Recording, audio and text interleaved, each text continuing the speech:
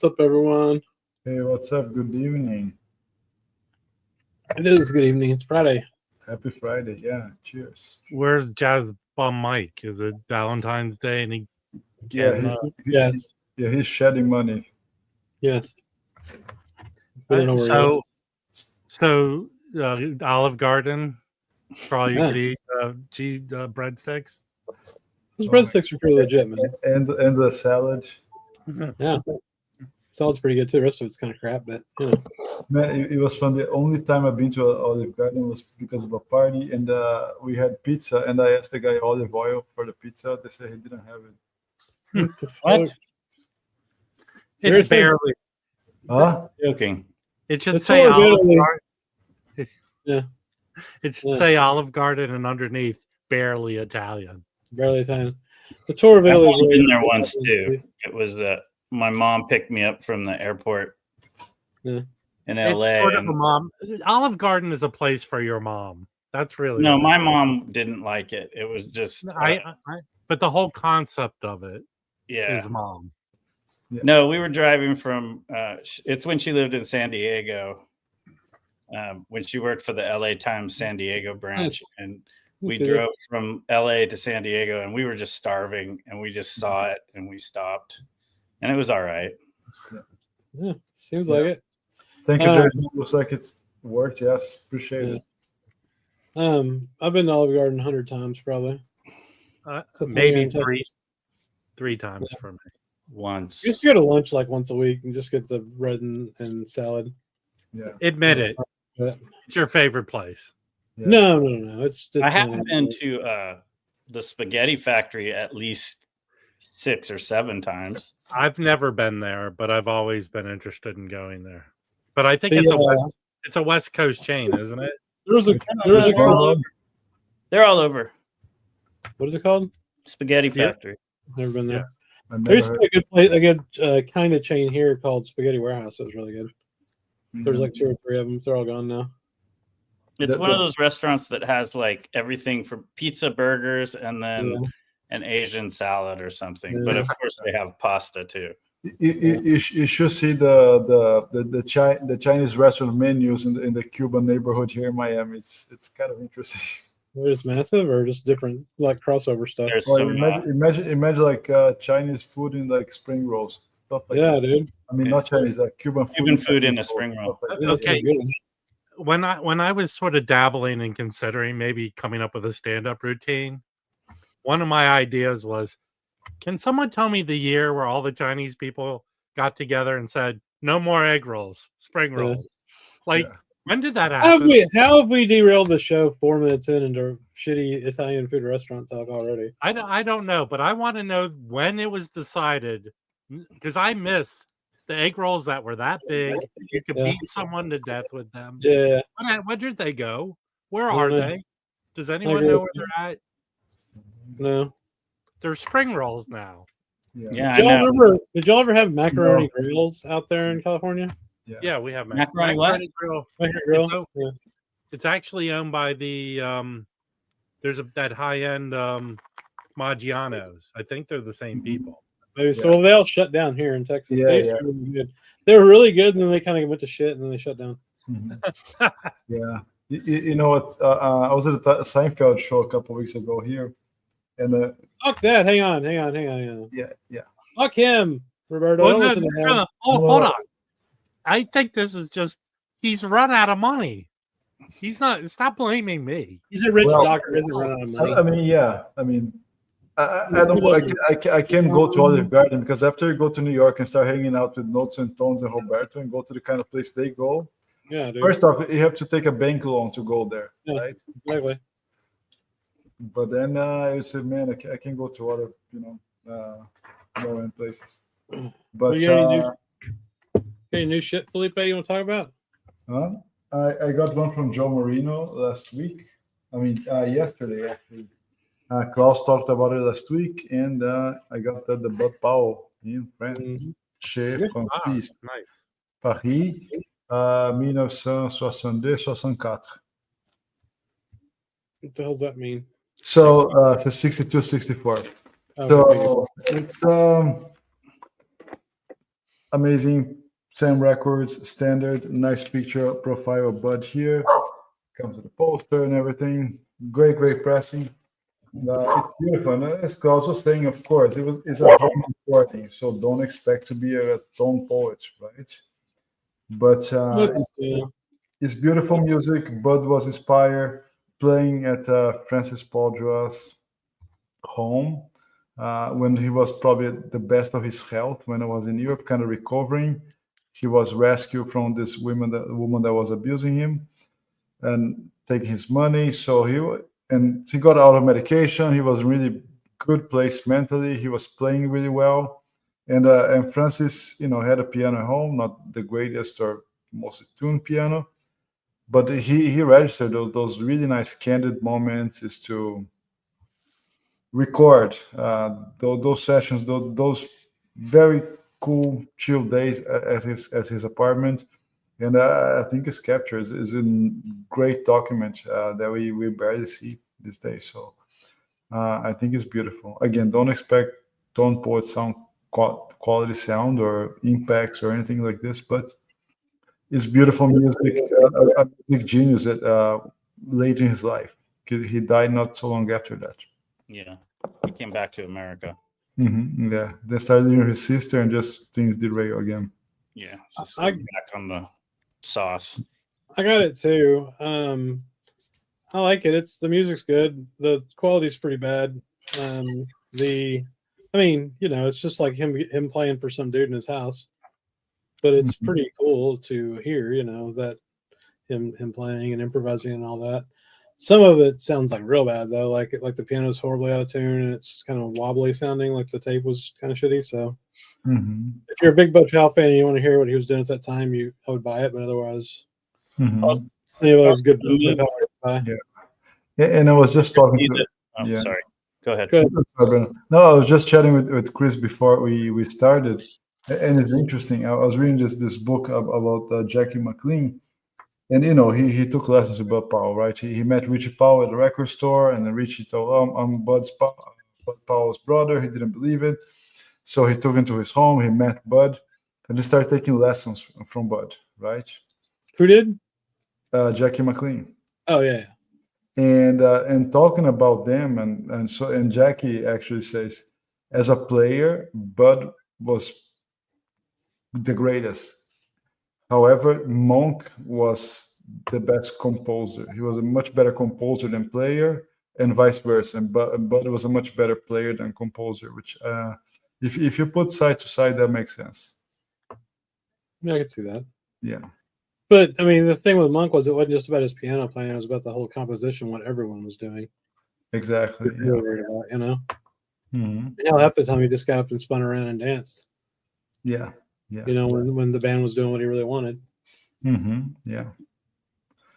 And Monk, he could play with anyone. Sometimes he would just play like poof, just one key, and that was it. He knew how to do it. What's up, Ian? See, we're recognizing that you're here, buddy. So you don't freak out. Good, yeah. Don't worry, he'll freak out later. That's fine. Do you have any new shit, Rob, that we haven't seen yet? Have you bought any new stuff? Yeah, I have some stuff. I was in a store. I've always ignored this album because I would call this probably cheap heat. Okay. But I was in a store while they were playing it, and they go, "This is really good." Which so one? I found a very clean copy of this Crusaders #1. It's a double LP. And this is really good, funky soul jazz, I guess, maybe. You can find this I bought this for $5. Yeah. And it looks like unplayed. So Crusaders, what label is it on? What label is it on? Blue Thumb. Blue Thumb. What the fuck is Blue Thumb? Never even heard of that. Blue Thumb was a record they put out. I don't know. I think who owns them now? Maybe Universal. But they put out Sun Ra records. They did a lot of folk stuff, I think. They did a couple Gabor Szabo. They did. They have some big jazz players on Blue Thumb. Some really good stuff. Yeah. So cool. I'd say if you see this, grab it because it's not that expensive. So this I won in Patrick's auction and I got it. This Joe Harriet with oh, nice. Yeah. that's not the this. I saw this guy. He's like in his 80s. He's a piano player. So he's not the guitar singer guy that wasn't born when the record came out. I like John Mayer, the guitar player. So I love John Mayer. What are you talking about? This up I showed this on I picked this up yesterday. Have you listened to it yet? No, I mean, I went out today, so you told me last night. You told me the other day that it was really good, and I would like it. No, I didn't say that. I mean, I didn't say that about this. No, somebody said that. I said it about something else. This I picked up. I have the This is a mono, which is kind of a rare. I think this was only sent out to promo for radio stations. I have the stereo is the one you find all the time. Do you think that they may have had to do mono stuff for radio stations because that's all they would take? No, for AM, for AM radio. AM was on stereo. Well, I know that, but yeah. This is probably the cheapest Booker Irvin record. Maybe there's another one. I don't know why. It's killer. It's Big Bang. That's why. Yeah, but it's a lot of good people on this. Mm-hmm. Yeah, that's great. Yeah. Benjamin Powell. What was the year on that one, Rob? 67 or something. Okay. But this is great. Okay. This I picked up. This is a record for Brandon. I don't know if you know this record, but do you know this record, Brandon? Oh, I have that record. I like it. Yeah, because how your so here's the lineup, but it was all arranged with Randy Brecker and Hal Galper, produced by Duke Jordan. But a lot of the compositions are written by Hal Galper. Look at this, Rob. This comment is interesting. Blue Thumb also put out the Carl Fletcher Tree album. You're the only one who gives a shit about Carl Fletcher. Easy now. Everybody gives a shit about Carl Fletcher. How dare you? But he turned his back on us. Although he died. Actually, no. Carl Fletcher, you know how they give out those he's got one of those Olive Garden silver cards where he can go in and get whatever he wants for free. Yes. Lifetime and then member. I just picked this up today. This Steve Grossman. Oh, I have this one. It's cool. Yeah. 77 Ridge. It's on the PM. I think the PM label all pretty much like free and avant-garde, but this is funky shit. This is funky. It's a funky album. It sounds good. It has a good sounding. Yeah, there's the line. Yeah, the Funk Man Jan Hammer on electric piano and Moog. And it's cheap. Yeah, people should go for that one. Yeah, it's not that expensive. I pay like $15. So of course he does. Paul, of course he does. Carl Fletcher definitely. I have breadsticks. And then I'm just cleaning and play grading stuff for tomorrow for the auction. I have a few more records to do. So you could just go to Olive Garden and order like a glass of wine and just eat like 27 breadsticks and drink a glass of wine. And that's all you do. I wonder what kind of wine they're going to have there. Actually, Felipe, most of the wine at Olive Garden is people going like this. What? You ran out of breadsticks? If they run out of breadsticks, does that come after the egg roll joke, or? Man, I'm telling you, where are the egg rolls at, people? What egg roll? Yeah, I'm only drinking if it's like Notes and Tones approved, seal approval. Fuck that snobby shit. I'm drinking some $8 shit right now. No, this is like 12 or 15. It's pretty good. I do like good wine though. Wine gives me a headache, man. Once I drink like 3 little glasses, I don't really give a shit anymore. You know? Yeah. Oh man. Okay. So what else? I don't know. It's in the stream already. It's been 15 minutes. Yeah. Is there any news that popped up that we? News. So, yeah. Let's talk about. You guys want to know anything about Strata-East? Just you can ask anything. Chris is gonna ask. Here's the one thing. I watched part of your video, but remember, I'm the one who keeps saying. Remember, I'm the one, and I don't think Frummer would even remotely know the answer to this. Here's what from the publicity blitz they're doing. It seems very odd that no one from Mack Avenue there's no spokesperson or someone coming on to tell you what's really going on. And what happened to Charles Tolliver's son? Why nothing happened? Nothing happened. Let me explain that. Oh, no, wait, I do know what happened. Actually, I know what happened. Well, Zoom. Frimmer's working with them, so he's kind of but he's admitting himself that he's no historian of Strata-East. Okay. Yeah, So, when you asked the question, we're probably going to talk to Chad Tolliver's son or Charles Tolliver's son next week. Well, here's my question for him when you talk to him, because you yourself have made fun of me for this question I have. Okay, that I had heard that when Stanley Cowell needed money, he would repress Strata-East records. Oh yeah, good question. Late 90s, early 2000s. Yeah. I would like to know the answer to that. Okay. I would like to know the legitimacy of those reissues or whatever they were from the late 90s, early 2000s. That's what I want. Yeah. That's all. How dare you make those? Frimmer doesn't make any bizarre comments. Come on. He is my favorite parts of the interview when it was just Frimmer being Frimmer and do it like the Chad impression he did was pretty fucking awesome. But that was pretty funny.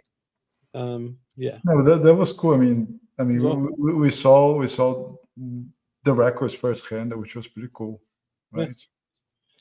Yeah. Hopefully, gonna play them firsthand. Yeah. But that Zoom that they did, I felt was a missed opportunity.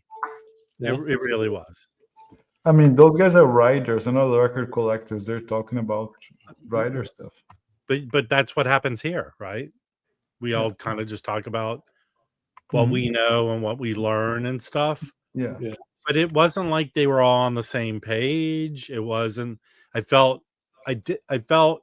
know that Sid Schwartz guy. Follow him on Instagram.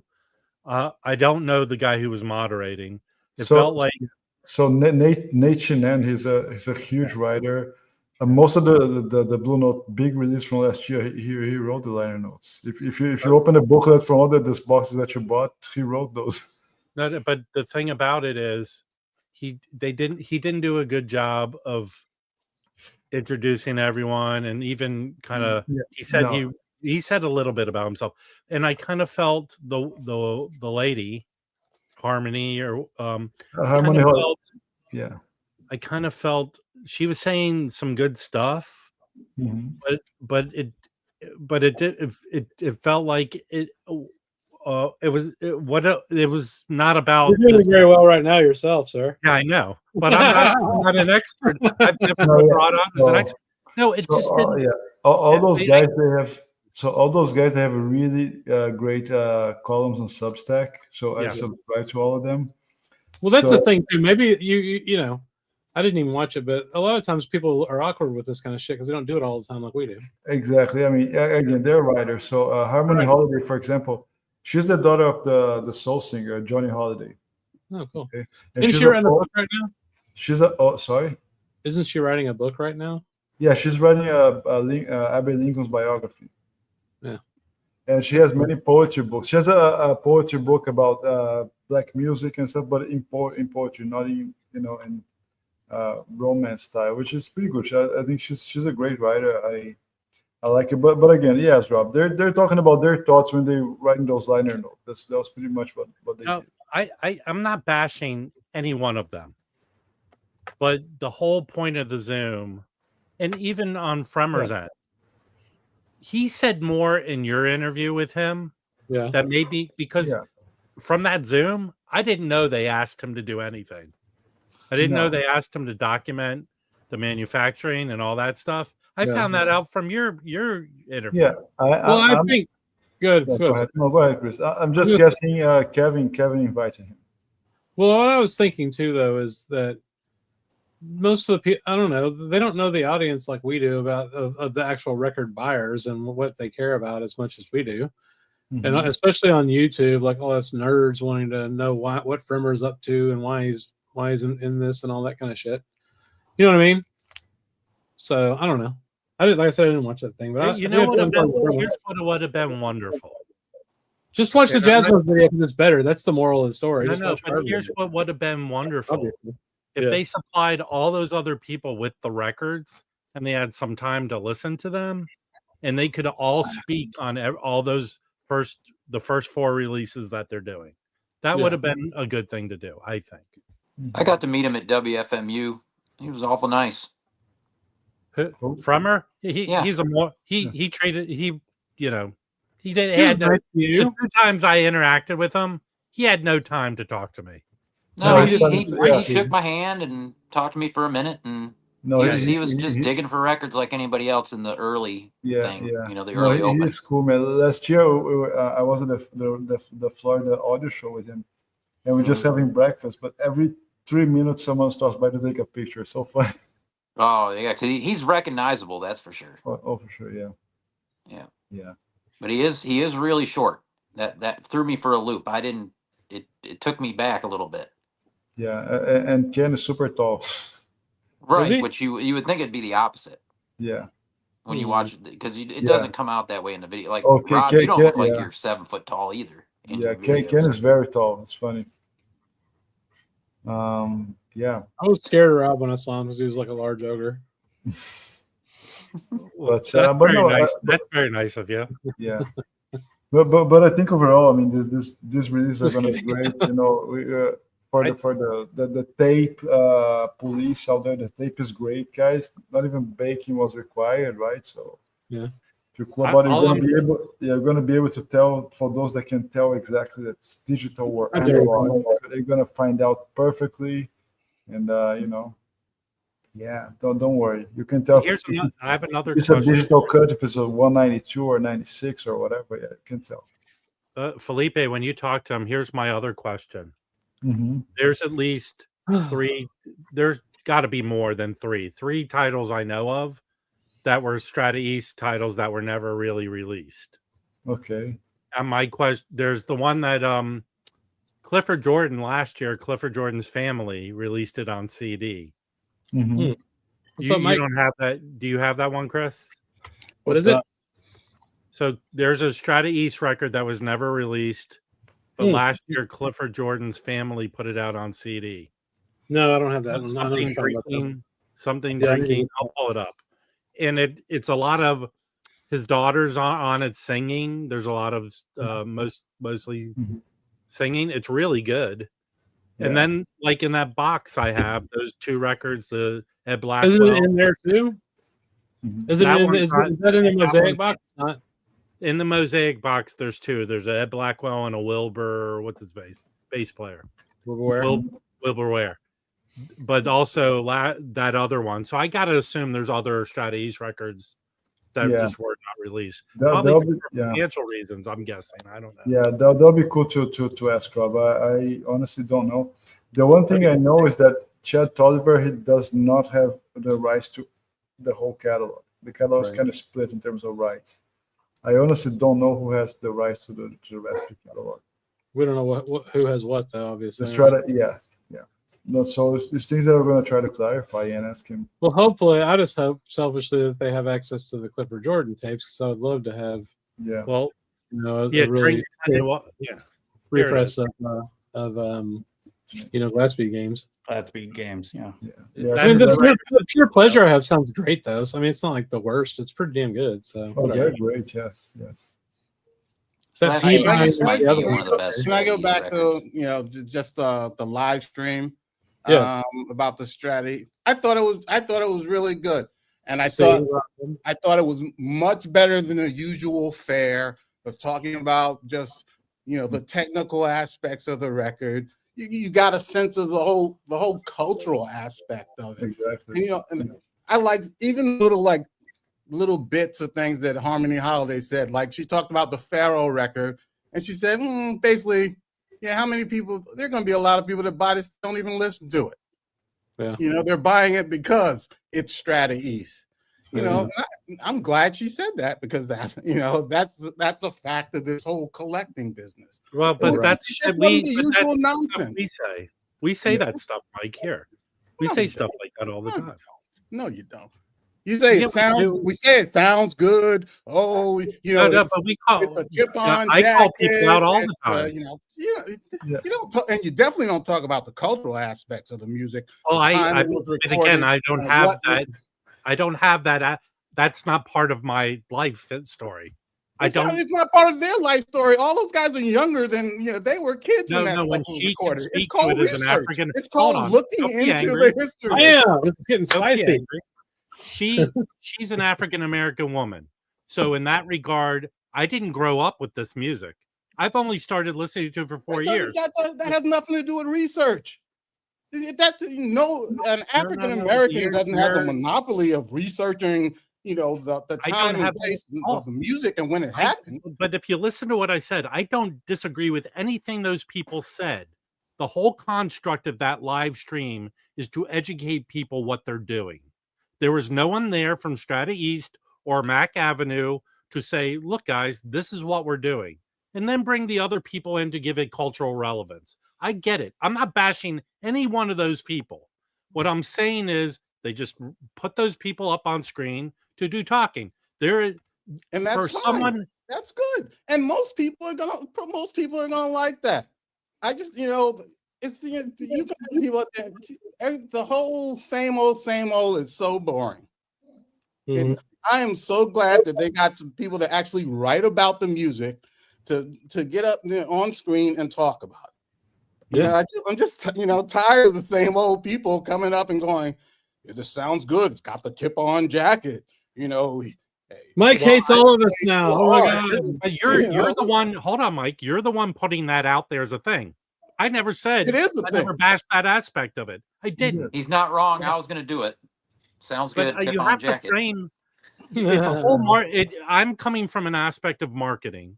That whole thing was done as part of their marketing push, and it just wasn't done in a way to help them sell records. It wasn't. I disagree with you. I disagree with you wholeheartedly. You put Nate Sheehan up there. You put Harmony Holiday up there. Those are people that, and maybe in your world, but in everybody else's world about jazz, they're well known and it works. It works better than the usual thing. Nate Sheehan's on NPR.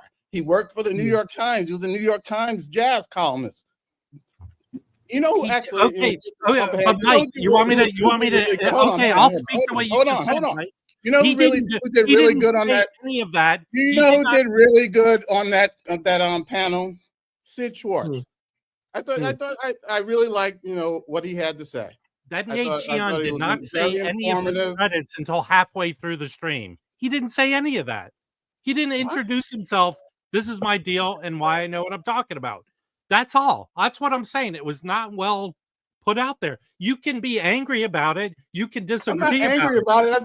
I just totally disagree with you. And you're wrong. It's all. How am I wrong that the guy didn't introduce himself till halfway through the stream? You're wrong about the whole presentation. It was very informative. I didn't say it wasn't informative. When did I say that? You're insinuating. Your whole point is insinuating that it wasn't informative. No, that was that's your takeaway, and it's wrong. Just like you're telling me I'm wrong for something I didn't even do. Fine. You're being angry for being angry. I'm not being angry. I'm just doing a Rob like you do. I'm getting up here and shouting right back at you. I just said it wasn't. I didn't diss any single one of those people. What I'm dissing is it wasn't done in a way to help educate people about what they're doing. And I'm saying you're absolutely wrong. Here's what I think the difference is here. But the thing is, those people are like widely known, very widely known. They're very important, and know them. For everybody, because I'm one person who didn't know. I know who Sid Schwartz is, and I know who Michael Fremer is. So why? So should I have known? Those guys are not. Those guys are not YouTube. But you're just saying they're widely known when I'm telling you they're not. They are widely known. Rob, you talked about Darius Jones. You picked. Did you purchase that? You purchased his latest recording? Yeah. Yes. Did you read the liner notes? No, I didn't. Okay, I said I did. We don't have to have no more discussion. But what? I'm not bashing any one of them. Tell me, explain to me how I bashed any one of them. You're talking about being informed, and you're not. No, I did not say that. Effort to be informed. Harmony Holiday wrote the liner notes for Darius Jones, an album that you have that you couldn't even be bothered to read. Oh, but wait, I have now you're telling me it's my responsibility to know everyone in a created marketing plan that they did a Zoom. I'm supposed to know everything about everything. Now it's my responsibility. If you're going to criticize for them for not being informative, you can at least find, fucking Mike, get off this bullshit, dude. A modicum of work and do some research and find out who they are and what they're written about. Dude, I didn't bash any one of them. I just said you're wrong. You said that it wasn't informative, and I'm saying it was. I never said that. God, stop. Stop. But okay, have you been drinking? How much have you been drinking now? Let's turn to your drinking. Please, dude, I never bashed any one of them. Never happened. Please, Rob. Do some research sometimes, man. Yeah, it's my responsibility to know who everyone is. Do some basic research. Yes, it's my responsibility. If you're going to get up here and say certain things, sure. Can I repeat my issue? I will repeat my issue with that stream again so you can understand it. It was not done in a way to set up what Strata-East is trying to do with this reissue. It wasn't. That wasn't. I disagree with you. That was the point. I disagree with you wholeheartedly. I think they did a good job in setting up what it was. I credited everyone on the stream for knowing stuff. Okay. Yeah, but it was one of those things. It was one of those things. It was a cover my ass credit. I'm gonna say, that person's, they know the stuff, they know this, they know that, but they suck. I didn't say that. You're saying you didn't say that, Rob. Relax. You're putting words in my mouth. Don't be too. Don't be too literal. Go back and watch the beginning of the stream. I didn't. Oh my God! Enough. This is ridiculous, dude. Oh, relax, man. It's okay. It's all. We have a disagreement. It's all okay. You're just angry about something that I did not do. You just don't like to be challenged about anything. I'm telling you, just do some basic research. That's all. You've got the tools. You have the Darius Jones album. Harmony Holiday has written the liner notes for the last two Darius Jones recordings. She herself said people are going to buy this record without knowing anything about it. She herself said that. No, she didn't say what, the Pharoah Sanders? Yes. So? No. That doesn't matter, but okay. Anyway, all right. Okay. Now that we've gained 40 viewers, thanks, guys. Thank you so much. So, yeah. What else? So today I came across this beautiful. The problem is that Jazzbum's mic is not here to get yelled at, and so Rob took the fire this time. That's just what happens, man. Okay. All good. All right. Can we hear from Irina? Absolutely. So yeah, I like to show that we had 3 great jazz releases today. Yes. And let's start by the first of them. Let me put the. I don't want to share a screen. I don't know how to share a screen. I know, but I'm not going to waste my time. I will. Just tell me what it is. Okay. Go to the John Patitucci new album. You give me the hardest name to spell of all time. Yeah. It's just double C. Everything else is just one. Yeah. What's it called? Spiritfall? Yes, it is called Spiritfall. Yes, it just came out today. It's an amazing trio record of piano, bass, drums, and tenor saxophone. So John Patitucci, pretty famous, great bass player, played with everyone from like many years. Has a new record that came out today as a trio with Chris Potter and Brian Blade on drums. Yeah, and I think it's pretty cool. Is the first mention that comes to your mind is that Sonny Rollins, right? Trio format, piano-less, and saxophone. Mm-hmm. It's an amazing record. Those guys are really communicating with each other. John Patitucci plays electric and acoustic bass. Also, pretty cool that Chris Potter, he kind of overdubs himself. Sometimes you have like many layers of saxophone and on the same track. It's again, there's great music coming out in February, and it's contender for one of the great records of the year. I really dig this record. I've been playing. Have you heard this yet, Mike? I ordered the CD and I'm really waiting for it. Me and Felipe had talked, text message earlier about it. I mean, Chris Potter sounds amazing. I listened to the stream of it earlier today. Yeah. And, when Chris Potter plays, you can tell him right off the bat. He's so authoritative in his sound. It's just, and this is really good. My only problem with it is it seems like the records are coming. They're coming from the UK. Yes. So it's it's $30 and then it's $16 shipping and then I think it's what is the CD, 18 or something like that, and $6 shipping. Yeah. And I just found on Amazon, Mike. You can buy on Amazon for 20. The CD is 22, right? Plus shipping. Yes. Yeah, and I had pre-ordered this on Amazon, because I knew the release date, and of course today I get a notice from them basically saying, and this happens a lot, especially with that label.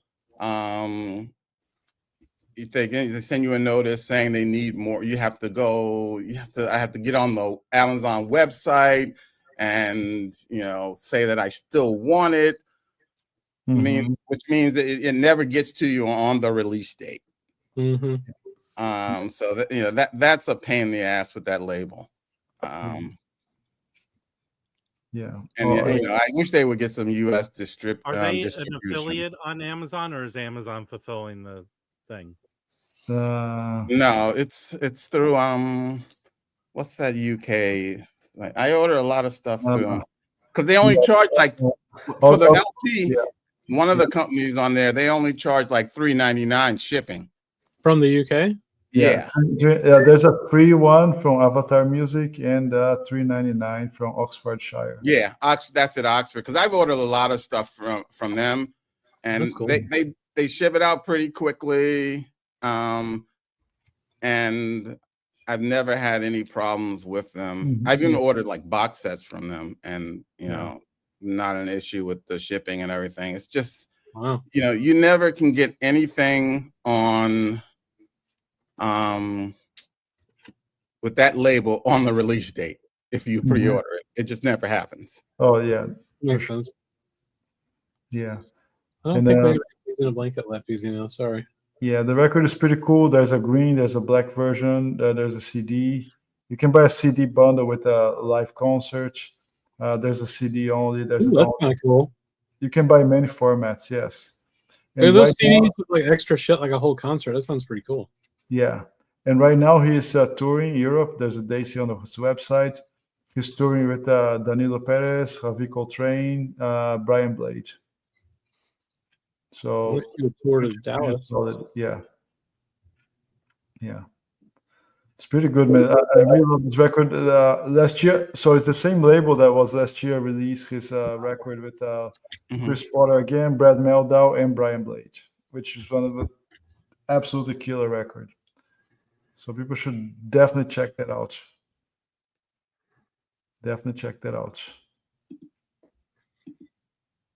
Sweet. And another one, not sure who got this one yet. I haven't got mine. I have been streaming. It's an excellent record. It's by Marshall Whelan, who at 100 years old recorded his first solo debut. No shit. Yeah. What's it called? I think there's a variation on Vinyl Me Please as well. I'm not sure if it's sold out or not. Probably not. Vinyl Me Please at this point. It set a Guinness World Record. Yeah. Because the previous holder of the title was Tony Bennett in '95. Yeah. So now he sets the Guinness World Record. It's pretty cool. It's pretty amazing record. I mean, I like that kind of raspy tone that he has on the saxophone.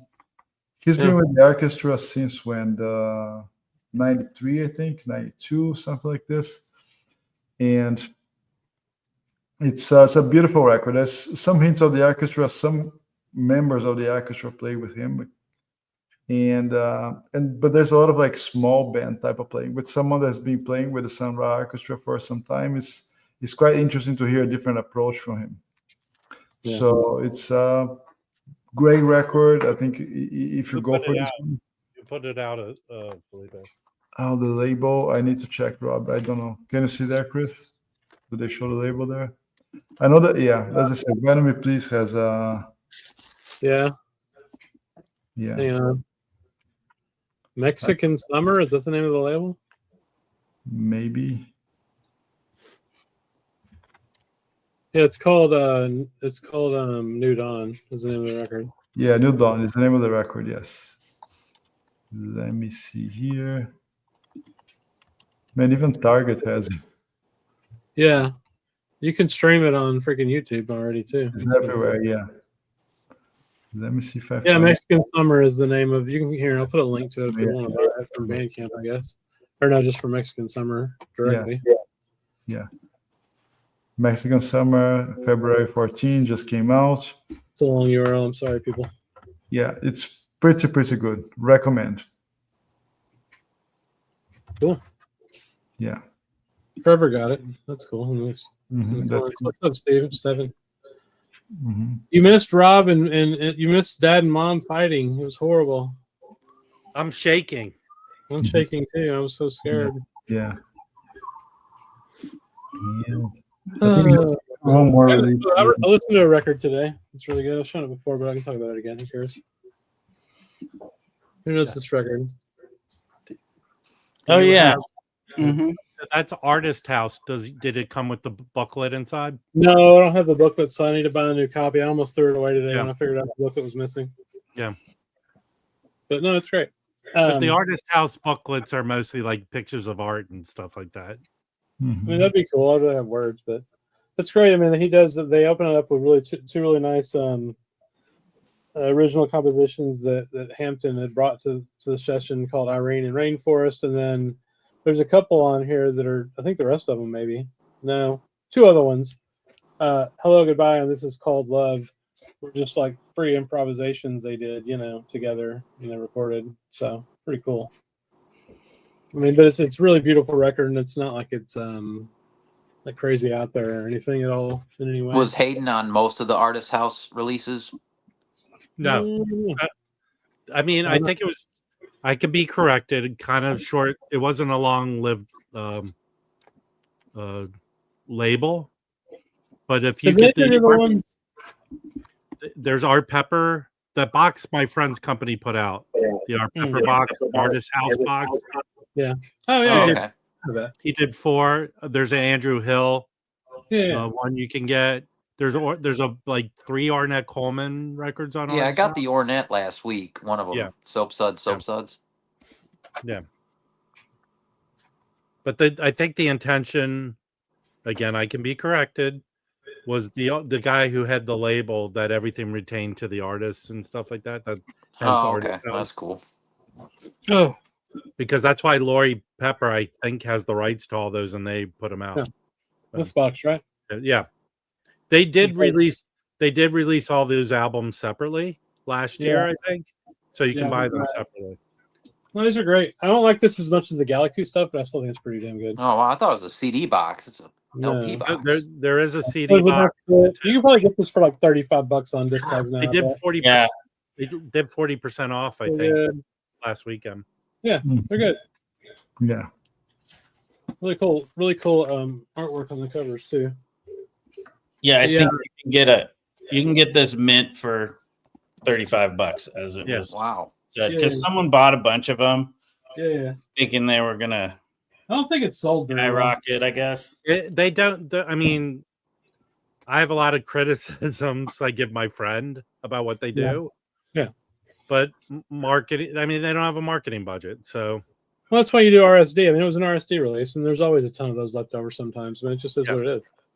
If you press like 8,000 or something, there's going to be a shit ton left over, probably.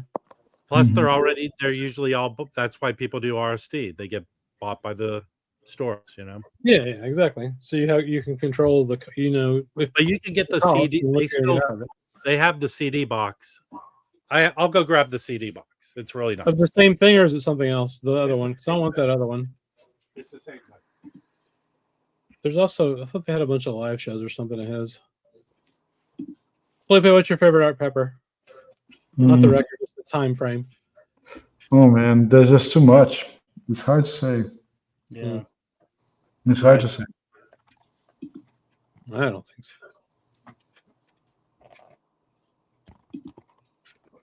What was the record label right before Galaxy? Was it Milestone? He's on Contemporary. He did. He did. In the 70s, he did a bunch of.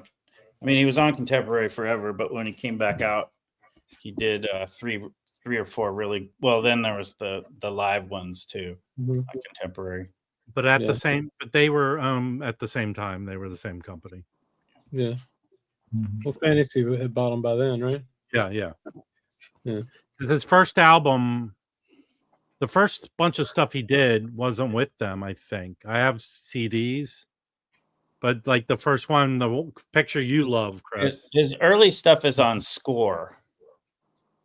Well, no, I'm talking about after he got out of prison in the 70s. It's in the 70s, yeah. It's on Contemporary and it's on Galaxy. Plus, there's some Japanese, they were pressed in Japan. Yeah. Stuff on different labels. Yeah. But the Galaxy stuff is pretty cheap most of the time, which is great. I mean, and they're all really good. All that shit he did with George Cables is my favorite. Like Art Pepper with George Cables to me is up there with Cedar Walton and Billy Higgins for me. I mean, I just love those two dudes playing together during that time frame, especially.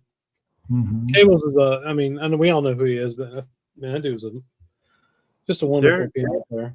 I can say this: probably in a month, there'll be some Art Pepper news. That's all I can say. All right. Cool. Yeah. Paul Desmond on Artist House. He must have been old as shit when that came out. Well, he wasn't that old. I think he died when he was like 55 or something like that. Cigarettes got him? No, he was a big drunk. Oh, well, yeah. Dude, everyone died early back then. Like when I was, maybe we all look old as fuck. We just don't realize it. But like people back when I was a kid that were 55 looked like 80-year-olds now, man. Yes. Because they were drunk and smoking cigarettes 24 hours a day. Yes. I've been picking up, I should show those CDs of Art Pepper, like live stuff with people you didn't like. There's a thing he did with Joe Farrell that it's on CD only. That'd be sweet. But the amount of stuff that the widow has at her disposal is endless. Lori, yeah. They were smart. Where's Mike tonight? It's Valentine's Day. He actually has a date. She was smart when she got hold of him. It seems like he recorded everything he did, like all the live shows, everything. Right. That documentary about him during that time period is kind of disturbing. He was pretty fucked up then too, man. Like just like that, he had that massive hernia like growing out of his stomach and shit. And he's like showing it on the documentary. Like, you don't have to share that part, man. It's okay. Oh Jesus. That leads to another subject. For Record Store Day, there's this Chet Baker 12-inch coming out. Yeah. That I read a little bit about it. Yeah. They're gonna put out an extended version of the soundtrack from that documentary about him. Oh, that's cool. Yeah. All right. To answer that question below, the only one I'm interested in is the Nathan Davis from NBA. Well, we're going to go through them right now, so we're going to talk about all of them, Dave. Yeah. Wait for the Zoom from the company that's putting them out and made Nathan Davis out. Settle down. All right, let's see what we got here. Well, they did that. They put out the other. I don't know how many records Nathan Davis did for MPS. Yeah, but the year before last, they put out the what is it? The Hip Walk. Yeah, I bought the reissue for Felipe. Sound very good though, man. Well, it's the same people putting this one out. I haven't shared my screen. I'm way too. Yeah, it sounds good. So, help me, Rob. Help me. What do you need help with? Jacket. Sharing my screen. I'm an idiot. There we go. Let's make it not too wide, or Michael will bitch about it later. Is that good? All right. Is this? I just typed in jazz. Does anybody know what this is? Is this jazzy or is it just? Why don't you click on it? Okay. Someone was talking about that record. They were waiting for that one. Oh, it's issued on the small Pete level. Is the unusual feature like psychedelic skeleton? Okay. Well, I don't know. Oh, Lindsey Buckingham, Steve. This looks like a Mazzy record to me. What do y'all think? Probably. Maslow. Yep. It's got Maslow written all over it. Okay. Kenny Dorham, Blue Bossa in the Bronx. What's the year that? This is got to be good, right? I didn't know about that place, but that they have 2 releases from that place, right? Sweet. I don't know. I haven't seen any of this yet. The Freddie Hubbard record, live records from that. Yeah. 1967.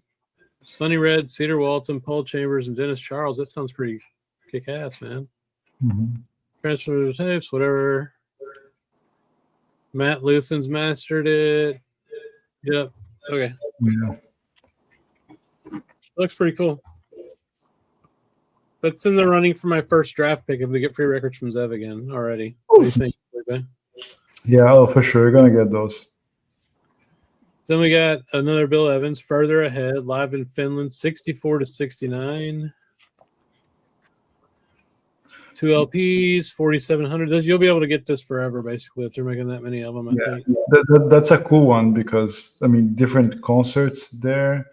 And I think, and of course, different lineups. Elemental Music. Yep. Yeah. Who's on it? Let's see. It's Eddie Gomez and Marty Morell and others. Okay. Yeah. Have any of you gotten all of these that have come out for Bill?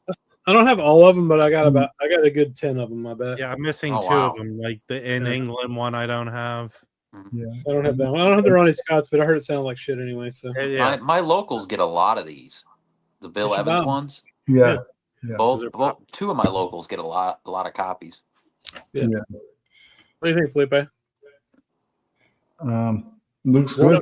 Up with it. Yeah. Looks good. Let's see the when we get the copies and pick up. It looks like he's about to French kiss the R and further. No, that's sexy. Oh. I don't know what this is. Let's see what it is. Caro Glazer. Don't know. Anybody? The best Poland has offer. Okay. Polish lady. All right. Polak jazz. Don't say that. It's offensive, sir. I'm Polish. I can say it. No, you can't. All right. Oh, Ubiquity. Okay, I'm already in just because of the label. What do we got here? Ray Boy with Harold Todd and Mark Antoine. The dude's got a fucking prestige record in his hand, so you know it's got to be good. 1993 full-length album, first artist of the fledgling Ubiquity label. Oh, this was on their label. So do y'all know about the Ubiquity label? They do. Yeah, they did the Pharaohs record. Did the Pharaohs shit, yeah. And they also have another sub-label, which I can't. Oh, Love and Hate is their sub-label where they did the Pharaohs record. Great stuff they put out. But there was a parent company to all of that? I think Ubiquity is the parent company because I think Love and Hate is a subsidiary, but I don't know. There was another.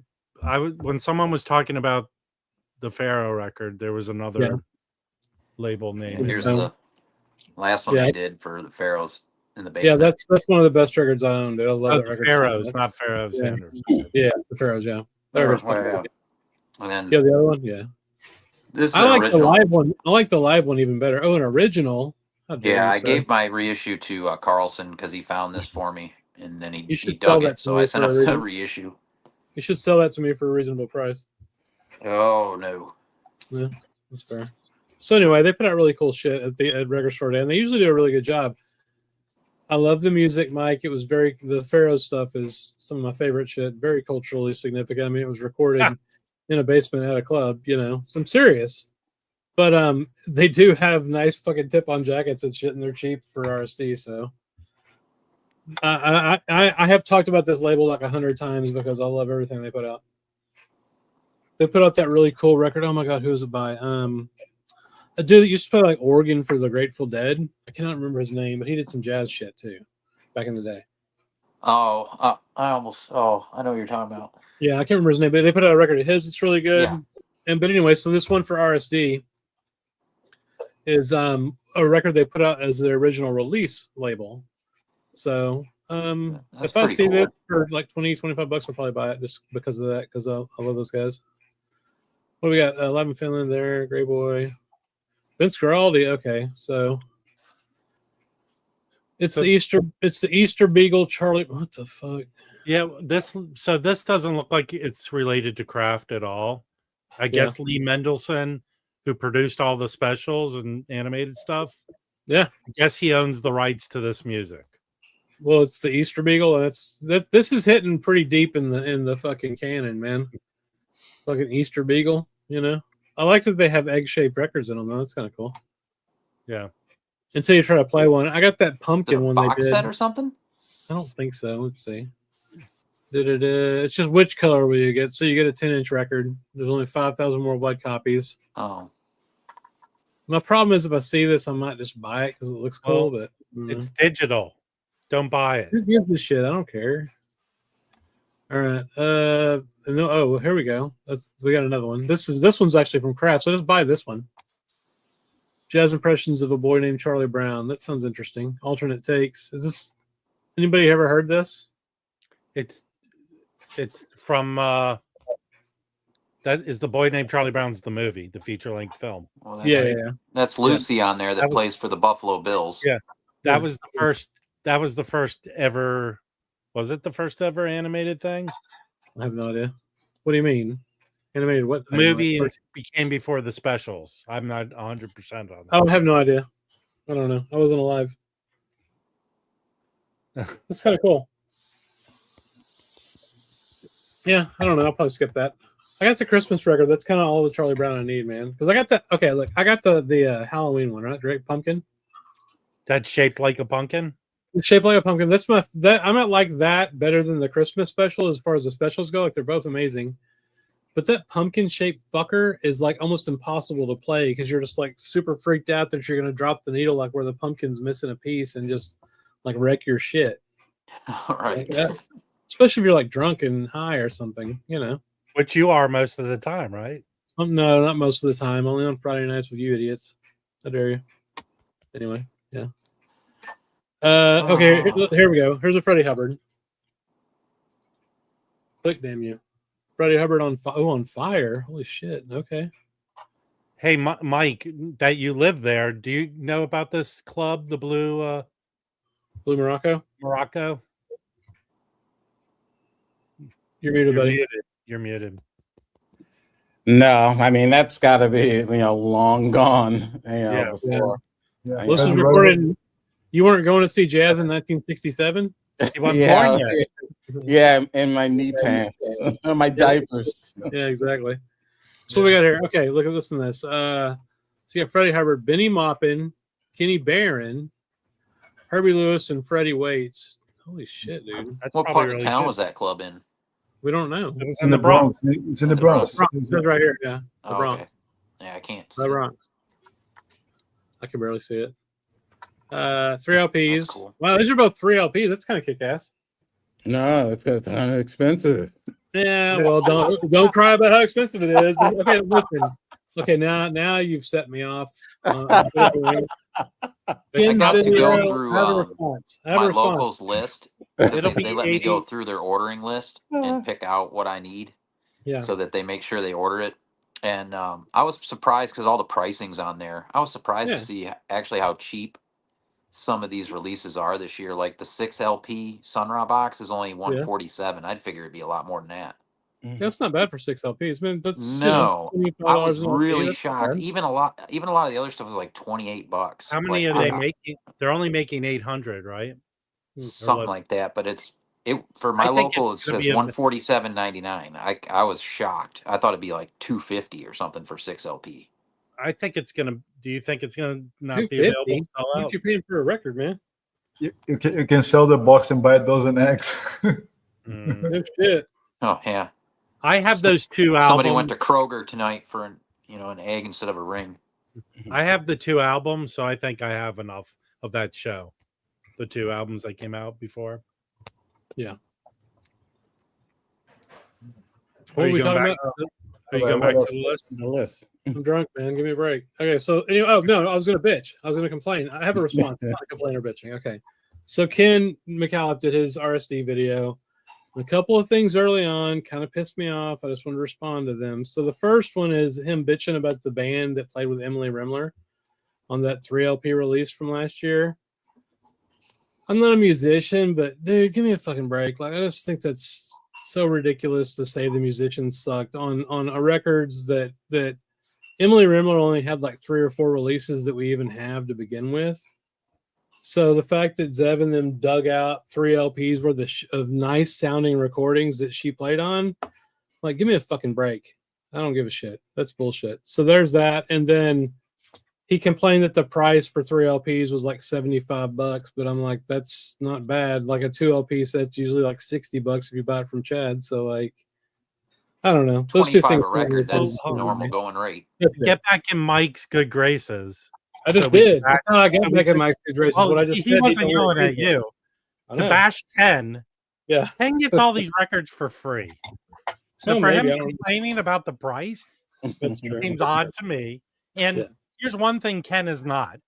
Ken is not a man of the people. He is not speaking for anyone but himself. That's true. I agree. Okay, anyway, back to the list. See, there you go. I'm not bashing Ken. I just disagreed with those opinions. That's all. He's all right. He's a knee-jerk reactor. Kind of like someone else I know.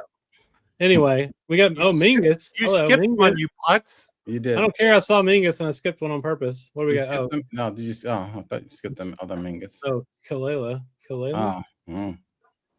I don't know what's this. 1750 Warp. That's an unfortunate name of a record company. What? Warp? That isn't. Yeah, that's from the CD era, clearly. Did a skill ensemble of artists. I don't really know who she is. Jazz Club. Okay, she played with the Blue Note. All right. Why don't you know this, Mike? Come on. The Blue Note is not a club I frequent. That's fair. All right, Mingus. I'm in for this, bro. What do we got? In Argentina, Buenos Aires concerts. Another 3 LP. Man, we're gonna have a 6 score this year, Felipe. Oh yeah. We're definitely gonna have to have a draft for this shit. Buenos Aires concerts, never before released, recording. Yep. Mingus. 77, yeah. 77. Oh shit, Ricky Ford, Jack Walrath, Robert Nellums on piano, and Danny Richmond on drums. What do you know about this time of Mingus, Mike? Because I'm not familiar with like what he would have been up to. You're getting towards the end of his playing career, so that's basically it. I mean, I have some of the later Mingus with Ricky Ford in the band, and Ricky Ford was the tail end of Mingus playing, as a functional band leader, Right. Did he have the stamina to play in 77? How old wasn't in a wheel? Was he in a wheelchair then? I'm not sure. How old was Danny at that time on drums? I don't know, man. Fuck. Let me see. I'm wondering if that he was, if he had a young cat on the drums. If only there was a magical box I could ask. It's probably pretty good if he had a young guy back there, Yeah. Driving the band. But you said you liked that era though, musically, right, Mike? I like so it's compared to, it's hard to compare that to the earlier Mingus stuff. I mean, I liked more of the earlier 70s stuff. I like the stuff with Don Pullen, George Adams, stuff like that. That's the stuff I like from the later period of Mingus. Yeah, Don Pullen was insanely good on some of those. What was the last record store day Mingus out? That's just badass. Was that 70? Was that 74? Which one was that? I can't remember. I'll look up. I have that. It's in my Discogs. Let me find it. Which one is that? The live one? Yeah, the 3 LP live. The one in Ronnie Scott's? Was that the one? I have it over here. I'll go. Was that the Ronnie Scott?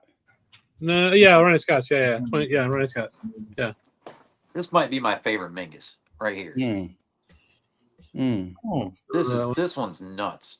Like George Adams, Danny Richmond, Don Pullen goes absolutely bonkers on this record on piano. Yeah.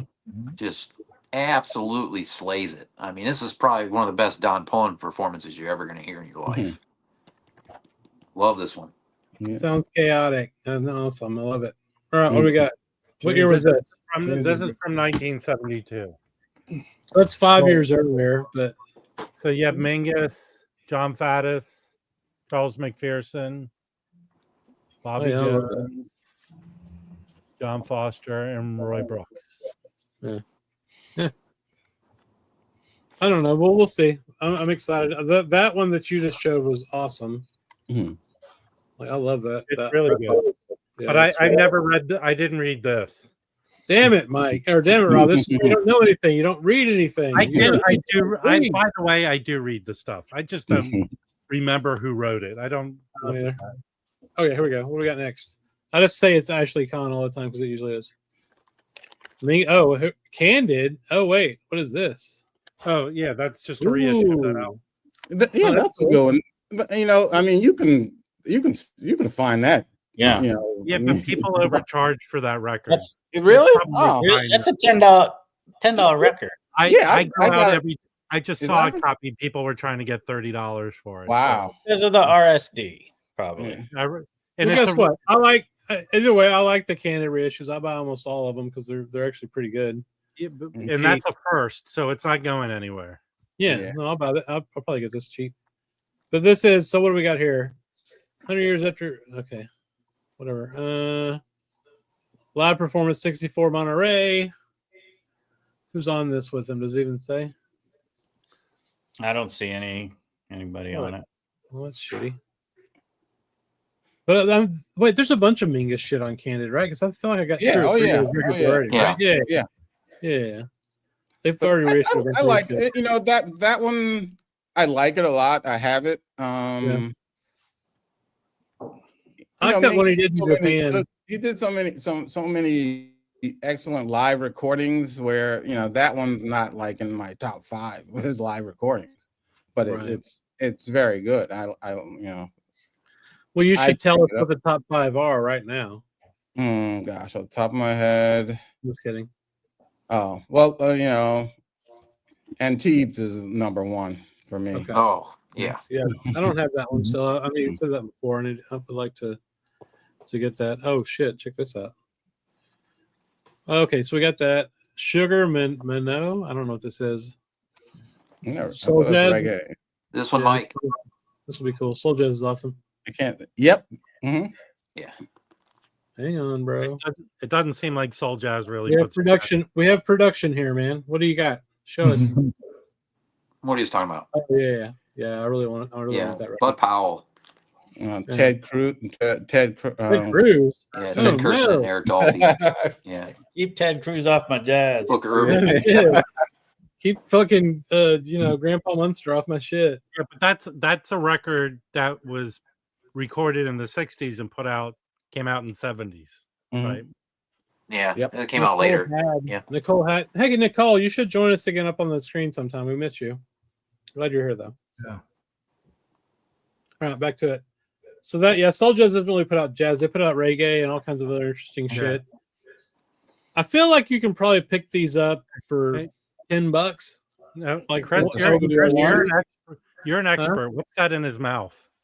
Oh, that looks like a marijuana cigarette, or otherwise known as a left-handed cigarette, sir.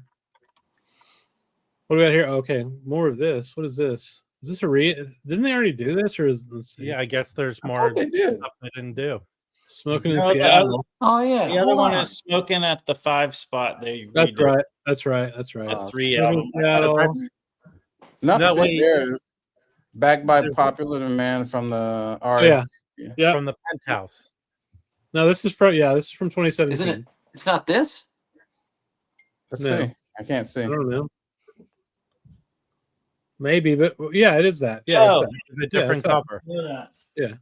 This is really good. Like they did the Dolphy thing. Yeah. They put a new cover on it though. Yeah, exactly. It's not hard. It's funny because I don't. You can get that easy, right? Mm-hmm. Yeah. Well, you're gonna be able to get it. Ron McClure on bass. Oh, That's a cool. better cover. What's that? Yeah, who's on that? Who's on that? Just tell us. Wes Montgomery, Wynton Kelly, Ron McClure, Jimmy Cobb. Nice. This Yeah, was, I really dig this. Dude, I don't have a lot of Wes Montgomery in the looks collection. like he This was stays. getting after it. Yeah. Yeah. Really, really Well, great yes, I sound. agree.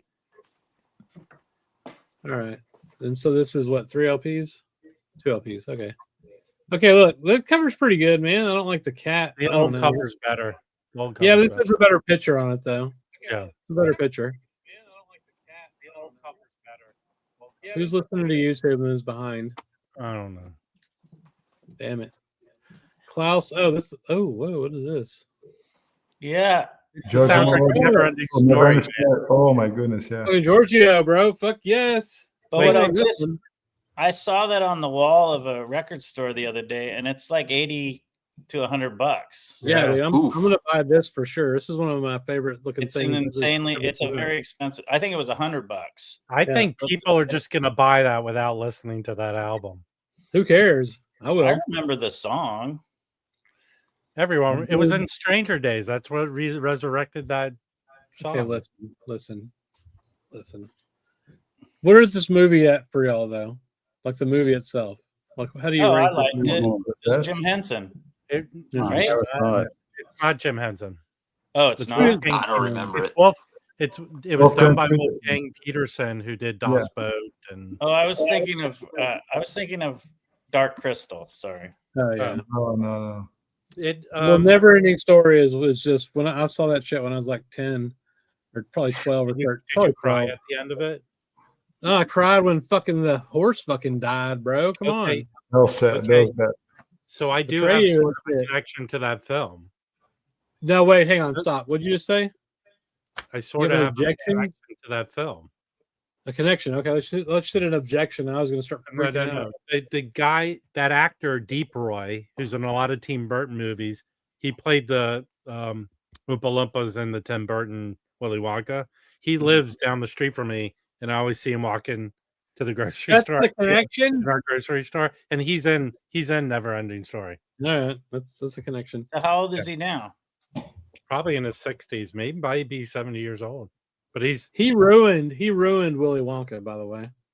It was Tim. He was just a hired actor. It was Tim Burton. I know. I'm just saying the choice that Tim Burton had to have just one Oompa Loompa with the same face over and over again was fucking stupid. Yeah. It was the worst fucking thing about the movie. Johnny Depp was weird as fuck, but Make sure to let him know when you see him going to. Yeah, tell him I said it's his fault. That movie sucked. Not really his fault. I'm just saying that was a stupid decision. I thought Johnny Depp was a little too weird in it, but like I don't know. Doopity doo. Rob has another record for you. That's awesome. Yeah, guy. All right. Anyway, Never Ending Story. Yeah, I'm gonna buy this if I see it for sure. Yeah, it's Georgia. What the fuck, dude? Come on. What is the price? It's going to be way cheaper than finding an original. You better, if you want it. I mean, 2,000 is a lot, but it ain't that much, and it's an exclusive. It's Rhino, so it's probably $30. Yeah, it's probably $30, but it'll probably be really a lot of young kids are going to get it. I'm gonna buy it if I see it for damn sure. Well, that movie ran all the time on HBO. If you had HBO in the 80s, it ran all the time. Chris, I have better what's the cred local for that you go movie, to Docs. for RSD? Oh no, I go to Panther City Vinyl.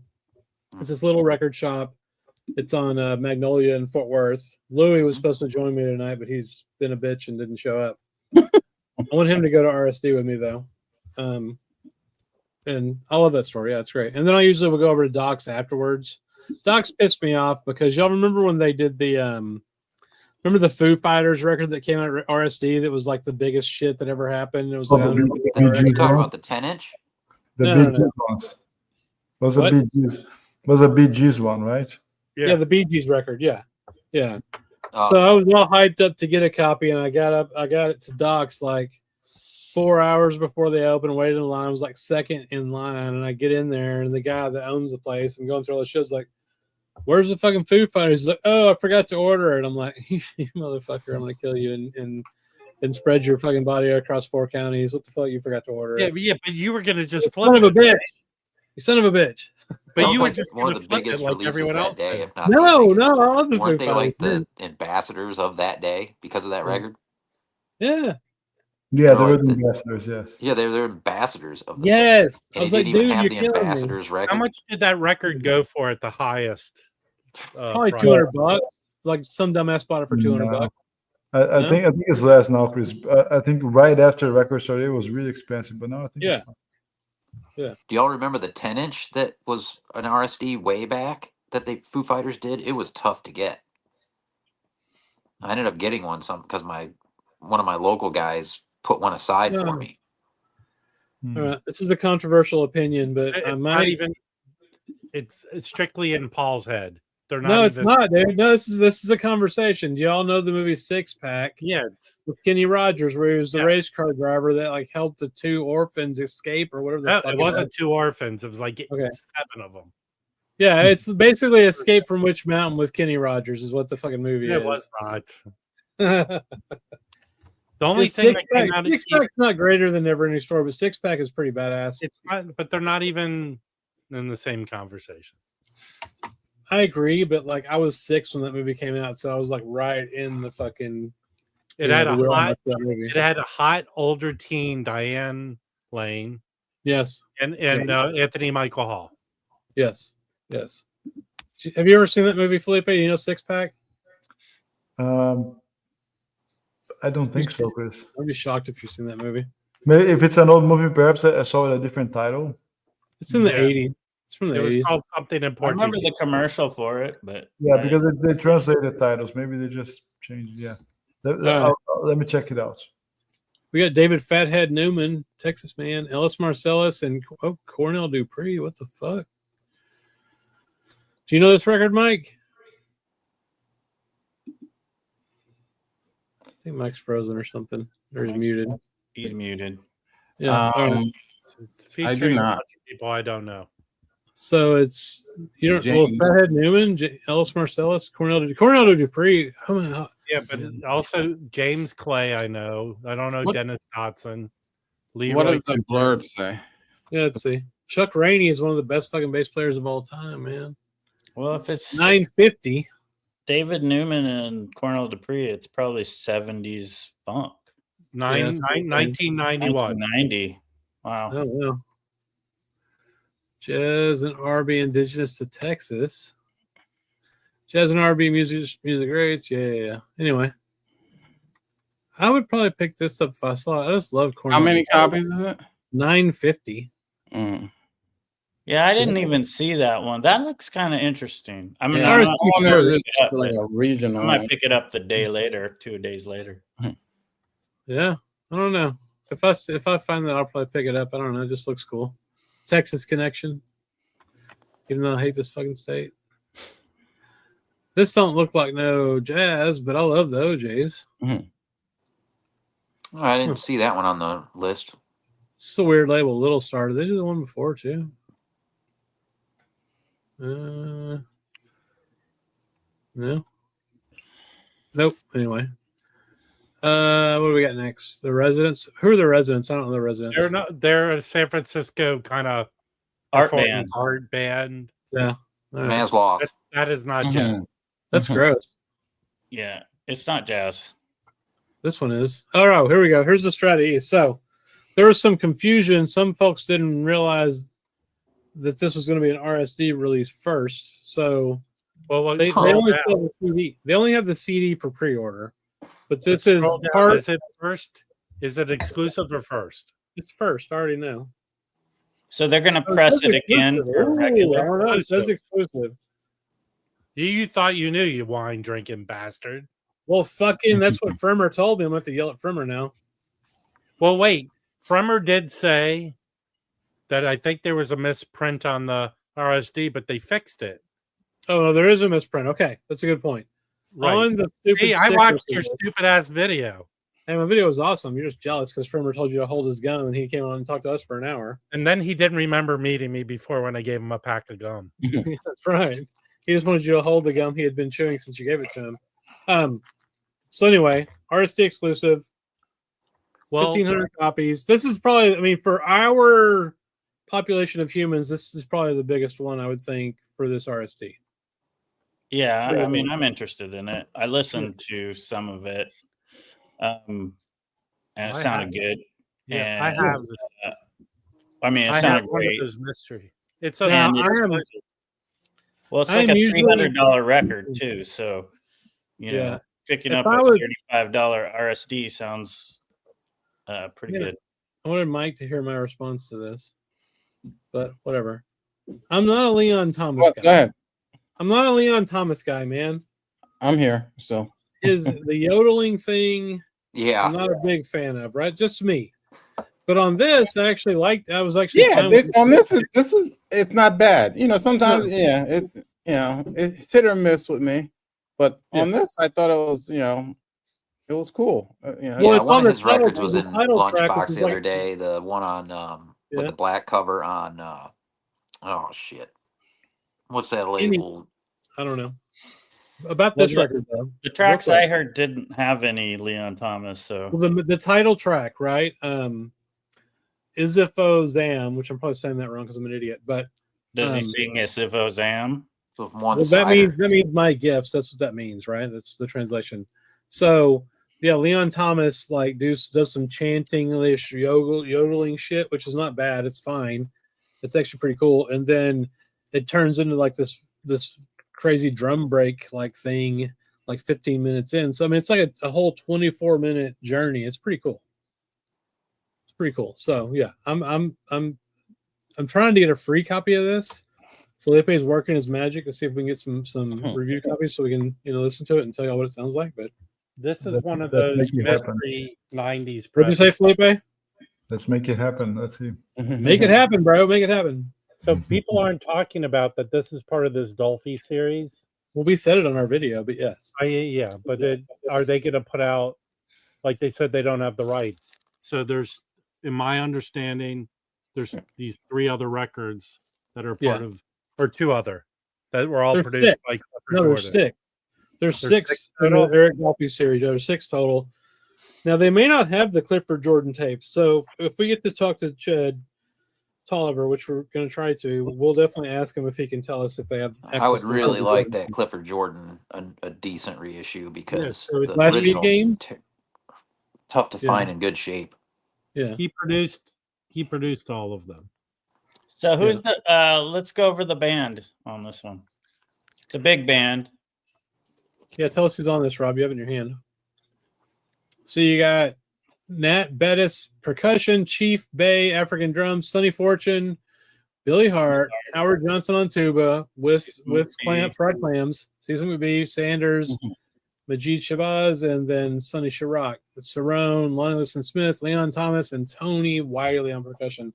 That's a great band, man. I love a lot of those guys. Cerrone on bass. Yeah, Cerrone, dude, exactly. 100%. Beast. Yeah. And then fucking the great Howard Johnson on tuba, so And he brought all the fried clams. You have this word, it's got fucking tuba on it in your face, Dave. Yeah, but luckily there's enough guys to try to drown him out. No, he's the best. He's got a hotel chain for you. I think they're both playing at the same drowned time, out. right? Yeah. In my mind, I try to. Here's the truth, Dave, that you need to understand. The tuba guy that bullied you fucking trombone players knew his place in the sound, man. He knew he could just overpower whoever he needed to. And it's just like a baller shit that you can't fuck with, It's all good. No, that guy's he's good. He's good. I got him on like this record here. I think he's on this, and this is a phenomenal record. This Roswell Rudd, pretty sure. I want that record so bad. That's on my want list for sure. Bob Stewart's on tour on tuba, and Howard Johnson both. It's not that hard to find either, I don't think. Or how much is that record go for? What label is that on, Dave? How much? 15 or 20. What label is that on, Dave? It's on JCOA. What is it? No? Yeah. Everyone's talking. What label is it on? JCOA. Yeah. They did all those art. Where's Matthew? Let's put him up on the stream. You can't yell at two people. I like that one. It's got 2 tuba players on it, so I'm not fully, It's more of a running joke than anything, but I love Roswell Rudd though, man. Oh my god. Oh yeah, man. This is one of my favorite trombone records. that I have, and I have a lot of trombone records just because that's What's that my ECM jam, but- record I'm always talking about? Who's that trumpet player? Enrico Rava, right? Yeah. Yeah, he's on this. Him and Rava's Roswell on Rudd, it. man. And then JF Jenny Clark's on the other record. Holy shit. Oh man, it's so good. Good shit. Sometimes you just get a record and it's like all these dudes it's just a step above everything else. You know what I mean? Yeah, I mean, there's No, I some know what I sessions mean. you get the right mix of guys. It goes. The improvisations go into the right places, man. Yeah. Make you think and feel things. You cry about it afterwards, huh, Mike? Yeah, that somebody was talking about this JCOA label in the chat the other day. Yeah. Maybe it was Brandon. Yeah, it was Brandon. I think you were talking about the JCOA label in the chat. No. I think it was I wonder who it was. Joe Marino. Oh, Marino? yeah, Marino. Yeah. Yeah, it's. No, I like the whole I don't know label. much JCOA. I don't have any. Yeah, I got it all. I got the whole label. So the mustard jar label. How many titles are there, Dave? Because I have like 6 or 7 of them. they're all right here. I can show them. How many are there before you show them, though? Hang on. How many are there? Well, there's 1, 2, 3, 4, 5, 6, 7. Oh, I yeah, guess that's I have fine. all As long of as you're them. not like 70, bro. Like, I don't know. No, it's only 7. So there's it's hard. You These are showing kinda hard 70 to- records would take 70 years. This one. Yeah. This is Yeah. the Oh, box. yeah. All I right. have that one. Cecil Taylor. You and have to then tell us what Don it is. Cherry, Roswell Rudd. Yeah. What's the there's the title? Carla What's the Bley. title? What's the title on that? Because it's totally It's illegible. just the Jazz Composers Orchestra. Okay, Yeah, cool. Now I know what it is. Yeah, that's Yeah. cool. But you can, show. Yeah, and then you have Escalator Over the Hill. This is the one that Yeah. Joe was talking about with Carla Is that Bley. the first Carla one? Bley, I've seen right? that. Paul I've seen Haynes. that. Yeah. Is that the first one they did? The second one. Second one. It's almost like they in the past had this vision for the future where they knew people would be showing records on YouTube and it would be let's make the worst fucking possible design to show the title of the record on the internet. And That's the cool. Don Right. Cherry. On Cherry. This is all good except for the last March of the Hobbits track, Oh, I love which the is a Hobbits. marching How dare you? tune. But Yeah. That I Liter- can't it's get into. literally like all the same people on every album, right? Yeah. I Yeah. don't know.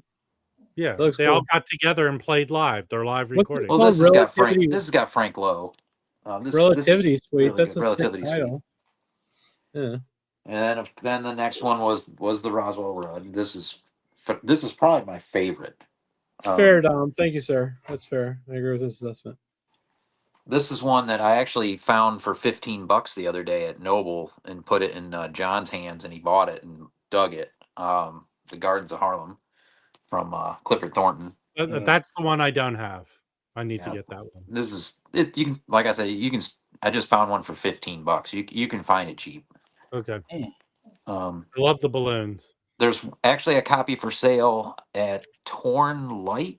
That's the name of the record store, I think. Maybe they're in Detroit or Chicago. In Chicago, something like that. Dom knows the shop. They got a copy right now, but I think they want like 35 or something. No, keep going. Keep going. You got Echoes of Prayer. This is another great one. Great Encore the Third. Oh wow. I have that That's one. the same dude. You know what? Big Groove. That's my favorite out of all of them. That one. You don't even This have one. them all. I don't have the Clifford Thornton, but I have all the rest. I think. Clifford And then, Thornton. This one's also great with a large Charles Leroy Ford, Jenkins. whatever. Yeah, One that player's on one's easy. Leroy Jenkins. That one's easy to find. Yeah. You can find that one. That's easy. okay. That doesn't mean it's not good to have in your collection room. Yeah, see, I like this because it's got Charles Brackeen, Anthony Braxton, some Yeah, good I have horns. that one. Who was the singer? What's from Tony Braxton, right? Yeah, Are congratulations. they related? Are they related at all? I don't know. Is there a relationship? That's the whole I label. mean, well, I mean, hang on. Anthony Braxton, Tony Braxton almost sounds like the same person. Tony Braxton is related to somebody, but I forget who it is. She's from but DC. her uncle or her dad is famous. She's a great fucking singer, man. All right, let's Yeah. get back to the list. Holy shit. Louis, you don't even have a brain. Oh, Louis. Shit. Louis, join the stream, damn it. Louis You making promised pop me. music. Don't you have to go back to Screw this jazz? up. I don't know. I went back to the whole list. Wait, Yeah, this is what we're going to use at your intervention. Look at this. This looks good. You All like right. Aha? No. Screw you guys. All right, where are we at? Pharaoh, Bad Bad Not Good, Brazil 45, box set volume 6. I like Bad Bad Not Good. Yeah, I did too. They're from Canada, right? I think so. Grammy-nominated Canadian icons present a sublime selection of some there. Who the fuck edited that? Of some there? Jesus. Anyway. Latest edition, Mr. Bongo's iconic Brazil 45 box set series. Okay, hang on a second. Yeah, they make box sets in the 7 inches of Brazilian music, Chris. So this isn't actually them, it's other shit? Or is it them? No. Yeah. This looks pretty cool. Mm-hmm. Yeah, it should be. It's various artists, so it's not actually them. It's a compilation they came up with, I guess. Yeah. 45 box set. So what does this mean? It's just a bunch of 45s? Mm-hmm. I think it's a 6 box. No. 5. Yeah. 5 45s. Yeah. Pretty cool artwork. I'm fucking out on 45s. Yeah, I mean, all those 45s have the same artwork. Yeah.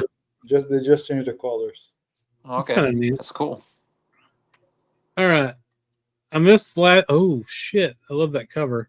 I missed last year's Jazz Dispensary, which I can probably get for cheap because they usually print enough copies of them now. But Jazz Dispensary Nightlights, that is a kick-ass cover, man.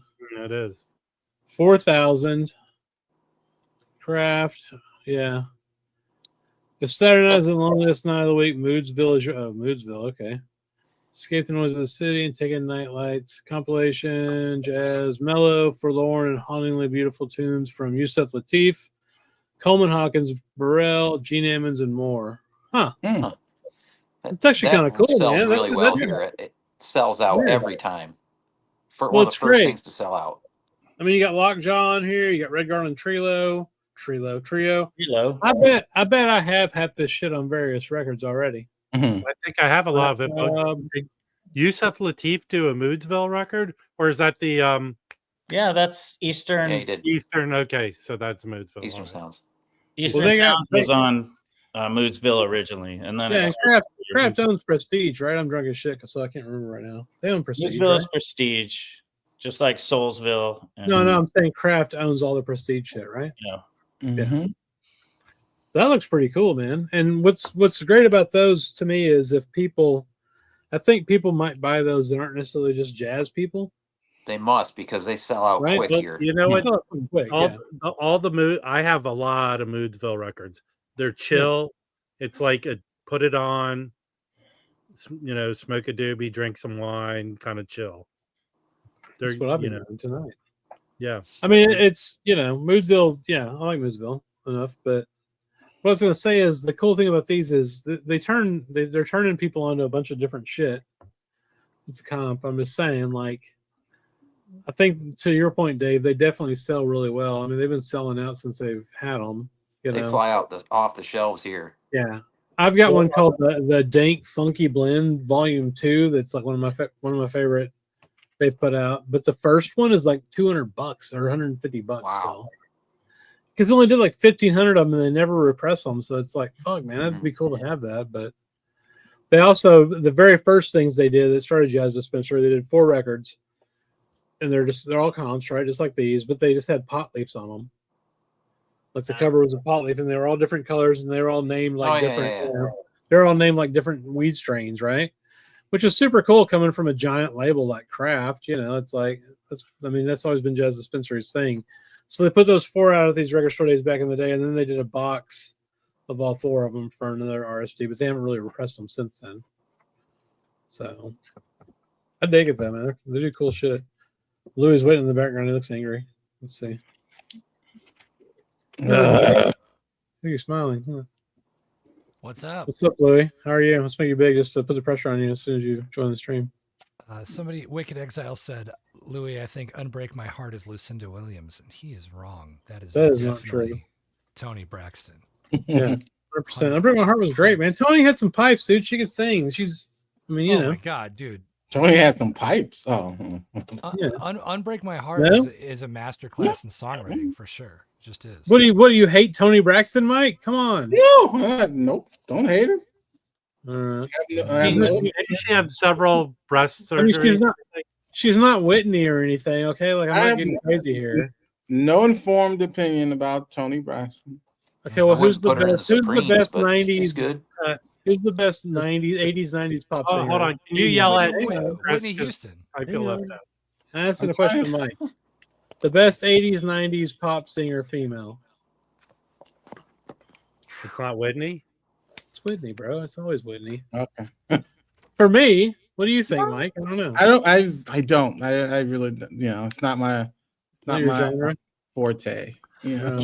Keep pressing him. Keep pressing him, Chris. What do you think? What do you think, Louis? Who's the best 80s, 90s I'll female? tell you what I think. I want to see Notes and Tones Uncomfortable. No. Leave Mike alone. You're on the live stream, aren't you? Yeah, right. He's merciless to me in the chat. Hey, everyone knows the answer, Chris. Yeah. And it's Whitney Houston. It's Paul Abdul. Paula Abdul's awesome, but no, it's not her. She was a great dancer, though. That is definitely correct. She look, she was getting beat up by Bobby Brown. Of course, she wasn't a nice person. Come on, Sean.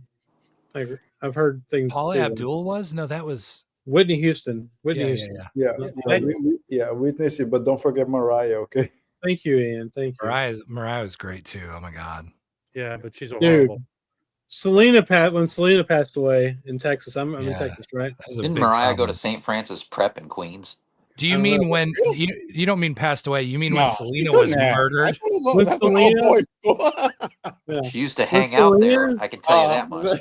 That's the word. Leave Mariah alone, man. Okay, well, hang on. Before we get to Selena, before she went to Juilliard. What's your dude? Does anybody have diva opinions? Madonna. Well, no, Madonna's not a diva though. She's a great artist. She's 100% not say Madonna's not a diva. I don't mean it like that. I'm saying she's not.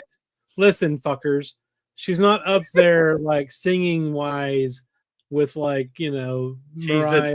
Any of those? Yeah, Madonna's a different tier. Mike, you know where Little Neck is, right? Yeah. Okay, so my college roommate, he was from Little Neck. And he always said that, Mariah, that girl, she always hung out St. Francis Prep. We'd always run by and yell at her and shit. And then she went off to Juilliard or something. That was the story I got. All right. Anyway, listen, goddammit. This is what Madonna is not a singing diva. That's correct. He also spelled diva wrong, which it makes me wonder. That's because he's not spending money on us. You should have paid $10 for that comment. Yeah, you should have paid $5 for that comment. Madonna's an entertainer. Yeah. It's always the question about when you're evaluating an entertainer from a certain aspect, like, is Mariah Carey technically a better singer than Madonna? Hands down, of course. Is Whitney Houston technically a better singer than Mariah? I don't know. They're damn good. But like, whose songs are better? And that has something to do with it too. I don't want to ask you, Louis. So it's like, how do you evaluate? Like, how do you put them on your Mount Rushmore? I put Whitney above everyone. That's fair. Yeah. And then I put Mariah after that, and then I just want everyone to know. I'd buy a Madonna album before I buy a Mariah album. Hey, I have 2 Madonna albums in the auction tomorrow. Madonna has better songs. I'm not joking. No, Madonna definitely has better songs. I like Madonna more than those two. I'm just saying, singing wise, I think they're above her. Yeah, no, okay. If it's strictly on a singing evaluation, then you're totally right, and it's almost not even my favorites. Hello. Well, in the '90s, me and Trisha listened to a lot of Jill Scott. Yeah, and best vocalist was Elizabeth Fraser and Erykah Badu, but I don't know if you'd put them at the like. No, they didn't achieve the mainstream success. Elizabeth Fraser in Massive Attack for me. Well, no, okay, hang on. Yeah, but she was in a band in the '80s called the Cocteau Twins. So yes, Elizabeth Fraser is a band. Elizabeth Fraser's like the coolest version of Madonna. She's like way cooler than anybody else. She's kick ass. Yeah, I got to see her live too. Yeah, what was that a singer who copied Madonna and had one hit in the '80s? Baby Love. Punky Brewster? No. You know what? I want to document something verbally here. This is when Chris lost control of the stream. No, I've already regained control. Did you just bring up Punky Brewster? So Yeah, in- let's see, Brewster. so that- Oh, Punker. Punky Brewster. Probably Yeah. alive, John Lee Hooker. To answer that Okay. question. Cyndi Lauper was an underrated singer. I don't think she was underrated, man. Cyndi Lauper is one of the most popular singers of all time. Well, she was People technically remember- quite good. She Yeah, had I a think you mean band. the technical aspects were If underrated. you listen, before she became a solo star, she was in this band, Something Blue. She was very good Yeah. in that band. All right, let me get back to the jazz shit. yeah, and also just Do we wrapping up- fucking have to? Shut up. Hang on. Felipe. just wrapping up, Chris. Don't forget the '90s. That girl that Didi launched, like Mary J. Right? She's pretty good. Oh, Mary J is amazing. Absolutely. Oh yeah. Don't forget her. I can't. Who could forget her? All you had to do is watch any video she was ever in. You'll never forget her for the rest of your life. And we just talk about U.S. here. The world is big. Just I know. What do we got? Oh, this looks cool. It's in their soul jazz thing. It's not jazz, but ska, soul, rocksteady, funk, and dub in Jamaica. oh yeah, They have that's the coolest covers, man. so jazz puts out is great, man. Yeah. Yeah. They also Those are put not out cheap CDs. usually, though. The soul jazz. No, releases they're are pretty kind of expensive. Yeah, they're pretty expensive. I agree. Yeah. This one's 2 LP. But I bet you can get a bunch of these for like $20 on Discogs like 2 years later. No, the problem is soul jazz gets like really obscure stuff, like 7 inches that are hard to find. They put everything together in a Yeah. record. That stuff Yeah, is that's true. not easy to find. Yeah, they're expensive. Rumble in the Jungle. Here's another one. Soul Jazz. Limited edition red vinyl. I don't know what this is, but anyway. They do good work, though. Yeah. 1990s raga, drums. Oh, drum and bass and jungle. Oh, cool. That's actually up my alley. Huh, cool. All right, what we got next? Same shit. Video game lo-fi. Oh. This looks like something my fucking 14-year-old would love. Yeah. For sure.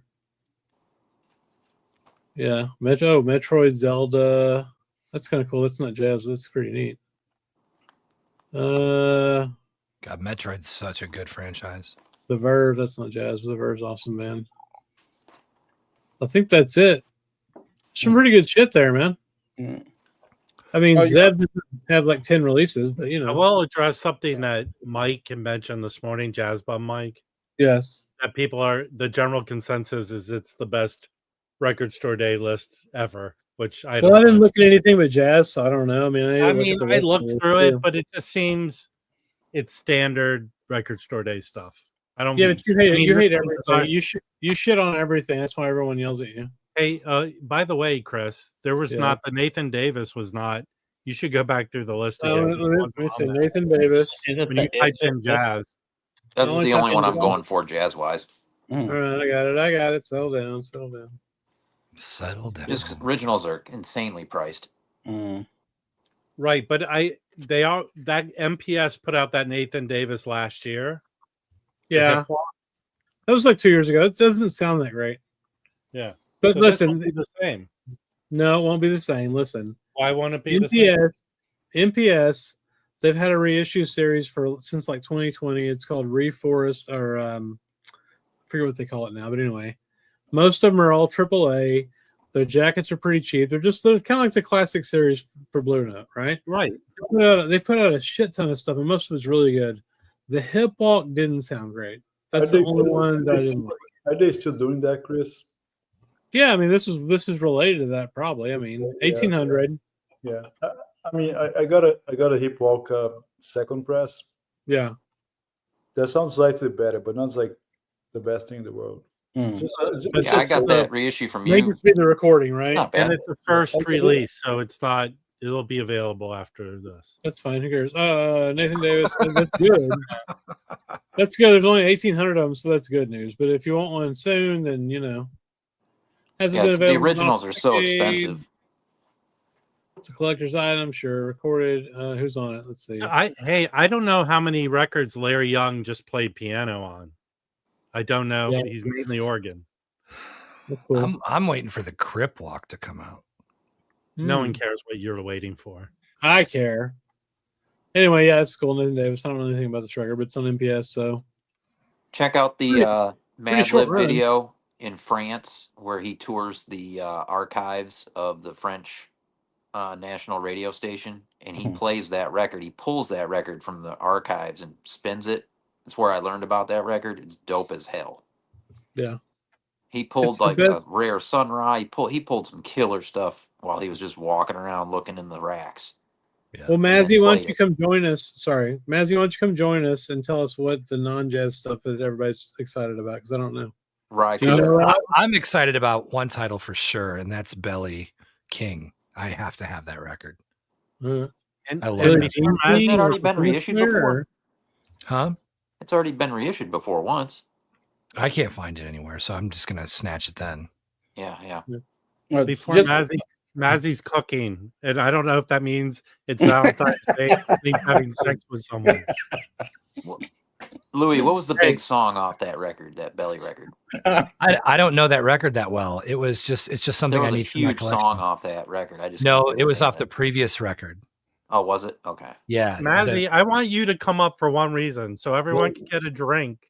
And every time you mention how this record has to do with San Francisco, I want everyone. Then we'll all be hammered out of our gourds. But like, I just want to talk about one thing. Right? You guys have talked about Anthony Braxton earlier. I guess the 28th, there's an album coming out. It's called The Music of Anthony Braxton.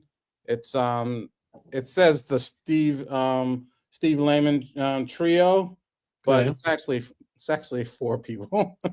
But it's his trio plus 1, I guess. Mm-hmm. But it's Steve Lehman, who plays alto, Mark Turner. I want to. Is that Tayshawn on there? Well, I believe it's Tayshawn. I'm not sure. And it was recorded live. And it says it was recorded live in LA. Because I just pre-ordered it today. What label? It's on Pi. Oh, cool. Pi Recordings, yeah. Yep. So it's who is it? It's Steve Lehman, Matt Brewer, who plays with Tayshawn, Damian Reed's the drummer, and Mark Turner. So cool. Is that Bandcamp, Mike? Huh? On Bandcamp? It should be Pi. Yeah, Pi has a page on Bandcamp. Yeah. Okay. Yeah. That's cool. Yeah, man. I love Anthony Braxton. Mm-hmm. Yeah, I need to get more diverse into what he does. Yeah, I got that. I've got a couple of his records, but man, I like that standard shit he did, like in the 80s. I love one of those CDs. Yeah, I got one of those CDs, and it's so perfect. It's like I like the stuff on the Ring label from Germany. The one he did where he does Monk stuff. That's awesome. Oh no, Mazzy Disco Devil says Mazzy cooking up some blue meth. That's yeah, that house would be on fire right now if he was. Bazzy could make bathtub crank from the 90s, not any glue. If Mazzy's cooking, if Mazzy's cooking, he's taking the other blue pill. Oh, hey Brandon, find anything at Little Axe lately? Yeah, I got 2. I found them both at Little Axe. Nice segue there, Dave. Very nice. Yeah, I haven't picked up much. I got this David Friedman. Oh, it's pretty cool. It's a little new agey, but not in a good way. But not ECM way. Not EC. Yeah. A little bit. Not like it won't. No, it sounds good. It's got this singer Ramona Francis, and she does this. Only thing I can think of is kind of the sort of like Brazilian style. Okay. Kind of like Milton Nascimento does. She's just hitting some notes. It's pretty cool. And then you got basically a trio plus vibes. Traditional trio. Love that label, Enja. And it's pretty cool.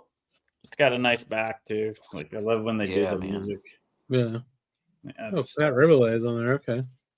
Yeah, Pat Rubio, Harvey Schwartz, Bruce Ditmas, and then Ramona Francis. Very cool. So that was good, and it was a $10 Enja. Different Roma, it says Wyndham Hill-esque. It's not that bad. Come on, man. And then I got this. This is great. I really dig this. I need that record. That's cool, yeah. Not super Not expensive found either. that. Charles Tolliver, Stanley Cowell on piano, Ooh. Ron Mathewson on bass, and Alvin Queen on drums. And wow, it's half Charles Tolliver tracks and half Stanley Cowell tracks. Rob digs Alvin Queen. Yeah, it's cool. It's a small band. It sounds great. It's a quartet, and it's a live show at the Domicile. Yeah, there's a few live from that venue on that label, isn't there? Yeah, I think isn't there a Mal Waldron? Yeah. Yeah. Yeah. I have Domicile, which is really good. But Anyway, nice find. Good I picked up. I'll see you this. There's no photos on the back, but it's got pretty cool music. Stanley Cowell's great on that, I bet. And I love Stanley Cowell a lot, and so this is perfect for me. And I actually have the other Impact that's on Strata-East, which is a big band. Oh yeah, that's right. Music Inc. But this is totally the circular different. cover. Yeah, I pulled it out just because some people might think. Let me see if I can find it. Where did I put it? I took it out. Oh, here it is.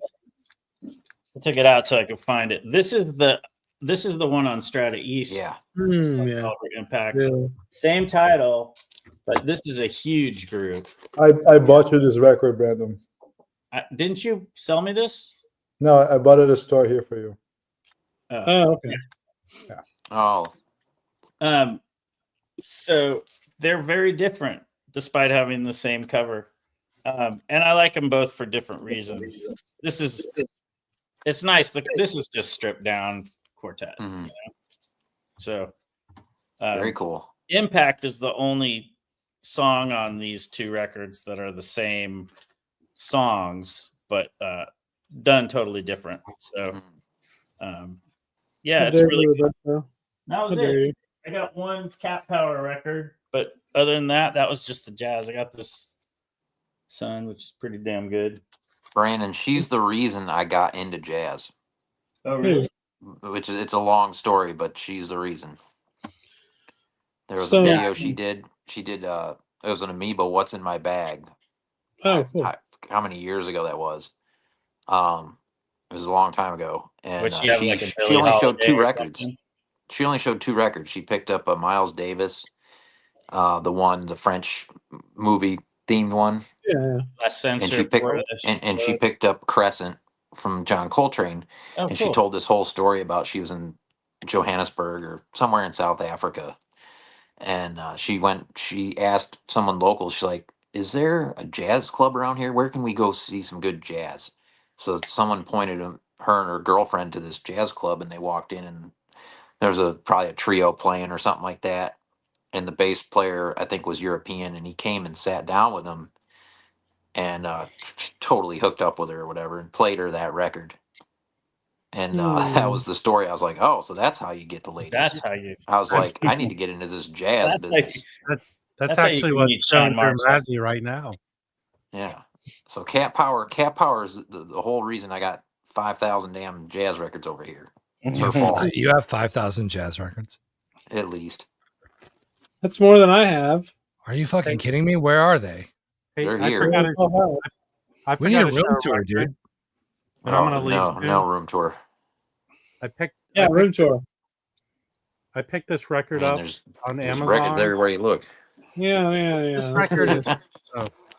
These are all records. Well, you know why? It's easy for me to pull a record out, there's a million records right here. Well, if you can, I don't know. There's records everywhere. That's not a million. Oh, trust me, there's a 16-holer in the other room. Woo! You guys see that shit? Make a video about that. Yeah. Oh man. I love that shit. Everybody loves that shit. Yeah.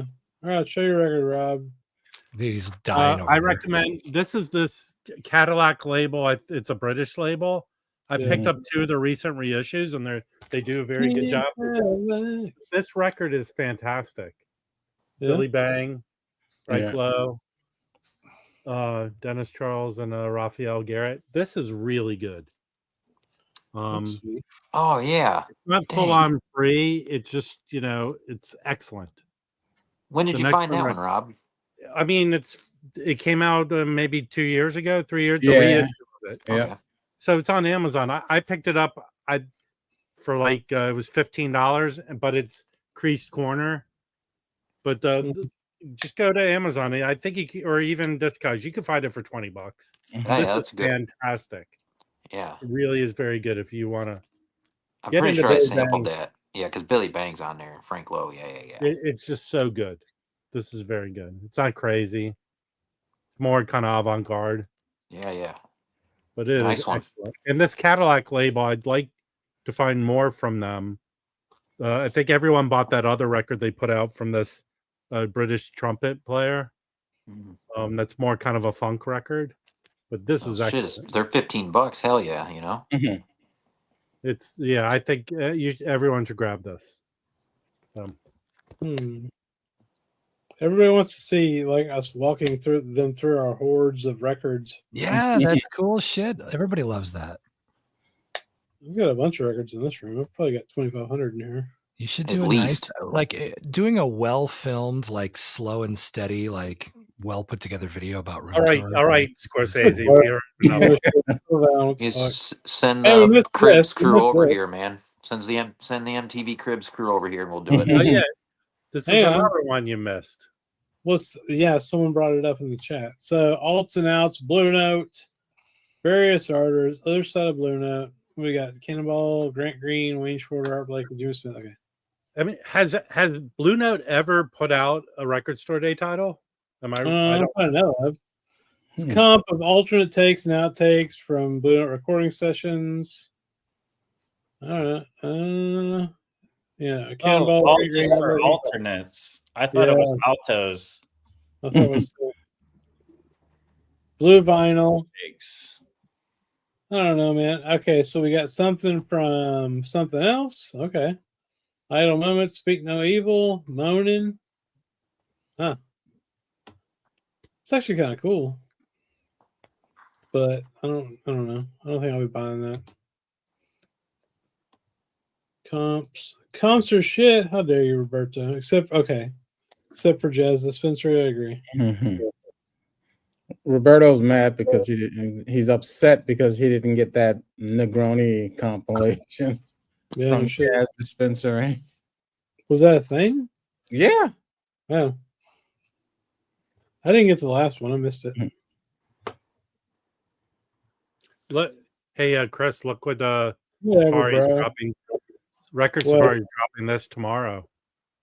I already have one. I don't give a fuck. Yeah, so do I don't have that either. I already have it. So no, you don't. Someone's in LA, I just saw that the other day, but it was $150. So that's how much it is going to get it. I bet they have it for less tomorrow. Felipe actually got that record for me. Look at the price. It says $3.95. Your lying nemesis is going to get it.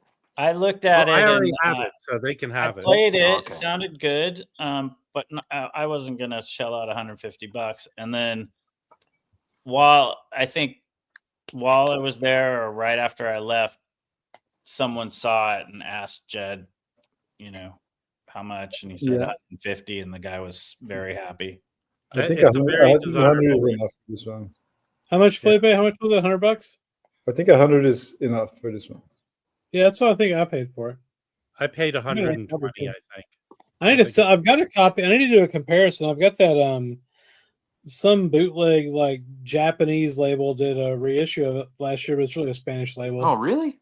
Yeah, but they put like a Japanese looking thing on it. Me and Mike got a copy of Mike. They Jasmine's put like an Obi strip on it. Yeah, Yeah, I put a bullshit Obi strip on it.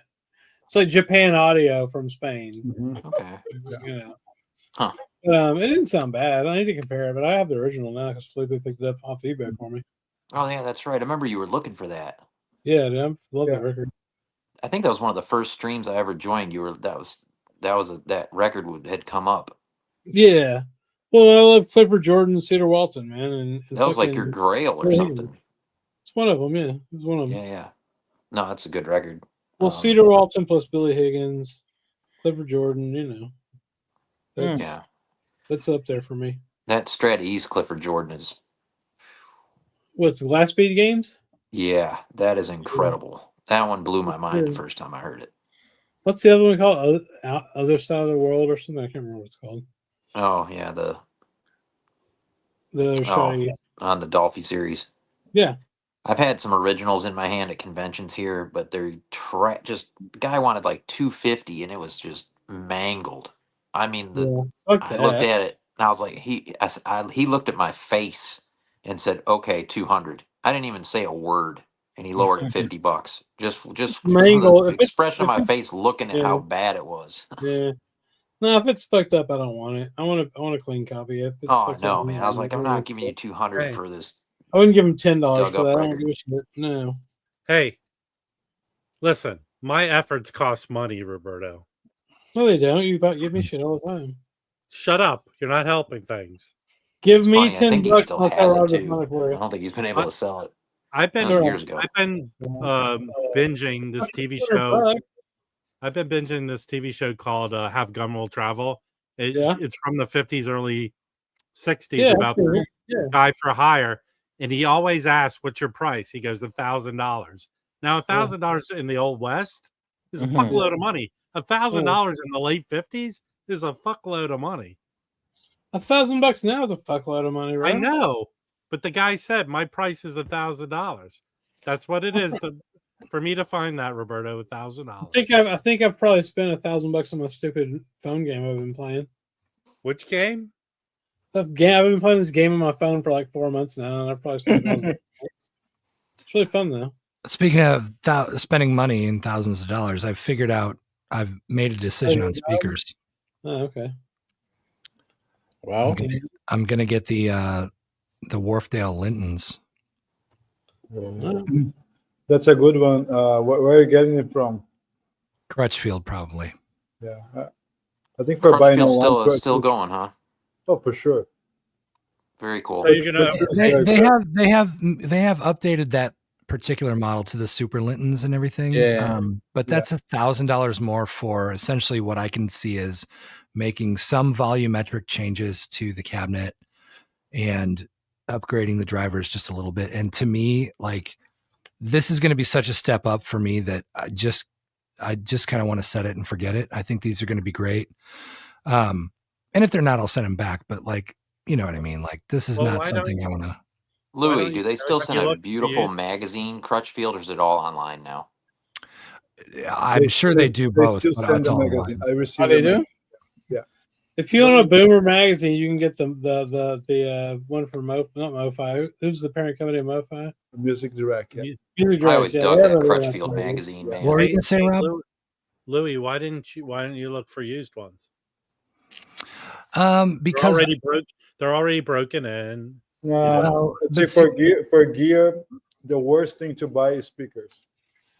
I agree, and I think just because I make guitar cabinets myself. I understand what's going on with speakers, and those are moving items. If I'm going to spend some money, I'm not going to spend money on used gear where its life has definitely been depleted, because break-in's one thing, but 2 years of overuse is another. Yeah.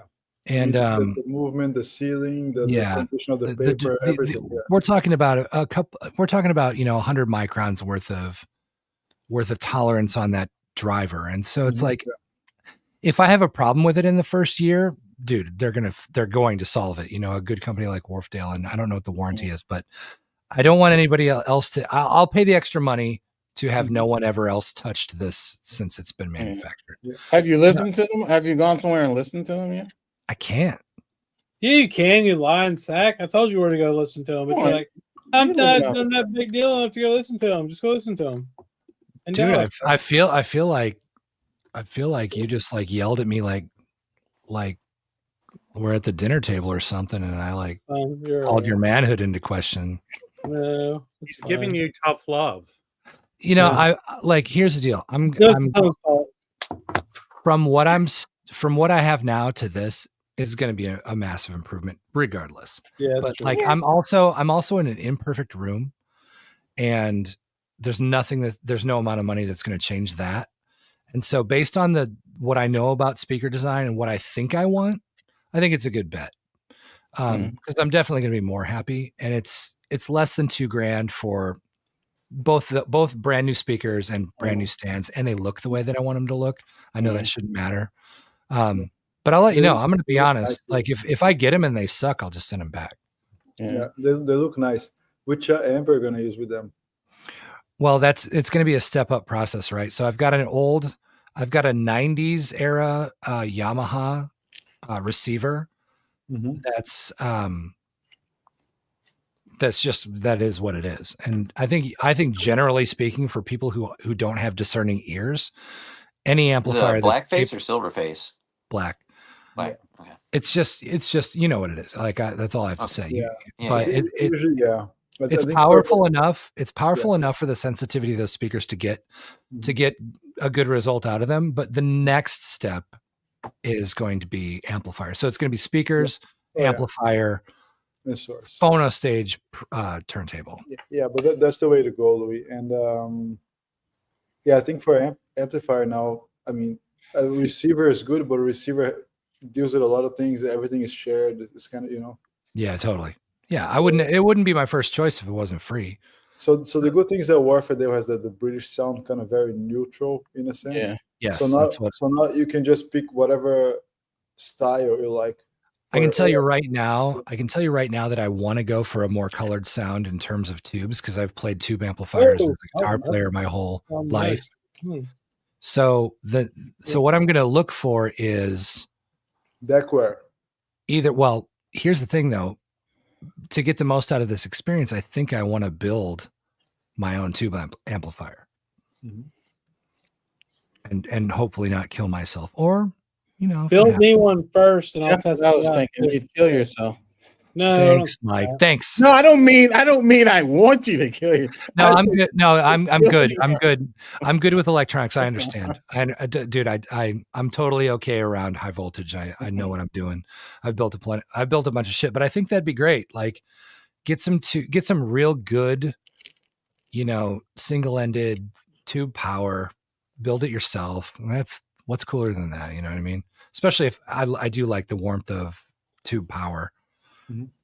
It's funny that tubes are terrible for the power stage of an amplifier. What is the sensitivity on your Warfadeos? I think they're 89 or 89 or 90 or something like that. Let me look. I can look. So like you can drive them. Yeah. I'm going to sit there. I'm not going to sit there and listen at 105 decibels for 6 hours, but I don't really care that much about it, because I know that even if that receiver doesn't work, I can buy some Class D power for cheap. Be fine. But like, I think building my own amplifier would be fun. Because like, what's cooler than that? Like if you get something that actually does perform the way that it's supposed to, and like from an analytical standpoint, and you built it yourself. And I'd rather pay $2,000 to get the kit and like a really well extruded or well folded chassis, all the good parts, and buy good tubes and do that, and like really take my time and make it perfect, then spend $2,000 on some shit that you just like pull out of the box and plug in. Cause you're going to have to get good power from tubes anyway, at the minimum. Yeah. And get a good transformer and all of that. Yeah. Preamp, all that good business. Yeah.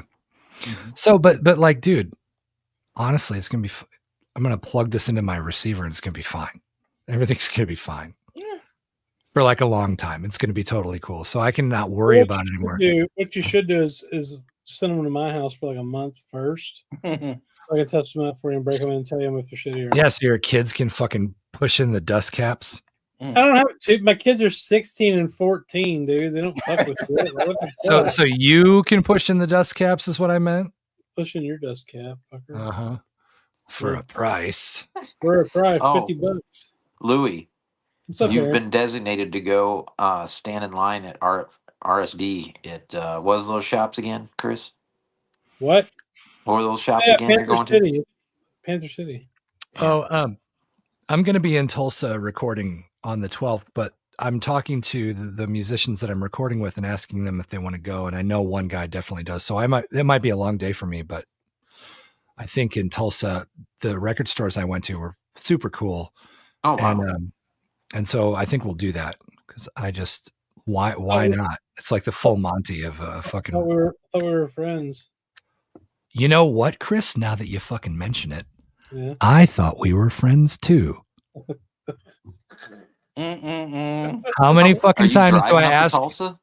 I think this time I will. Do you want to go to Tulsa with me, Chris? Because you're totally. Fuck no, dude. Tulsa's a shithole. No. Shut the fuck up. Tulsa's awesome. Well, what I saw, I've been there once, and it's awesome, except for it's basically in a Nazi fucking state. Give me a break. No, I know it is, but we also live in one. Yeah, that's true. Oklahoma's worse though, dude. Oklahoma has a school superintendent. It's like, you will teach the Bible in every class, and here's the Trump Bible to go with it. I mean, come on, it's fucking ridiculous. Nicole totally agrees with Felipe about deckwear, so you might as well tell me about deckwear, Felipe. Felipe's muted, bro. So Louis, deckwear is an American company.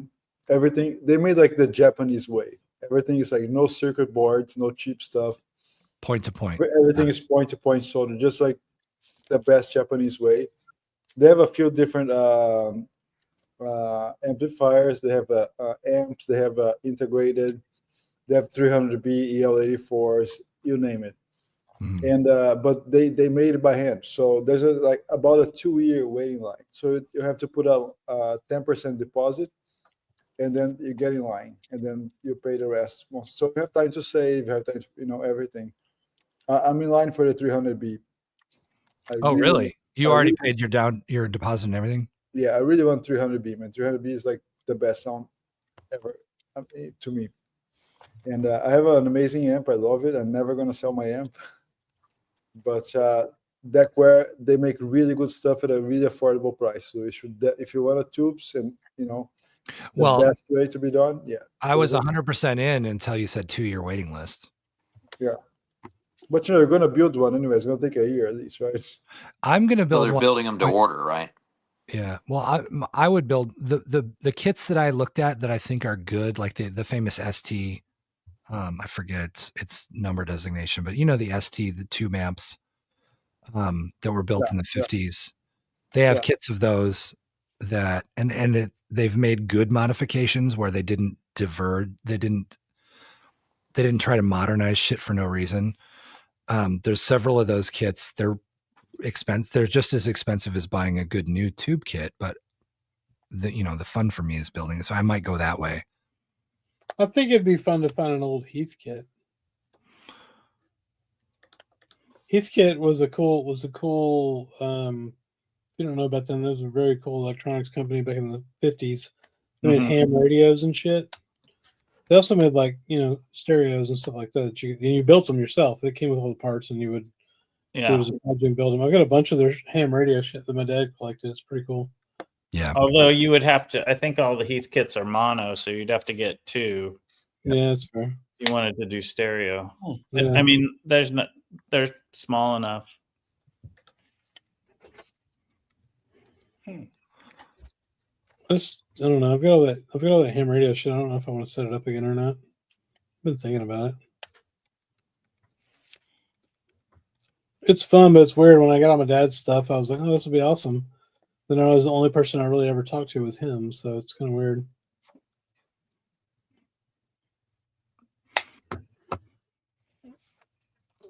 Oklahoma Spurs at Jingle Jam.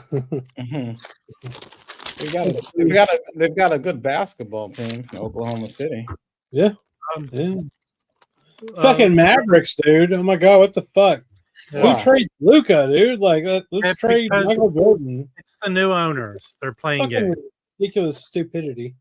Well, it's the new owner, and then the guy that the GM is a Nico. he's a numbnuts anyway. But He's the guy that blew the Steph Curry deal with Nike. Jesus Christ. He's done a lot of, but he's a yes man to the new owners. They want to build a casino attached to the arena. It's all nonsense. What's the name? No casinos happening in the Adelson widow.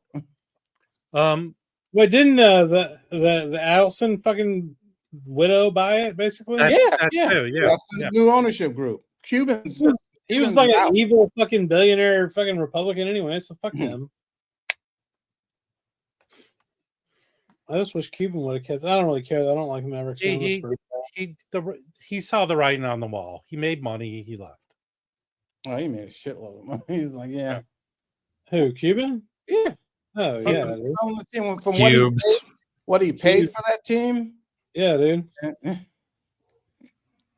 He flipped broadcast.com into billions. Yeah. Eventually. Luka can now drink beers in the locker room without people judging him. Yeah, no shit. Oh man, I'm like I said, I'm not a Mavs fan, but I know Luka and I know. Here's a question for Louis: why Tulsa is cool? Where you live right now, or Tulsa, or where are you more likely to hear? There's a twister coming. No, that's true. That's definitely true. But I don't have a holistic opinion about Tulsa, Oklahoma, because I've only been there once, but my experience was quite good. But my experience was quite good because I was with very like-minded people and we went to very like-minded places. And those places were exceptionally like welcoming and good to the point where I was surprised. So that's one of the reasons why the experience was so good. So is Tulsa compared to Oklahoma City the more kind of artsy? I don't know. Is it more artsy than Oklahoma City? I don't know. No. I don't know. I know from my basketball is when VCU was top 10 in the country in the 80s, this guy JD Barnett, and he goes, I'm going to leave. I'm going to Tulsa. And he took Tubby Smith with him. Then he got fired from Tulsa, and that's when Tubby Smith became Tubby Smith at Tulsa. Tulsa? Yeah. That's where Oral Roberts University is. That's yeah. All right, just one more thing regarding Luka. Okay. People just need to stop buying the narrative that the Mavericks put out, that this guy is out of shape and he didn't want to do all this stuff. That's the typical owner freaking BS. If he's out of shape, it's because he was basically been hurt for like since December. But Mike, they went to the finals. They went to the finals. They went to the finals and traded their best players. So you can make your point with a better thing, Mike. After the season, they were going to have to sign him to a max deal. How much money was that going to be? It's going to be like $350 million to sign him. Okay. So what? Yeah. They got rid of him, so they didn't have to pay him all that money. Hang on.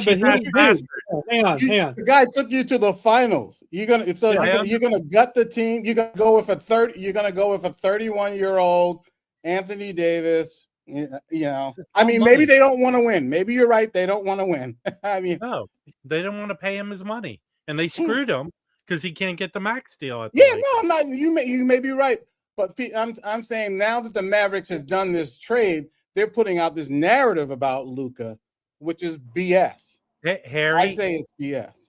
Harry, stay in your lane. Stay in your lane. If anything, the NBA is a player-led league. Yeah, they are the ones that people pay to see. Well, Harry's wrong. Harry's wrong for a basic economic reason. Already hurt? Listen. Harry's wrong for a basic economic reason. 100%. If they weren't worth those millions and millions of dollars, the market wouldn't bear it.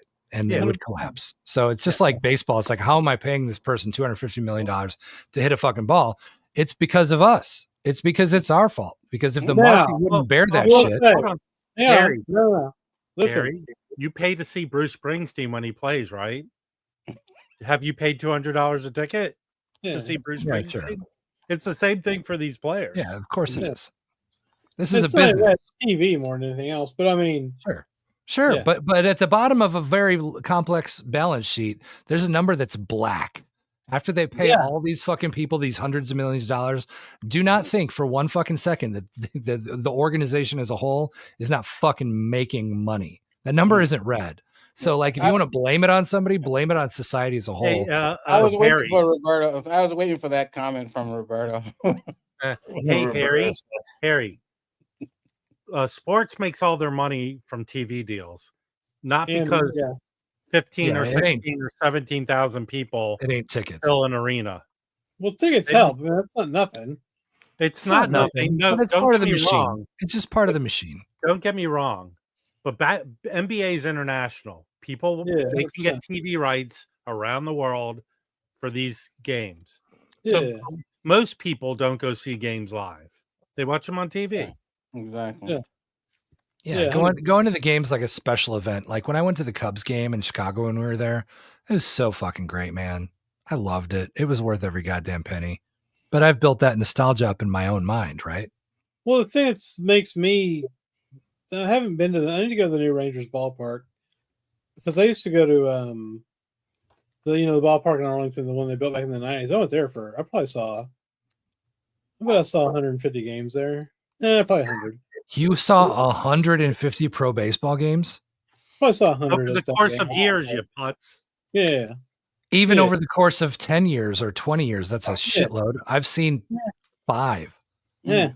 Well, here's the thing. When I was a kid, we used to go see the Rangers all the fucking time, man, and it was like $1 a ticket. Like, I've probably seen 60 baseball games. Yeah. I've probably seen it wasn't all at there. I've probably seen 100 though across all the Ranger stadiums.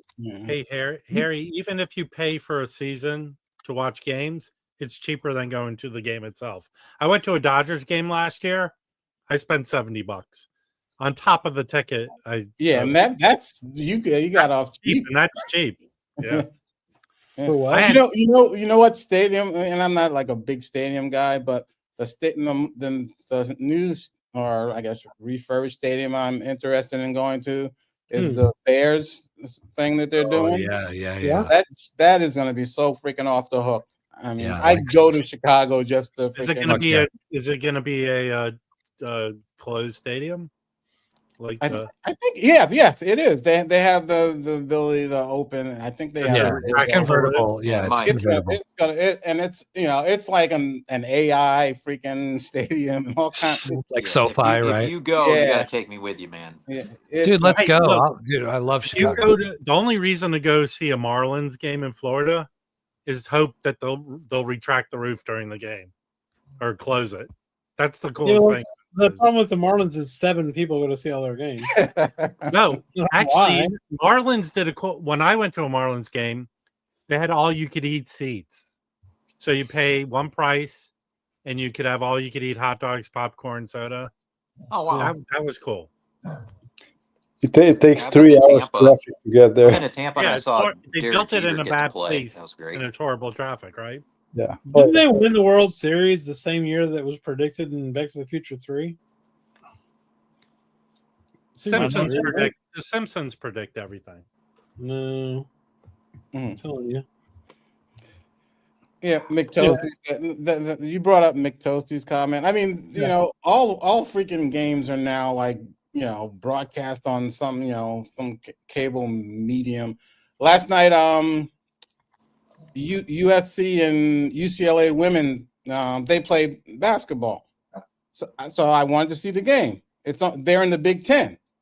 The Big Ten basketball games are, you have to pay whatever Hulu premium. So I have to freaking pay for that last night just to see the women's basketball game. Is UCLA number 1 right now? They got knocked. Yeah, they got knocked off last night. It was a great game. Wow, it was a great game.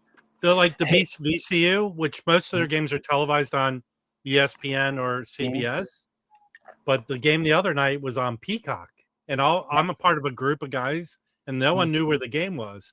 I turned on. You make these guys in the bathhouse or what? Yeah, that's what I imagine too, right, Chris? What? On the thread, you imagine it because you want to participate, buddy. Hey, I'm part of a thread. Basketball. Yeah. I'll let them know that you want to participate in some sort of. Hey, can someone just so I don't have to Google it, but just because I feel like you guys will know the answer right off the top of your head. How's Illinois doing in men's basketball this year? Who gives a shit? Fucking shut the fuck up, Chris. God, why you gotta be so mean to me? Hey, Louis, do you own a phone that you could? I just said, what did I fucking say? I said, so I don't have to Google it. They have a winning I team. thought man. you guys would fucking 18 know. Or 19 and 5 or 6 or I something. just don't give a shit about NCAA basketball. That's all. Because I went to school there. They're good, man. They're good. Champagne. They'll make the tournament.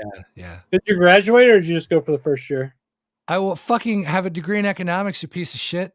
I don't have shit. So I don't care. Yeah, no, so you got to look up your high school team and see how they're doing. Dude, my high school had 19 people graduate from it. I don't know how they're doing. Yeah, I think it's having the worst year I've ever had in my lifetime. Hey, Chris grew up on Little House on the Prairie. No, I didn't. My last year of high school, I went to this. I lived out. We have a lake house out at Possum King. It's about an hour from here, hour and a half. And I went to school out there my senior year, and there's only 19 people that graduated that year. They have a basketball team. Did you have a bully named Ellie? 400. What was that? No, I never did. It was amazing, dude. It's a really good year for me. We all went to Colorado for a week to ski. It was fun as hell, man. It was really good. Did you have to wear a dunce hat in the corner?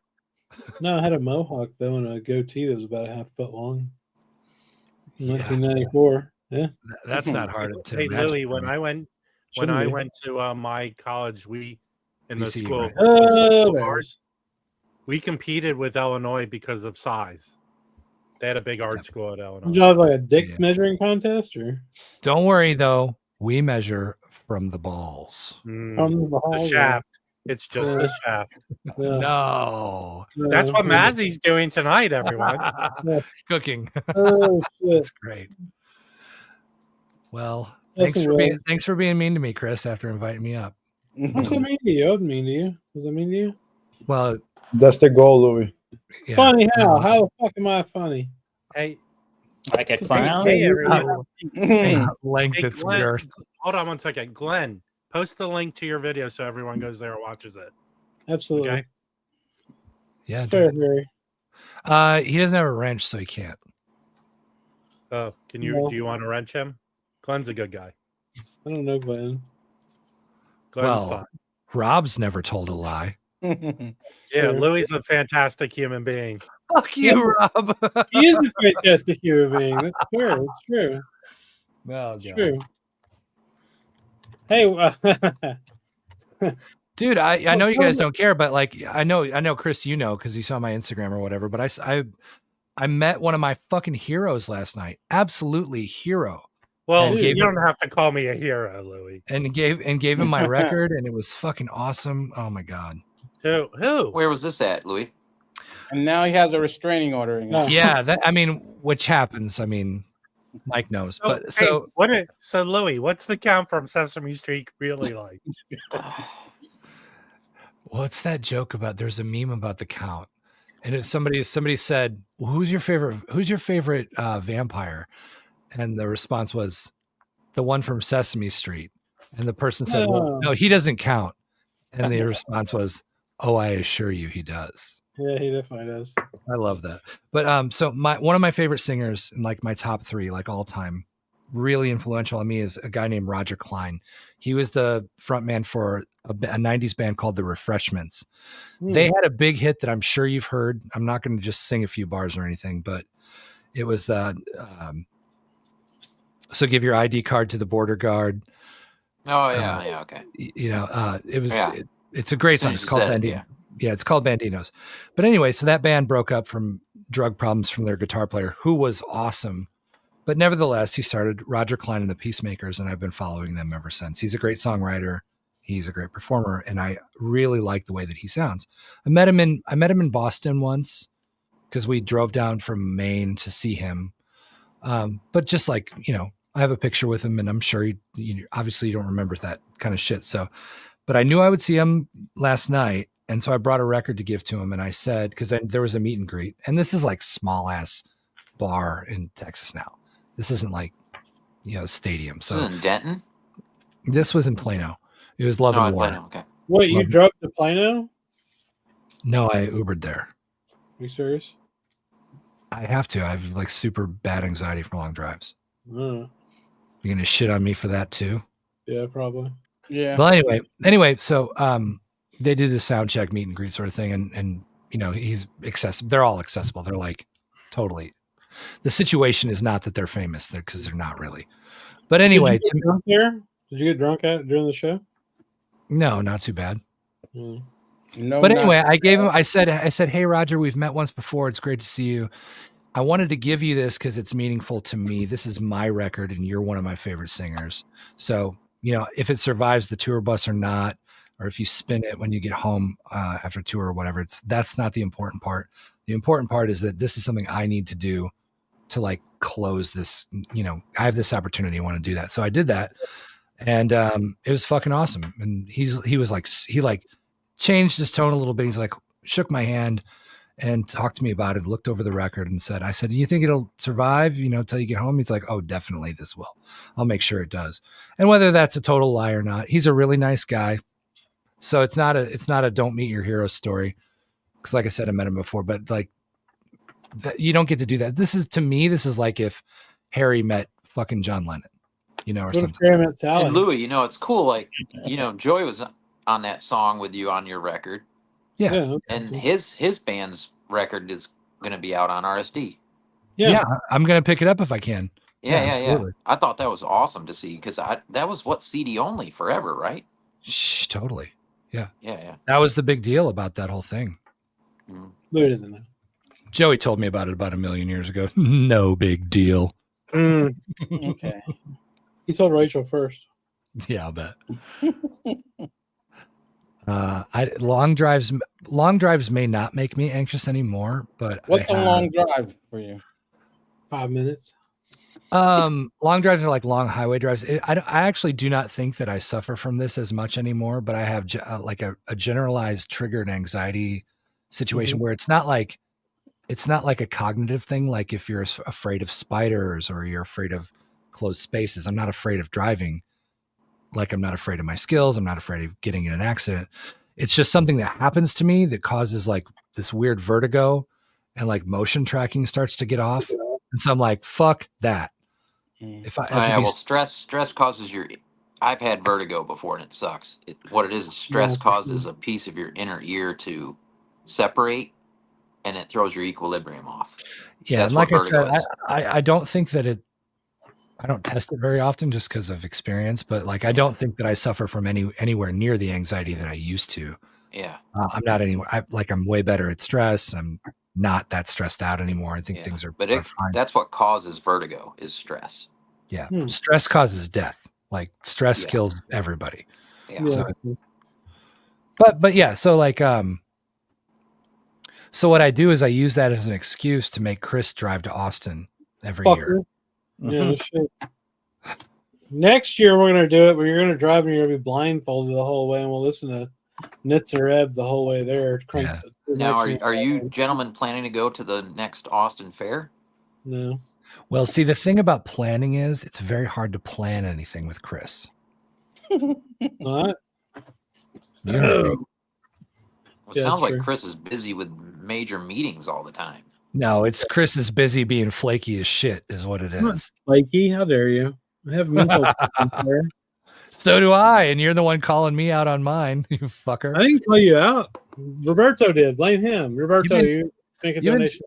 I think Chris is having a great time because he's doing a hell of a lot of yelling tonight that he doesn't normally do. It always sounds like to me he's like saving the world through his job. Me? Yeah, man. Like, I've had some like 12-hour meeting or something. I'm like, I know what Chris's days are like. He's pretty important for sure, but I don't think he lets it get to him. I never showed up to New York. Yeah, it's a lot, man. I've never been there. I don't know. Are we going to start talking about the Austin show? When is it again? I don't know. So you get 2 a year, right? Yeah. Tokyo has a question. Yeah. What? What's the question? He said, oh shit, Tulsa represent. I actually have a jazz question. What's the question, bruh? Bruh. Don't be like Aaron and say, "Can I ask a question?" And then take 30 Yeah, shoot, yes, send it. They call that a cliffhanger in the biz. Oh my god, dude, that guy! Jesus Christ! He's going to type out a paragraph about the most intricate shit, and you're going to be like, I don't know. I don't know. That's and tones. Hey, Roberto, are you ready for next weekend? Are you going to Tennessee or what? Is that next weekend? Or No. That's That's in March. Yeah, the end of March. Okay. Yeah, Knox Vegas, baby. Yeah, I'm looking forward to that. There's a lot of good groups there, man. Yeah, and they for a while they just kept adding people too. I was like, shit. Yeah, and you got one of the premium packages, didn't you? Yeah, I got a premium package. I think they've sold out. A few weeks ago they said they sold out of all those packages. Get some footage, Mike, while you're there, man, for us. Yeah, I might. I know. CJ Tunes is going to be there. Nice. Get a picture of him so we know what he looks like. He comes to New York a lot. So, now Knoxville's just all in little different venues around town. Like one of the churches will have something going on in there, and then one of the little bars will have something going on in there. Isn't that how it goes? Yeah, this is my first time. I'm looking forward to it. So yeah, I haven't been either. So Tayshawn's I think he's like one of the artists in residence there. He's going to be doing like at least 3 groups, I think. Mm-hmm. So that's going to be cool. So I mean, it's just so much. It's overwhelming, actually. Yeah. It's just overwhelming. And at the same time as the music thing is going on, they have a film festival. Yeah. How many days is it, Mike? What I think it's 4. I'm not. Yeah. Because I know not short. Yeah. No. Yeah, it's 4 days. 4 days. Yeah. You going, Felipe? I got tickets. Yeah. Oh, awesome. I'm still making my plan. Yeah. There's just so much stuff to see. My friend Luke from Premium Sound here, he runs one of the shops here. He goes every year. He's the one that's told me all about it, but I just haven't been able to swing the price on that ticket. Because I think what was the ticket, about 400? Was it? For the package I got, I think it was it 800 or something? I'm not even more. So it's double that. Yeah, okay. Yeah, because my wife is coming also. But that's full access to everything. There's a package like above that I know. I think CJ and Mazzy's friend Brooks. Oh yeah, Brooks. He goes every year. Yeah, he goes every year. Because I had asked him. I said, "What package should I get?" So. Okay. Yeah, that's good to talk to people who's been. If Roger's watching, Tortoise Rider goes every year. Oh, cool. That's cool. Where did Chris go? Nicole's funny.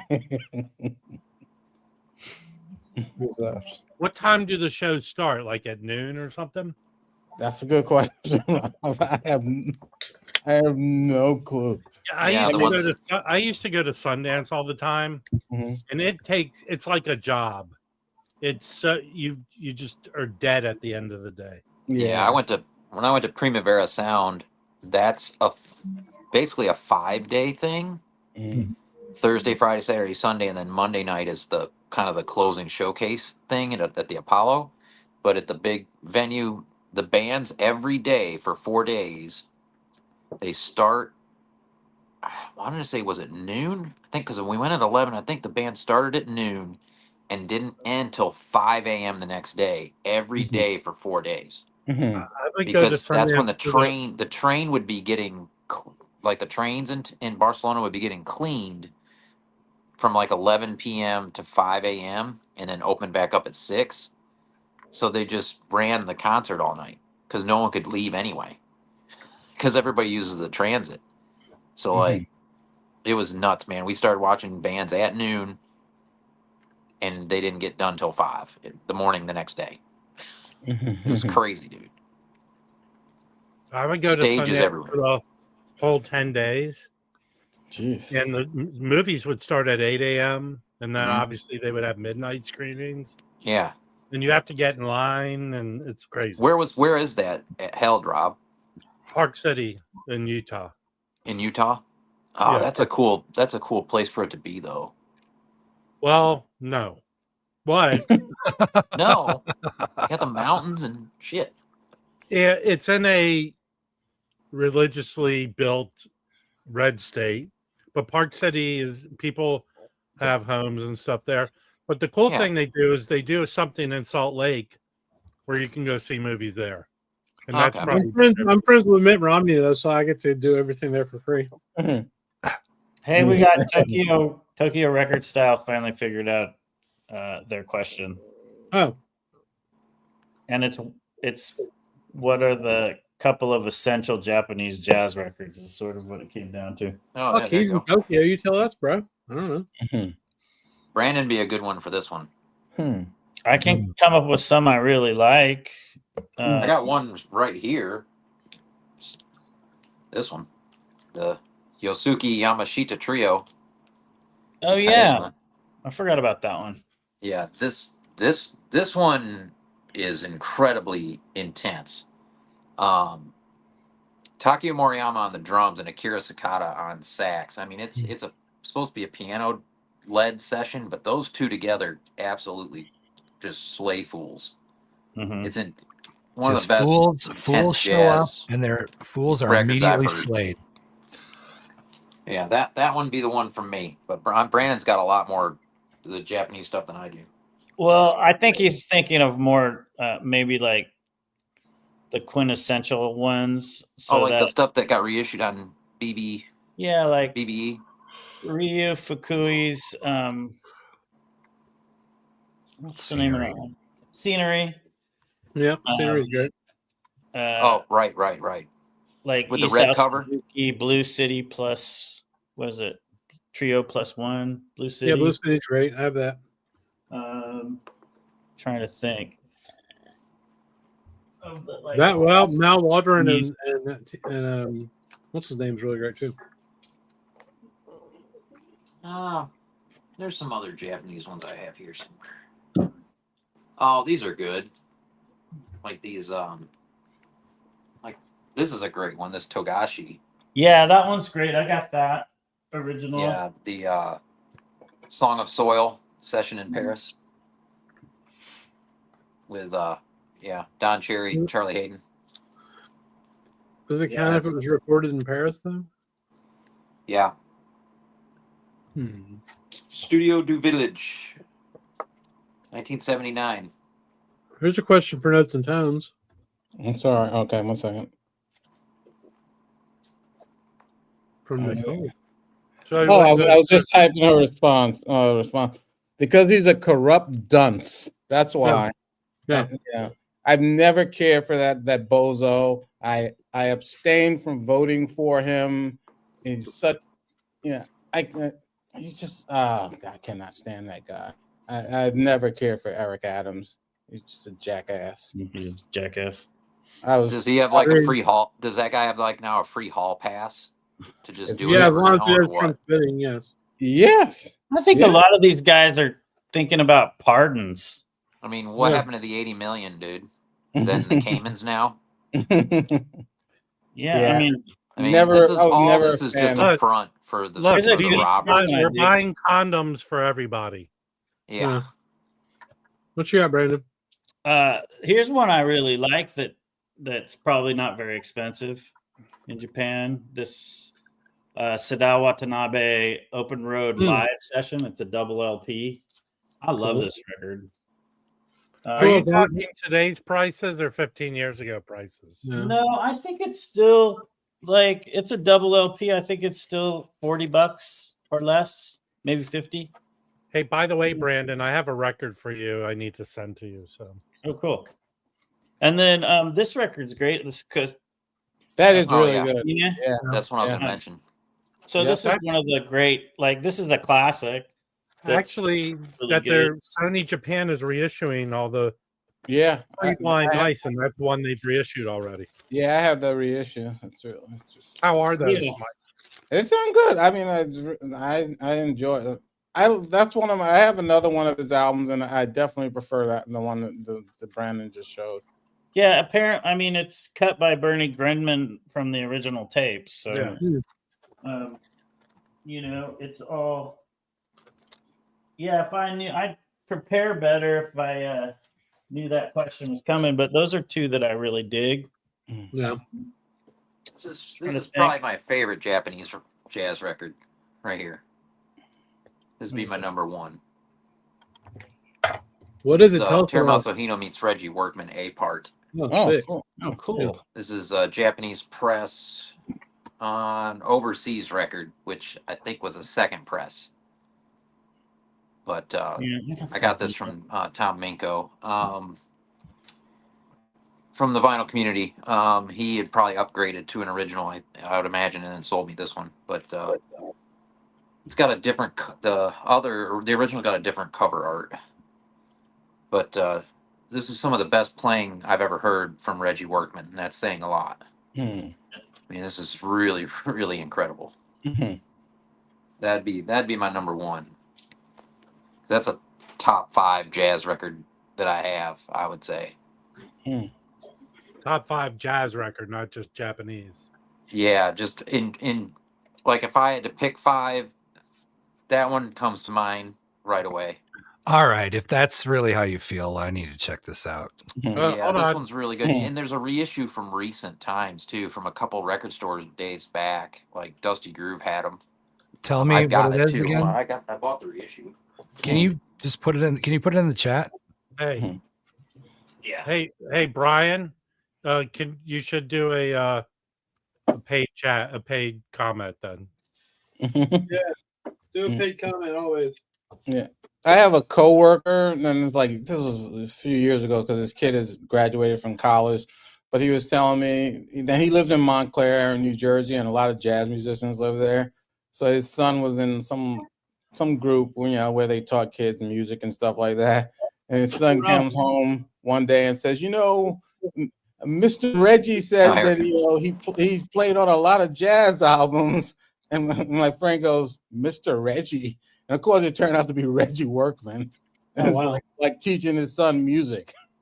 Something's going on with my stream. Y'all see me? Yeah. Okay. Well, you seem like you're bent over hiding. No, we don't. Okay, there we go. Yeah. There you go. Now I see you. Same record. You have two different presses? Yeah, I can't see. Yeah. This is what the original artwork looks like. But it's a reissue from recent times. Oh yeah. Love Records put out the reissues. I got a bunch of Japanese records. You want to see them? Yeah. They're not really like the best ever or anything necessarily. I mean, I like most of these, but you know, most of them are recent reissues though. We just assume that when you're showing records. Yeah. I like this one a lot. Oh yeah, I love that one. Yeah, Sokoichi Matsukaze Trio featuring Ryojiro Furusawa. I need that one. That one has disappeared. I mean, this is what is this from? Is this from J Jazz, the BB J Jazz series? So yeah, UK. It's really cool. Yeah, you from the UK. This is probably my favorite out of all of them. Oh yeah. That's excellent. Mal Waldron. So this is Mal Waldron and Teramaso Hino and other dudes. Really kick ass. This one's another one from the same series, I believe. Let me see. J Jazz Master Series, right? That's also really good. Yeah, that was another one I thought to recommend. So, Dave, that the one you showed, was a 2020 RSD release, right? Yeah. Dusty Groove might still have copies for all I know. Now these are two of my favorites. So this is what's this guy's name again? Oh, Jiro Inagaki and his Soul Media. So this is really kind of funky, awesome, like 70s stuff. Really great. Looks good. And then they also did this one, which is straight called Funky Stuff, Soul Media. So I think I like this one better than the other one. But these both came out. I don't know who did these, but they're from Columbia, Japan. You can see they also have like these cool kind of colors you can get them in, right? Pretty affordable reissues. These original records are like, you know, $1,500 or something stupid, right? Where are you finding these? Discogs mostly. This is Okay. So this is the different series called Project Revinyl. Deep Jazz Reality from HMB. So HMB put these out. I'll put these out. It's really cool. Got those, and then I think everybody's got these two recently, but the last two are these, Hydrology they put up from Tact, and the other one sounds a lot like Miles. Yeah, and the other one is Into the Heaven. Oh, I don't have that one. Wow. Yeah. Tact Jazz. Yeah. I've got two that I'll show right quick. Yeah. As soon as I turn my camera on. And Mike, you have the whole collection. Yeah. This one right here, Animal Gardens. Mm-hmm. It's freaking excellent. This is, I don't know, this one's one of my favorites that they reissued. And this is an excellent one too. This is with Harold Land. Oh, cool. This is gas. Those are both from BB, the J-Jazz Masterclass, Yep. Series, or whatever. Yeah. I'm behind Mike, on you have that whole series, right? Yeah, I've got them all. Even some of the recent stuff, they've reissued some live recordings. Sweet. Yeah. Some of those are like $80 now. Is that right? Well, because they're just out of stock everywhere, Yeah. Some of the earlier ones I didn't have, and then they did start repressing them. Some of the earlier ones. They did, yeah. Yeah. Well, thanks for the donation there, man. Yeah. Here's a cool one. I like this record a lot. This Paysage with it's Sadao Watanabe, but Gary Peacock's on it. Oh, cool. That almost looks like a 70s psychedelic garage record. Yeah, I've never seen that record. Wow, it's really good. There's a Gary Peacock record with a very similar band that's fantastic. But it's a smaller band. Gary on bass, right? Huh? Yeah. That came around the same time. This is a really good one. Wow. For the Ryo Fukui, this was reissued, but the originals are really would be nice. Ooh. This is Mellow Dream, which I actually like more than Scenery, but good. That's good. Then, of course, I like the New York one more than that one. Even though. Oh, there you go. Mm-hmm. So, this is a great record. And then I like Blue City more than Blow Up. I like Blue City. I have that. Yeah, I don't. Blue City. That's one of the ones that the new reissue of Three Blind Mice is doing. Next month, I think it's supposed to come out because I pre-ordered it from Dusty Groove. Yeah, I need that Madahiko Hino they reissued. Yeah, there's a whole Sailing or whatever. I have other Japanese records, but these are the ones that I had kind of in pile. So this is really good. Yoko Hosokawa, she's a really great singer from back in the day, and she came. I think this was recorded in the '90s, if I remember correctly. Let's see, it says here. I don't know. It was recorded. Impex put this out, so she was older, and she came over to I think L.A. and sang with a jazz band. Really great. So Impex put that one out. This one's great. Blue City. This is an OG that freaking Angelo Kelly sent me for Christmas last year. Really wow. Yeah. And then, so Le Trey Jazz Club, the French label, puts out some really cool shit too. Some Japanese stuff. They have this label here. They sound pretty good. So this is Caterpillar, Green Caterpillar, Masaru Imada Trio +2. This is on Three Blind Mice. Felipe recommended this one. That was really great. And then this was a Japanese release, right? Mm-hmm. Originally, this was on. I think so. I'm not sure now. Rating Places. I don't know. It was on my Japanese stuff, so I was guessing it was. Mm-hmm. First Encounter, Mal Waldron and Gary Peacock. And then what else? A couple more. So this one is that's also really good. Yeah, Toru Aizawa Quartet. I'm gonna listen to all these now that I pulled them all out. But the cool thing about a lot of these J-Jazz Masterclass series. I mean, they're really cool records, but they're also like you'll never find a regular copy of them. Like, just no way. Yeah, I mean, some of them were like That's a killer one. or Yeah. really, some of them originally were like really limited pressings. Like what the first one you showed, I think that they only did like 500 or something like that. You know. Yeah, there's a couple of them where like some guy, like some kind of shady Japanese dude, like paid him some money to record a record, and he was like kind of mobbed up, I think. And that was all he ever did. But also this one, Takeo Moriyama. That's a live one, isn't it? Oh yeah. Yeah, Alive at the Lovely or something like that. Yeah. Yeah. This one's really good too. So anyway, I really like the BBE stuff. I haven't bought one in about a year though. So Let me see. I think they did like maybe 2 more after that. Okay. They actually did one that was actually on Ninja. Cool. Gosh, what's her name? The pianist. I can't remember off the top of my freaking head now. But it was the original one she was married to Charlie Marino. No. That's Shira, something like that. I can't. And she does a lot of like I know she does a lot of like duet recordings because I have some CDs with her and David Murray, and let me see if I can pull it up. Who's the lady you were talking about, Rob? Married to Charlie Marino, and then she married Toshiko. Yeah. Because Candid put out one great with Charlie and Mariano. Yeah. Yeah, but she was married to Lou Tabacco after that. Yeah, exactly. Yeah. Mm-hmm. Yeah, she did a ton of stuff with him, right?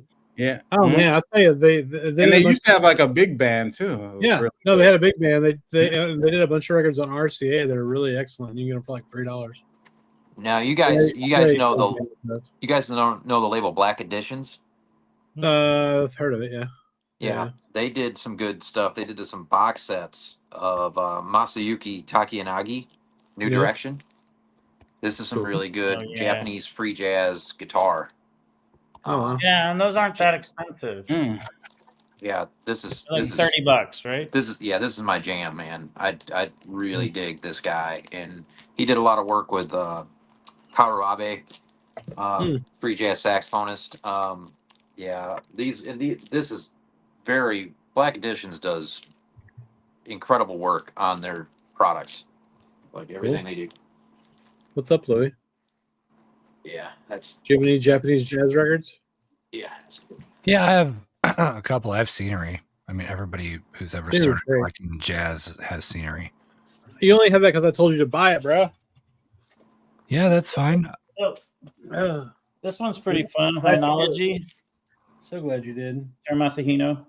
Yeah. Hynology. Oh yeah. That's an OG, eh? Huh? Yeah. Yeah. That's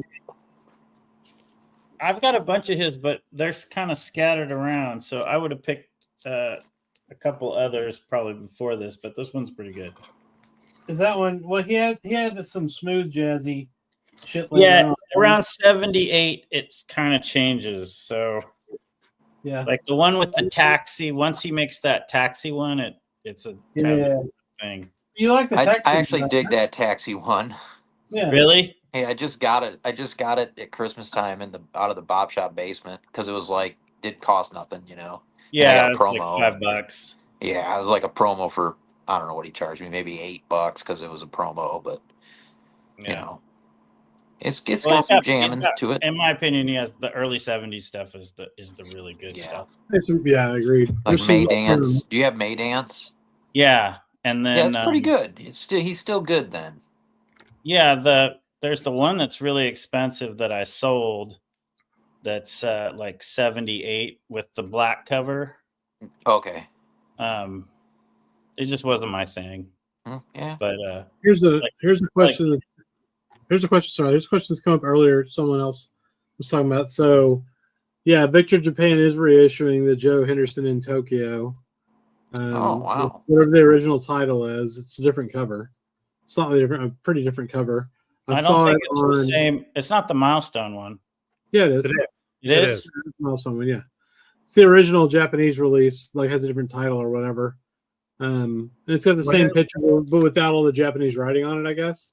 When is it coming out?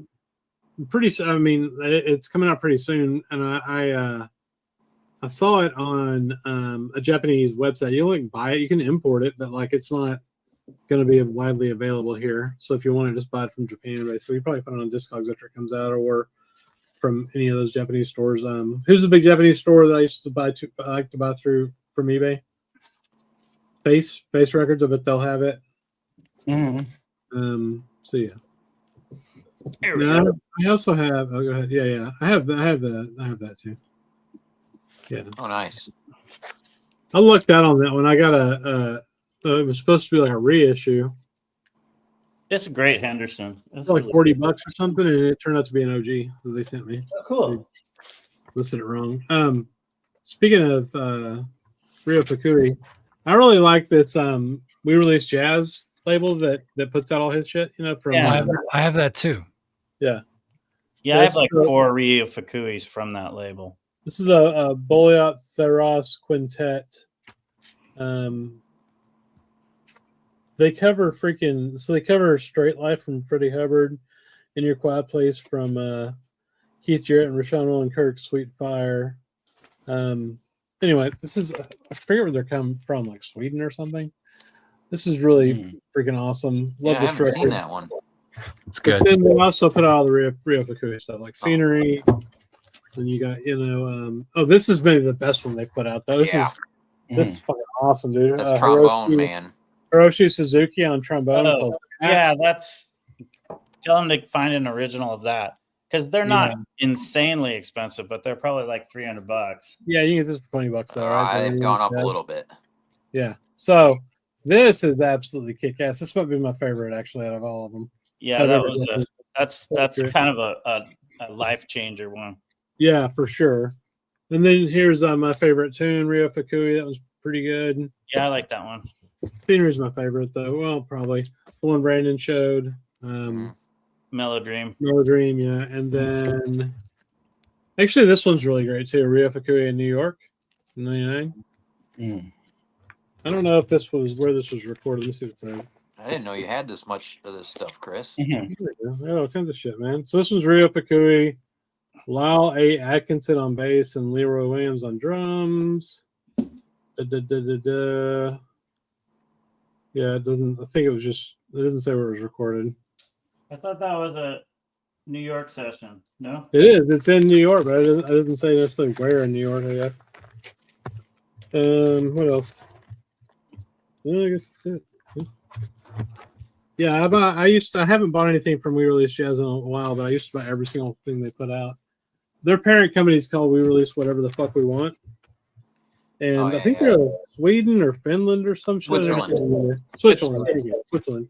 Yeah. But they do all this jazz shit so they can, Yeah, they did the Midori Takata or whatever her name is. Yeah. They did her stuff. They do all the jazz shit so they can release like Japanese, noise or electronic or whatever the fuck they're usually releasing. No one wants. I got another one of these. Some people want that a lot. No, they say that like we sell this jazz stuff so we can really afford. Yeah.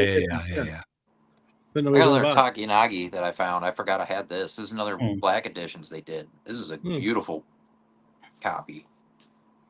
This with the New Direction unit. So yeah, Yamazaki on percussion. Really nice gatefold on these.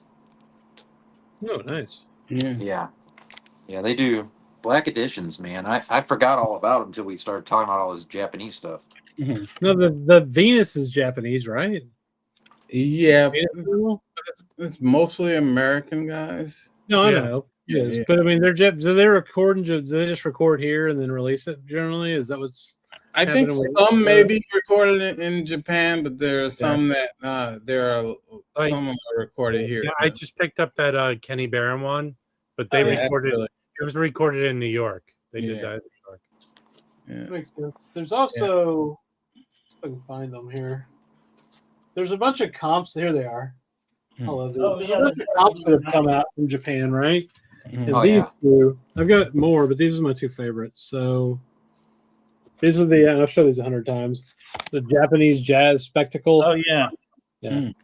So these have really interesting covers. There's volume 1 and volume 2. It's deep, heavy, and beautiful jazz from Japan. This one's 62 to 85, and 68 to 84. So they're kind of the same shit, right? But what's neat about these, they're 2 LPs, I believe. Yeah, and then you can probably get these really cheap. They've gone up. They were originally like $50, but they've gone on sale on Light in the Attic several times. But they're comps, obviously, and then inside it's got like really detailed notes about all the albums they came from. And the guy that put these together really selected by Yuseki Ogawa, I think is his name. Yeah, he's like a very DJ similar to the BBE stuff. Yeah. But these are comps, right? So there's like songs from 10, 15 different records. So and then you're like, oh, that was kick ass. And then you look at the record, it's like some $1,800 fucking record. So, but these are really fun too. Yeah. BBE started doing those comps, right? I have all of them. Yeah, I don't have any of those. I'll probably get those too eventually. Yeah, I have these comps. They're great, and they started the rabbit hole for me with all these groups. Right, exactly. It's really fun. I mean, that's how I found out about that A-part record, because the last track on this is Teramaso Hino meets Reggie Workman, Ode to Workman.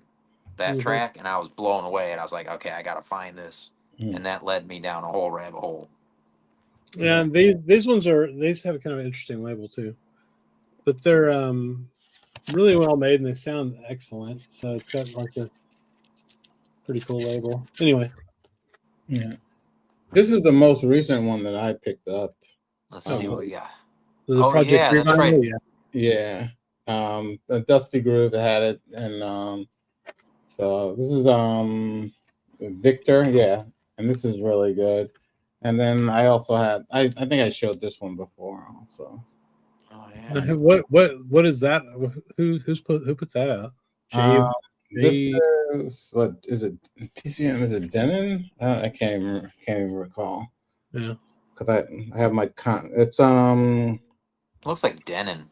Yeah, it's Nippon. I can't, because I have my contacts in, so I can't read. I can't read small print with my contacts. Yeah. But and this one is Victor. So this is the most recent one.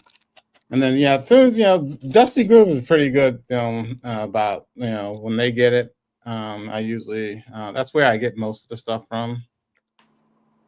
And then if you're really interested in that coffee table book that J Jazz put out, right? It's freaking awesome. Man, I missed ordering that. Me too. I mean, if they do a reprint, I'd recommend it. It sold out, didn't it, Mike? It did. Then they did I guess a small reprint. I don't know if there's still any copies left. Yeah. But it's worth it, because it's the best like jazz coffee table book, talking like album. It's better than the Blue Note to me. It's pretty comprehensive, huh? Yeah. Oh yeah, definitely comprehensive. Beautiful photographs. Really great essays. If you come across it, don't hesitate. Maybe I'll just send Mazzy into City Lights books. Yeah. Put them to work. Yeah. Hey, you guys. I got to take off, but just want to say thanks. All right, man. Thanks for hanging out. See you, man. Look, Baggy got a new Lego minifigure he's very excited about called the Beastmaster. The Beastmaster. It's pretty cool. All right. Louis, ask us some random question to rank things or something. Well, I would ask you, gentlemen, how did you get out of date night tonight? Because Mike didn't get out of it. We get out of us. We just don't do his Valentine's thing. And you heard I don't know if you read my little thing on the chat. I don't do that. That shit's a ripoff. It's created by the greeting card companies. Exactly. Man. Hallmark holidays piss me off royally. Fair enough. That's well explained. Plus, the man. world's falling apart right now, so you know. Plus, I rather think of tonight as really Mazzy cooking day. Yeah, It's true. and you know what? And I guarantee. How long has Mike been married? I don't know. I have no idea. Not very long, I wouldn't say. Yeah, a few Less- more less years down than the 10 line. years? Less than 10 A years? few years down the line, he won't be doing that shit. Hey, who wants to have a bet? No, I that think Mike- it's his anniversary as well as around. Oh, this okay, okay. But Yeah, who it's wants a to have a double bet whammy. that Mike, because Mike's going to rewatch this tomorrow. He always does. Yes. That Mike and his wife heard this phrase tonight. And a rose for the lady. Yeah. Yeah. Yeah. Yeah, I got Karen 2 dozen roses and sent them to her work. Nice. There you go. Note. But we don't Your due diligence. No, it's not like that though. Like we don't fuck with Valentine's I don't Day mind so the much. flower thing, but the whole restaurant thing, I would never do. I would Oh, never. you go next week when no one's exactly, or just go to the next tomorrow. You know. Yeah, exactly. Yeah. I just wanted to like she's been working her ass off and this is like coincided as a good time like with my new job and like all that this big transition. So she helped me Sure, out. got her some fried clams. Like I'd hate, we have a new restaurant right literally on my street up here at the light, and it's owned by Mike Ditka, so it's like, and it's been ranked like Well, one I of the don't know tops if in the it's- city. It's So not it's called owned by Catalina, Ditka. and it's like, They $100 license his name, steaks and don't stuff. That place has dude. got to be nuts tonight. Is that- Ditka absolutely still nuts. alive? He's still alive. Yeah, I thought he was. I thought he was dead too. It's owned by the ghost of Mike Ditka. Is Mike he Ditka ain't still dead. alive? Now the owner of the Bears is dead, thank God. There's Oh, the she Mike freaked Schultz. 104. I was like, geez, she's. Oh no! What's up, Roberto? Just Hey, Roberto how are has you to pay guys? to be on screen. No, he's been on the screen like 5 times before. How dare you? I already Venmo Felipe. Felipe, Venmo me. Fuck Felipe. Mike Ditka's 85. Yeah. Yeah, What about Butkus? He has the dead? same birthday as Karen. Ditka, The best thing he God, ever did was Bears that movie in with that Will order. Ferrell. Dead guy. Hey, Dead. and Remember, also I don't Mike. know if you guys remember. Dave might remember. Dave or Rob might remember this. When They're when he old. was coaching the Saints, Yeah, and they signed, they I don't know, they draft Ricky Williams. Remember Ricky Williams? Yeah. yeah. And he put on the freaking dread. Dicka put on this freaking dreadlock wig. Yeah. Yeah. Dude, I saw Ricky Williams once at an airport. He was wearing shorts. Yeah. The dude's calves were as big as basketballs. It was the oddest thing. Yeah. Ricky Williams' Ricky calves. Williams was awesome, man. Ricky was Yeah, great. he played at No, Texas. He that's played at the reason Texas. He was like a killer runner. Those calves. Yeah. Were big. My favorite guy, though, I think my favorite running back ever had to have been. Oh God, I just went blank. What the fuck? Yeah, is his name? you're Who was all biggest- gonna lose to the Walter best running Payton. back ever. No, John my Riggins. favorite. I didn't say the John best ever. Riggins. John Riggins. Mm. John No, Riggins. my favorite Oh, is. I loved Riggins. Oh fuck, he wore Remember glasses. he had a and- mohawk when he ran for the Jets? Not Chuck Foreman. No. Yeah, I have his rookie card on the Jets. What do you guys think that if Bo Jackson didn't have that hip pointer problem, that Oh, he man, would I have can't. broken Oh, all yeah. up? Yeah. Oh, Bo Jackson was an animal, dude. He was He- so great. That was but, my like brother's even in favorite modern player. times, like nobody, you just haven't seen anybody like that. you know, No. one of my favorites. I hate to say favorite, but Tony Dorsett. Oh, yeah. That Yeah, freaking bro. that Yeah. run on Monday Night Football. Yeah, Yeah. that's the first time I ever saw football. I was sick, and my parents let me stay up, and I went in the living room, and that was what Yeah. I saw. Because it was against Minnesota Vikings, Yeah. and he went friggin' 99 yards for a touchdown. I was like, "This is incredible!" My parents are going crazy. I'm like, "Oh my god, what is this?" Yeah. They're like, "Is there more of this?" Oh yeah, Sunday.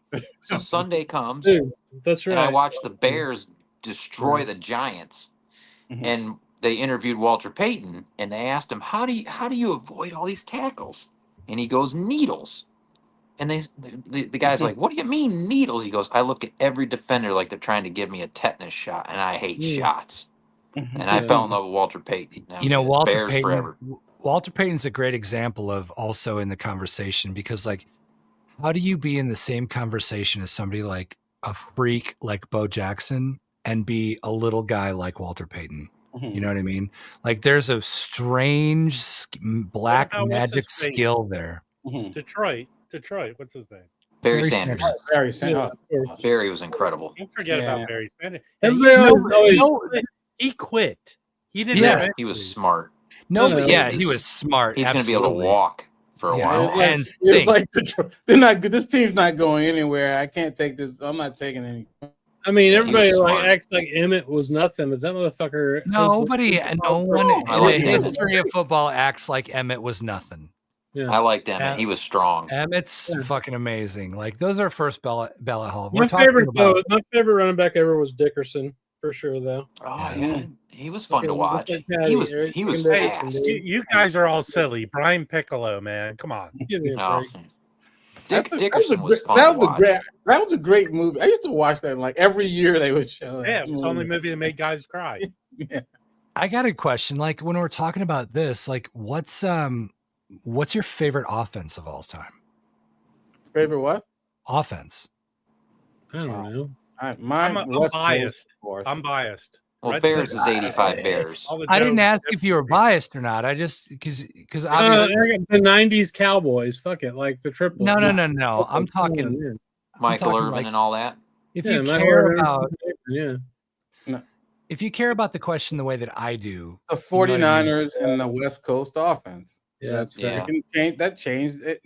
That changed our fucking game. Yeah, the first. I would say the 2013 Broncos.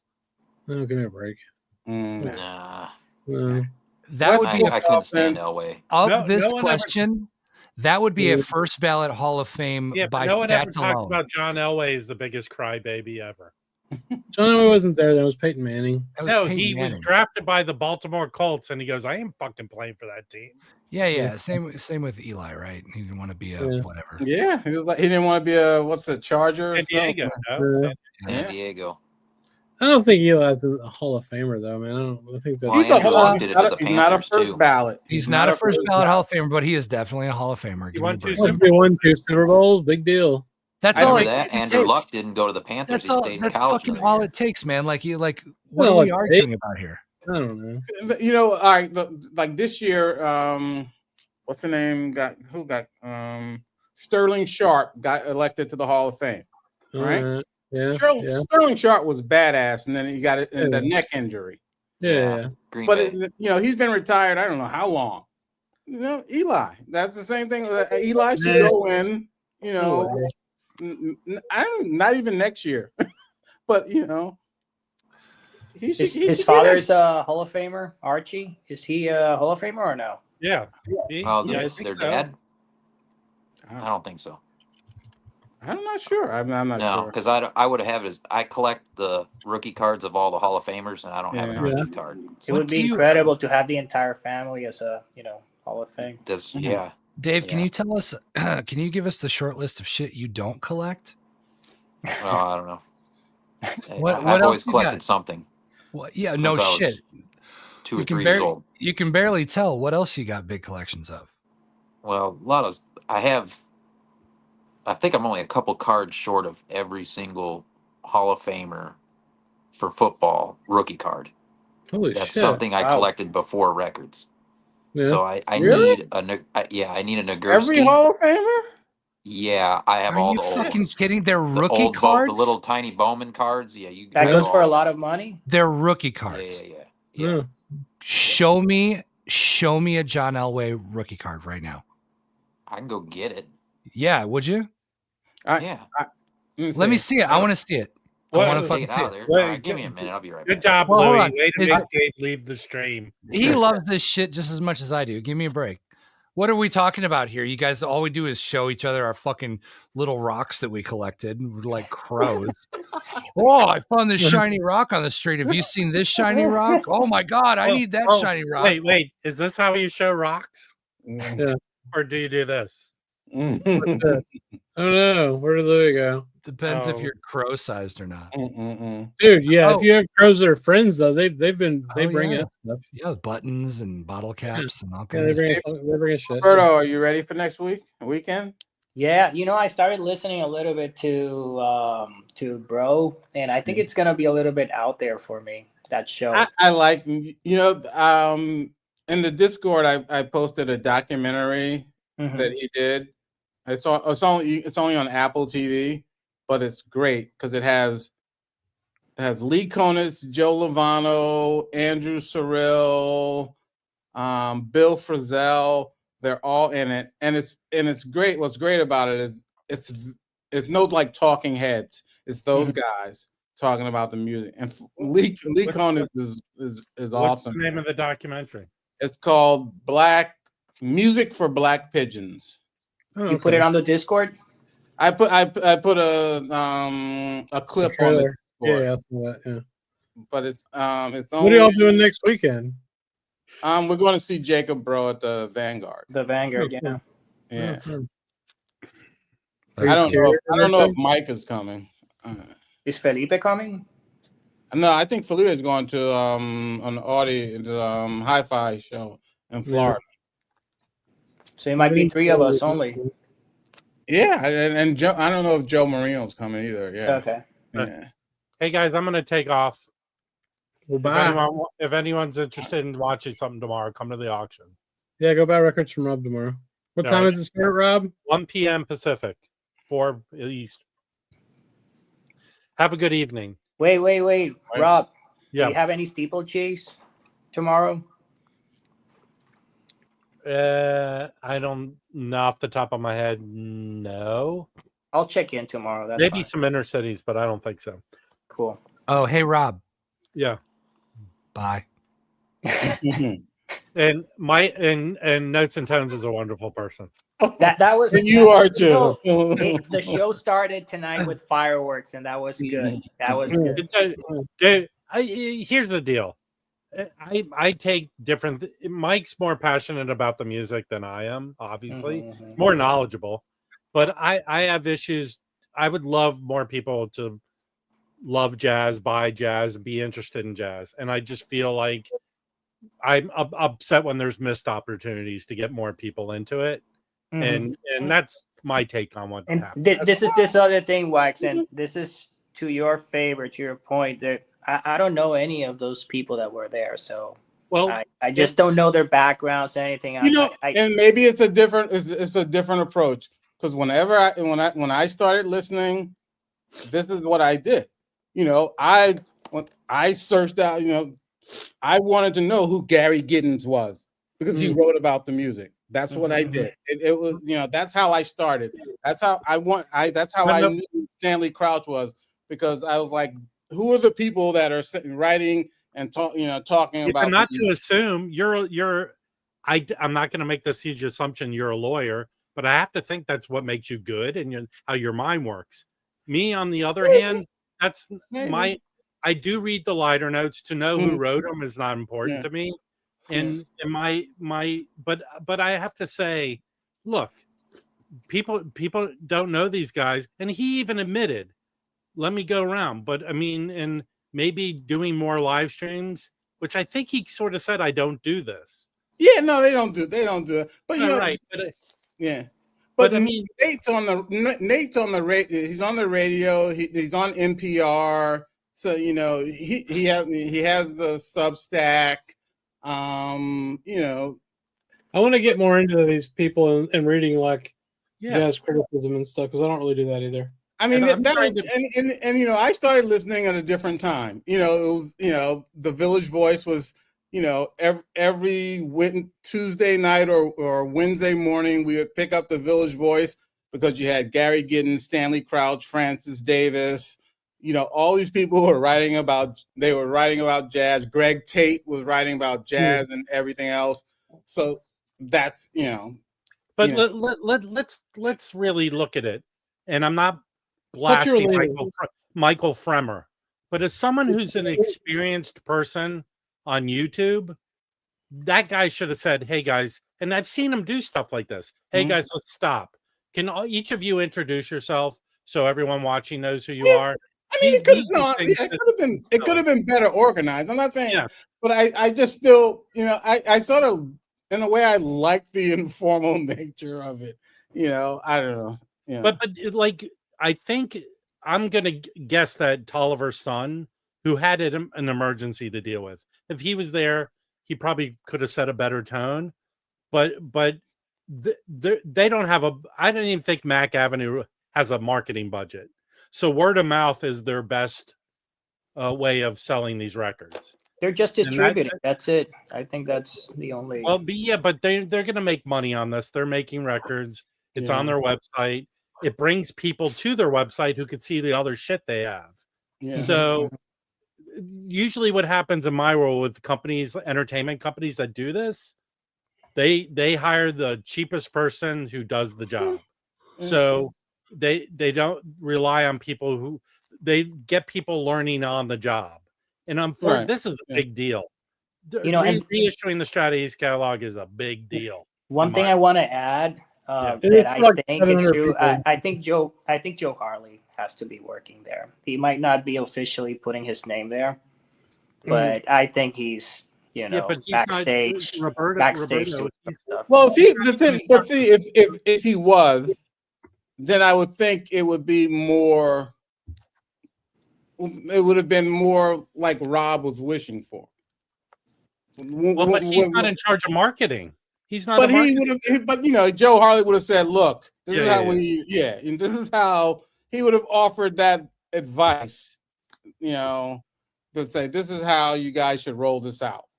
He would have said, "You should talk about it on the Jazz Bums first." Clearly, but then he would have demanded that Chris wasn't whacked out of his mind while doing it. No, me and Joe Harley are cool. But but CJ has a comment in the thing about Mac Avenue, so maybe that's also contributing to it. Hey, Louie. Yeah. All right. So I've Enough gone of and this dug jazz these shit. out. Let's see some football cards. Come on. You got to see this. So this is for you. Yes. Oh, sick. Minty. Tops, what was that, 82? I don't remember. I haven't messed with the cards in a while. I've been all on records. But there's but a real collector would go have that slabbed. Oh yeah. No, I mean that's essentially the slabby version of it. Oh my god. Well, I'll show you a couple slab ones just for. All right. See, I'm not gonna. You have all. I mean, you have Dave. You say you have, okay. You have all. Okay. Do you have Frank Leroy Gifford. Kelly? There's Frank Gifford, Johnny Unitas. Jesus fucking I got them all, man. You got Leroy Kelly. Wait, hold Nick on. Bonacani. Wow. Hold on a second. Fred Biletnikoff. You're killing me right now. Listen.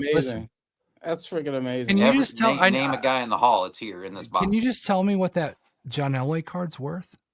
I don't know. I haven't looked at these. These don't see the light of day, but once every 5 years. Can we do a special video where we teach Louis how to use the internet?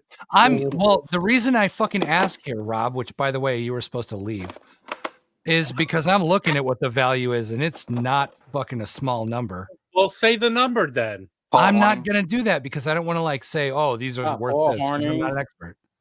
Dude, the Johnny Unitas rookie card, that thing's worth a lot of money. All right, wait, show it again. The Art Blakey rookie card. That's a Johnny Unitas rookie card? Yeah, that's correct. Yeah, I've met Johnny Unitas. His hands were huge, big giant hands. Yeah. I didn't mess around when I was doing this, man. I used to play golf with Leroy Kelly. I feel like I'm taking fucking crazy pills right now. Carl Eller. Damn. Paul Warfield. Do you have a job? Like, do you go to work every day? To hang in the air like that when they took the picture. Willie Brown. What's the most expensive card that you own? Wow. I don't know. I haven't looked at the book. Oh my god! Hey, can you show us your Hornets Wagner card? That's baseball, you moron. Dude, I did collect. When I was doing this, I was doing all 4 sports. So I do have a box of baseball, hockey, and basketball. Now basketball, I sold my Jordan for $10,000. Yeah, Jordan sold. Okay. I made $10,000 on the Jordan. I sold the Isaiah Thomas. I sold the Hakeem. I've sold some of my basketball. Those are the only ones I've been able to part with. Yeah. Just because the NBA went to shit. How long ago did you sell the Jordan card? It was before I moved over here, 8 or 9 years ago. Mm. You have a Gretzky rookie card? Oh yeah, I have a Gretzky. Jeez. Oh yeah. Let me ask you a question. What about King Griffey Jr.? You got He's taking no more question. I'm his president. Upper Deck King Griffey Jr. rookie card? I have a million. You guys King are out of Griffey your Jr. fucking rookie minds. cards. What condition is that Johnny Unitas card in? The Unitas? Oh, it's listed as a 1, but you look at it and tell me that's a 1. That's dead mint in the, like, as far as like centering and everything. Oh, it's listed as PR1? Yeah. But Okay. but I got this so many years ago, and there's nothing wrong with the card. If I had this regraded, I mean, I don't know what it, I mean, You probably should have it regraded. yeah, because look at that. You see anything off center? I don't know. Is it like fucked on the back, like somebody jizzed on it or No, something? it's perfect. Well, a wait, perfect where card. are you hanging out Hey, with her? For me, I think they forgot to put the 0 after the 1. what rookie cards are you looking at? Hey, I'm not buying baseball cards in Texas. I'll tell you that much. All I know is it's here in this house, and That's fucking sick, man. That's Crazy, that's such a sick collection. I can't believe I'm even watching this shit. well, yeah. I mean, there's like, I mean, Hey, Dave, don't fall for Louis' There's Ray praise. Nitschke. Oh, sick. Ray Nitschke from the Packers. Yeah, that goes back to Chris. Deacon Jones. That dude's probably 20-something years old. He looks like he's 50. Yeah, 100%. That's so cool, man. Jim Otto. God damn. Now here's one. I don't. Is he in the hall or not? I can't remember. I have a no. Well, he is, but I have another Cleveland Brown card. The guy, he's not in the hall, but there's Jim Brown. Oh, yeah. Do you have a Peyton Manning rookie card? This might be one of the most expensive cards I have. That's a Jim Brown. rookie. In your mind, what is that figure? I don't know. Here's Dick Buckus. Wait. Here's like 1951 Emlyn Tunnel from the Giants.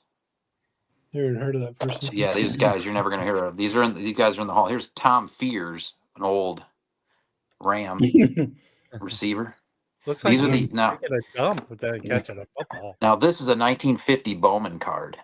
Holy shit. It's pretty cool, man. Yeah. I fucking feel like I'm taking. You got hit low. Hold on. Here's my favorite card. Sid Luckman Bears rookie. Oh, This is Why does it look like it's 40? This is a 1949 Leaf card. Holy shit, that's fucking cool, dude. Yeah, came in a box of cereal. Came with gum. Yeah. I'll do. It's nuts. Those old ones are really, really cool. Here's a Johnny Lujack. Heard of that person. Fucking That's hell. a great man. name. Yeah.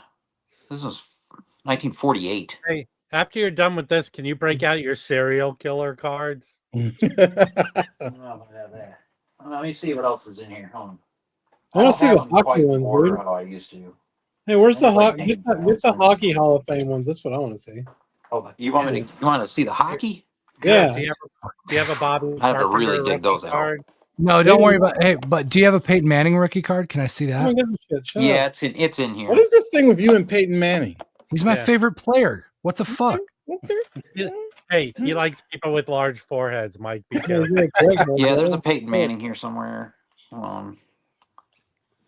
Tim Brown, Junior Seau, Ray Jesus Guy, Christ, man! Like Bob this is like, Greasy.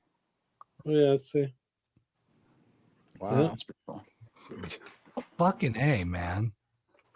Yeah, I have the Peyton. I just don't In know. case you guys weren't like, sure about whether Dave's a fucking serious collector or shit. God damn. Here's Y.A. Tittle. No, Yeah, that's Oh, I have the that's I have the expensive original card. photograph of that. That's There an you go. expensive card. I know that much. Oh, here you go. Here's Warren Moon. Oh, cool. There's Dan Marino, Nice. Jesus Christ. Joe Montana, Oh, wow. And it's Joe Montana. That's James Lofton, Wow.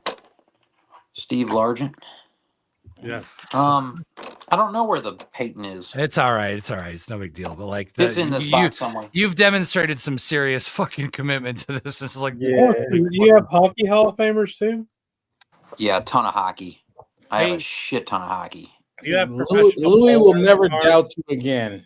No, you have an Earl I will Anthony not. rookie card? Who? Earl Anthony, man. Bowler.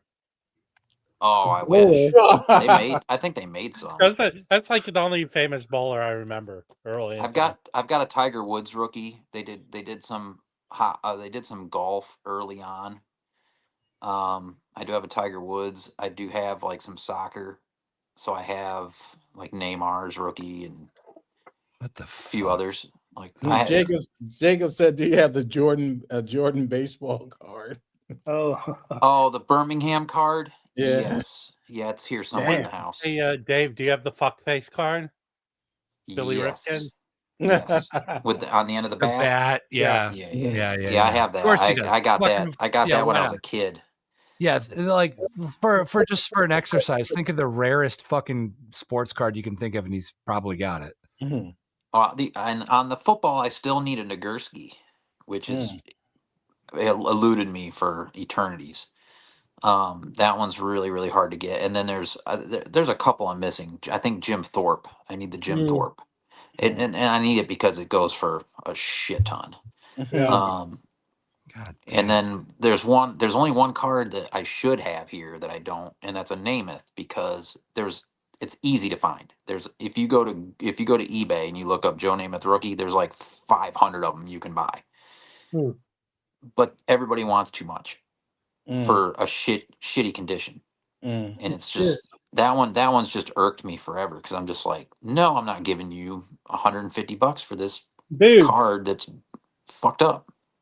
Dude, get your hockey Hall of Fame stuff. I want to see hockey players. Hockey? Yeah. All right, let me put this away and it'll take me a minute. That's fine. Shane had 1910 to 1911 set of cigarette hockey cards. It's pretty cool. I don't have any cards anymore. I got rid of all that crap. I didn't have anything cool though. I was all like shit from the 90s that was worth 2 cents. So talking about sports, but this is not sports. Kanye West put in a spot on like a commercial on the Super Bowl, and he said that he was selling shoes to go to this website, and when people went to the website, he was selling swastika t-shirts. Oh yeah, and they went sold out actually. Are you kidding me? Yeah. So how many did you buy, Roberto? None, man. Anybody caught wearing one of those should just be punched on the side. But I mean, I could understand there'd be worth something, but it's highly offensive. Yes. And then, but did you see the response that they did? No. Oh gosh, it's a great response. And I don't know who started it. It's the video. They're all wearing T-shirts, and they have the thing, and it has a "fuck you." They're all wearing T-shirts that have the emblem that has "fuck you, Kanye" on it, or something like that. Oh no, I didn't see that. It was pretty cool. I mean, it's a bunch of like stars, like A-list celebrities. Oh shit! That dude's completely lost his mind. You think? Yeah. Yeah, he's a complete nut job. That's correct. Yeah, it's not a social experiment when you say you're a Nazi and you love Hitler for 2 years and you're fucking crazy. I think. Anyway, Chris, you want to go to Denver tomorrow? Maybe. I have songwriting from 10 to noon tomorrow, and Kieran's working. So like, dude, after that, if you want to go pillage our fucking local spot, I'm down because I got some cash to burn. I don't have any money. I don't know. Maybe I'll test the wife. We were supposed to start our garden this weekend. That sounds like a great time. It sounds like a great time being outside in February when it's fucking 38 degrees. What are you planting? Nothing. Yeah, we gotta get the ground ready and shit. Oh, okay, all right. Yeah, ground's way easier to work when it's fucking frozen. It's not frozen, jackass. It's like 38 degrees. I'm just fucking with you. Give me a break. In Texas at 38 degrees right now. Yeah, it was 22 this morning. It's 48 right now, and it's middle of the night. So whatever. It's gonna be 17 next week. I'm just trying to get you. I'm just trying to nudge you to fucking like get. We can do burger time and fucking go hang out. Yeah, but my office plant a garden in case Trump takes all our food away, so we have some food to eat. Oh yeah. Well, that garden isn't going to save you. No, I'll just eat the neighbors. Yeah, that's probably more likely what will happen. Little long pork, bro. You ever heard that term? Somebody's in trouble. Nobody's Is that you? Is that you, Mike, with the police in the background? Oh yeah. Oh yeah. I thought because it's always no where I'm at. It's like near the front, the front lines, the main artery, the front lines of the class war. Is that what we're hearing? The main artery. ICE deporting people because Eric Adams told them where they were at. Yeah. Oh please, that guy's just fucking asshole, dude. Oh, it's hard to breathe and think about politics at the same time, isn't it? Oh, I think I just can't. I've never been a fan of this, so it just doesn't. It doesn't surprise me. Yeah. Freaking clown. Yeah.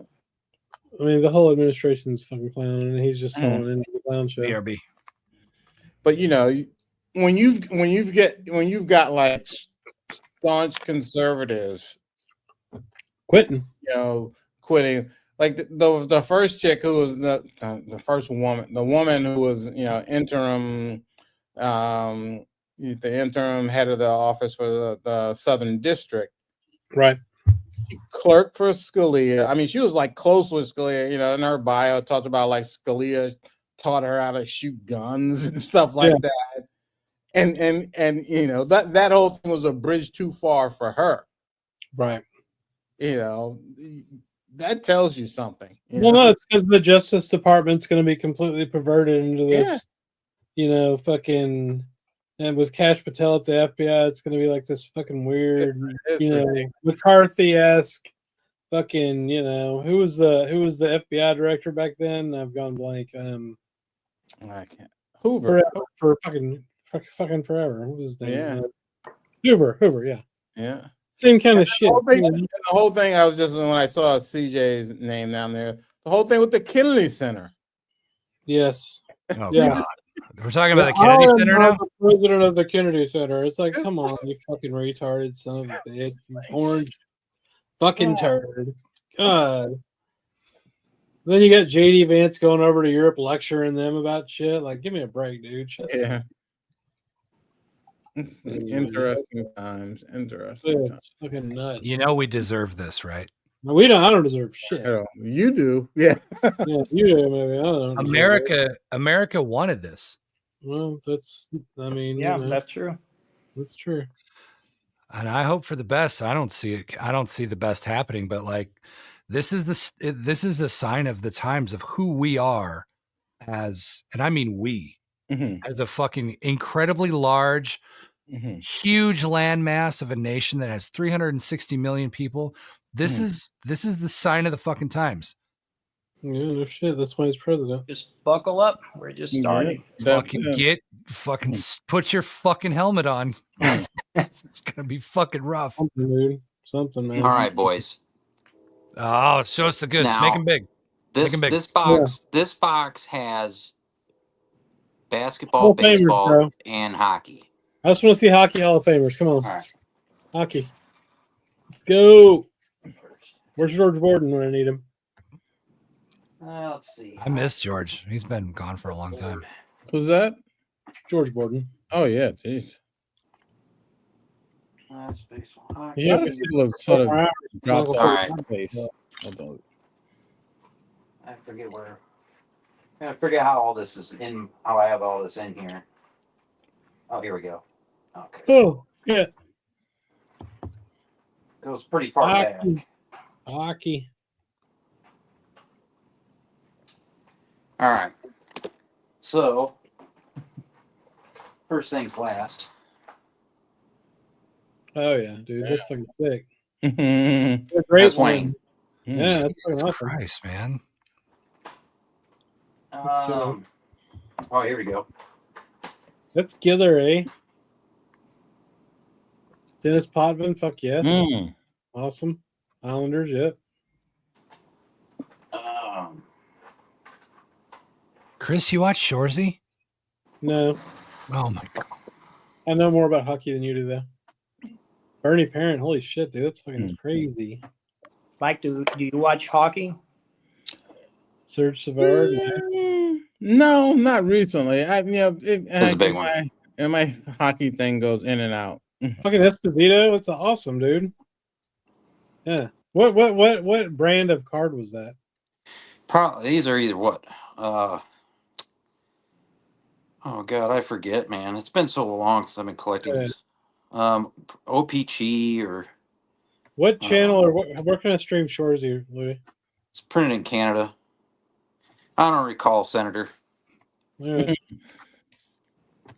Dude, I'm telling you right now, Shorzy's the best fucking show in the world. Red Park from the Rangers. Sweet. This is a big one. Ken Dryden. Hulu. Oh yeah, dude. Fuck yeah, Ken Dryden's amazing. Shorzy on Hulu or Disney Plus. I don't know. Another Islander, Billy Smith. Is that 80s? Is that like when they won the 3 or 4? Yeah, this is these are this is why they're in the. These are Hall of Fame. These are the rookie cards. These are all guys in the Hall. Yeah. Bill Barber. Okay. Yeah. Oh, this was a good. This dude was good. Björn Salming, Toronto. Oh yeah. I think he was Swedish. Oh maybe. shit, that's pretty cool. Lanny McDonald. Yeah. Yeah. Here's another Islander, Clark Gillis.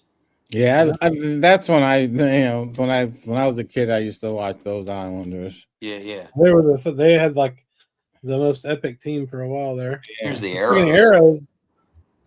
Wow, that's cool. Here now we're getting into some guys everybody's gonna know. Yeah, oh yeah. Trottier. Yeah. And Bossy. Yeah. Oh yeah. Yeah, all them Islanders, bro. That's good. Federico on what was he on St. Louis? Yeah, St. Louis. Yeah. Here's a Mark Messier rookie. Oh my god, I love that. He's my favorite hockey player of all time. This is a beautiful card. This is just minty as mint. That's really cool. Yeah. I that's all I did was cards for a long time. Ray Bork. Greatness. Gartner. Yeah. Is it Sakic? Holy shit. Is it? No, hold on. This is somebody else. I forget who this is. Nordiques. It's earlier than Sakic. Oh, he played there. Yeah. Glenn Anderson. Yeah. Paul Coffey. This is a good one. Oh man, I love Paul Coffey. Oh yeah. Yari Curry. Yeah. That whole team. The whole Oilers team made the Hall of Fame. Yeah. Larry Murphy. Oh, yeah. Dino Cicerelli, Dallas. This is what the Minnesota. He was in Dallas for a little bit, yeah. Yeah. Peter Stastny. Fucking sick, dude. Dude, 1/10 of your fucking hockey card collection is better than my record collection will ever be. That's true. Grant Fuhr. Oh yeah, dude. Grant Fuhr is awesome. He ended up in St. Louis forever. Ronnie Francis. Dude, who are you? Dale Howardchuk. Oh yeah. He was with Jets originally. Joe Mullen. We're just hanging out talking like this he was is on normal. Winnipeg. Yeah. Like this is normal for somebody to have this many good collections of shit. What the fuck is going on? Scott Stevens. Oh, am I fucked up or is this fucked up? Like it's awesome. Just enjoy it. You are fucked up. But shut the fuck up, Mike. I'm gonna fight you in Times Square, you motherfucker. I'll bet $50 on mine. Okay. This is the reason why you put him in these things, because I just dropped this one and it's fine. Yeah. You got $50 on the dude who pulled a hamstring getting a falafel. Yeah. Swear. Dougie Gilmore. Oh yeah, dude. Gilmore's great. Now here's a personal favorite of mine because I went to Fredonia State in New York. Yeah. I played basketball there. The hockey team was phenomenal while I was there. We went to 2 straight national championship games. We lost them both. We lost both Division III. We lost both championship games in hockey. We lost to, oh God, who did we lose to? It doesn't matter. Keep going. We lost to Middlebury, Vermont, 1-0 up in Plattsburgh. Oh gosh. In an airport hangar. It was like where their rink was outdoor. That was brutal. And then we lost to one of the Michigan teams in the other one. But we had this kid that transferred from Ohio State to our team, Marty Diamond. He used to bounce at the one bar at the over-under bar. He was a good dude. He was a monster. he was a two-way player, offense, defense. He could just crucify anybody. All right, you're getting past the which- plot talking about bouncers. Who is the guy? So Who- Marty Diamond, he's the cousin of Pat LaFontaine, and Pat used to come to the games. Sick. Yeah, Pat's awesome. Yeah. Shit. He ended up with the. I have a game-worn Pat LaFontaine jersey in this house. Now he ended up playing with the Sabres for a long time, didn't he? That's correct. I'm a Sabres fan, so Okay, that makes sense. that's Remember my favorite 99? player of all time. Like I said, I have a game-worn jersey of his in the house. Remember 1999? That's the other thing. I collect sports jerseys like Felipe does. Oh, okay, like now it's starting to get to the point where like, oh, I collect fucking ancient fucking swords from. What about Barnaby? He's my Rome. favorite. He's my favorite. My ex-girlfriend's dad, he served 3 tours in Vietnam. He collects swords. Oh, He's got swords. And so you killed him, and now you have all of his Good swords. No, he's still trucking. Steve Osterman. He had throat cancer, and he's still trucking. It was the size of a baseball. Still trucking. The guy's unstoppable. Osterman. Yeah, Awesome. Iserman. Jesus Neely. Christ, dude. Yeah, Neely's great. Yeah. Here's a good one. Minty. Oh, fuck. Lemieux. Jesus Yeah. Christ. Yeah. Lemieux. Top 2 player of all time. Another good story. I went to Florida, and we went to. I don't know what that is now. They called it Adult Disney at the time. There was like a Virgin Mega store there. I found good records in there, and there was like who's the guy that just passed away? He had a restaurant chain, musician. Ronald McDonald. They used to serve you on stilts. Margaritaville. So there's like Margaritaville. There's all these. Jimmy Buffett's dead.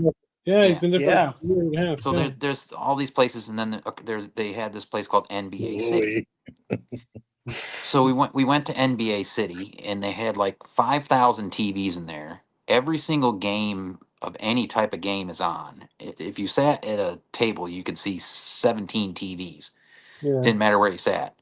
But for some reason, this lady, she's like, I want to watch this particular hockey game. And so she had them put it on like 40 freaking TVs. And we're like, well, damn, we wanted to watch something else.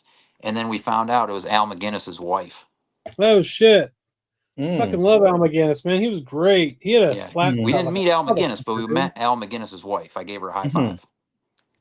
I remember him playing at St. Louis in the 90s. Yeah. And he just had a hammer of a shot. Him and Ray Bork, man. Yeah, he had like 100 something mile an hour shot. It was crazy. Here's a good one. Fuck out of the way.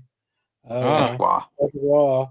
Fucking Mr. fucking head bobbing weirdo. All right, what else we got? Hold on. You know the Stars hang on. The Stars beat the Avalanche before they beat the Sabres in 99. Yeah. You know Brett Hall's not allowed within the city limits of Buffalo. Fuck that shit. It was a good goal. He has to check into a hotel under an assumed name every time he goes to Buffalo so he doesn't get murdered. I don't think he has to do a damn thing. Brett Hull can take care of himself, man. You know Man, he trust me, when he goes to Buffalo to call a game, he ain't there under his name. That's Adam fair. Oates. Adam Oates, yeah. Luke Robitaille. Oh, fuck yeah, dude. He played when they had the purple and gold still. That's crazy. Yeah. I didn't know that. Brendan Shanahan. Where did he come from? The Devils originally? Devils, Devils rookie. Yeah, he was great in Detroit. Neuendijk. That's one of my favorite players. Speaking of the devil, this evil bastard. Brett Hull's great. He can go straight to hell. Now here is Joe Sackett's rookie. I do have it. Love this guy. Hang on, I gotta see that. Let me see that. Oh yeah, Sackett's great. Yeah, I love him as a player. I like Forsberg more, but Brian Leach. He's from Corpus Christi, Texas. Yep, Mike Modano. I was there when he retired. I was at that game. Yeah, they had some good teams. Eddie Belfour. Loved Eddie Belfour. Speaking of 1999, bro. Yes. We're getting newer stuff. Rob Blake. Yep. Niedermeyer. Oh yeah. Bure. Oh, Paul Bure, yeah. Greatness. These are all Hall of Famers. He was married to Anna Kournikova. Yeah, that's correct. Matt Sundin. Oh yeah.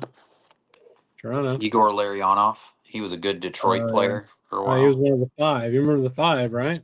Yeah. The Russians? Yeah. Who was it? It Fedosov. was Fedorov. Yeah, it was Fedosov. Well, it wasn't Fedosov. It was Fedorov. Shit, who were the 5 Forsberg. guys? You keep saying names. Stop for a second. Who were the 5 Russian dudes that played in Oh, Detroit? I can't remember all of them. Hasek. Oh yeah, He was a favorite Sabre for sure. oh yeah. And then He had no spine. that might be all the hockey, man. That's awesome, dude. That's really good. There's a lot of basketball here still that I didn't sell. Yeah, just fucking hold on a second. Like here you go. You guys might like to see some of these. I feel like I'm on Earl some Monroe. crazy like. I don't even know who that is. That's cool. This is the old, the tall basketball cards. They're big. Yeah. Well, basketball players are tall, so that makes sense, huh, Roberto? Remember this guy? Was he a senator? Bill Bradley, yeah. Yeah. Jesus Christ, dude! What the fuck? What else do you collect? Remember this guy? What did he do? Was he the one from NC State, David Thompson? I don't know. It's Yeah, far away from my time. I don't know anything about. I don't know that much about basketball. Is there a group called the Card Bums? Yeah, the Card Bums. That's what we're doing. This is sick. I mean, this is worth a rewatch. I think. Like, I just can't believe it. Like, I guess I just. What else do you collect besides cards and records? Jerseys, sports jerseys. He's got a fucking NASCAR hood in his house, bro. I do. I do collect actually parts off of NHRA dragsters too. They're underneath my sink is full of clutch plates and. That's where I'd put them too. Plates. You got anything signed by Big Daddy Don Garlitz? Jerry Lucas rookie. Who's the first guy that went 300 miles an hour? Eddie Hill. I thought it was John Force. I think it was Eddie. Well, I saw Eddie Hill go 300 in upstate New York at what track was it at? At Leicester. Yeah. My dad was a drag racer. He was a professional drag racer. Oh, cool. And we saw Eddie Hill go 300, but I don't know if they counted it. Right. But he went 300 that day. He was the first, technically. Jesus, Shane. Shane used to have 800 signed 8x10 hockey photos. Dave DeBoucher. People be collecting. Calvin Murphy. You should show us all of your little figurines next, Louis. I don't have any of that. Dude, nothing that I collect is ever going to be as good as a fucking 100th of what we just saw. Like, what do you collect, Louis? You collect amplifiers, right? Guitar amplifiers, or?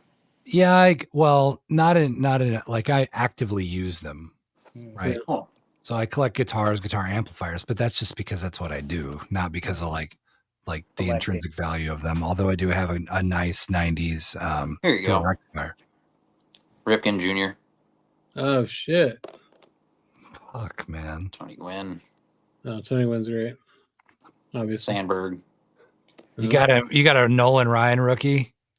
It might be here. I don't know. Ooh, Ricky Henderson, nice. Ricky, he just passed. Yeah, he did. Notes and Tones would like this one.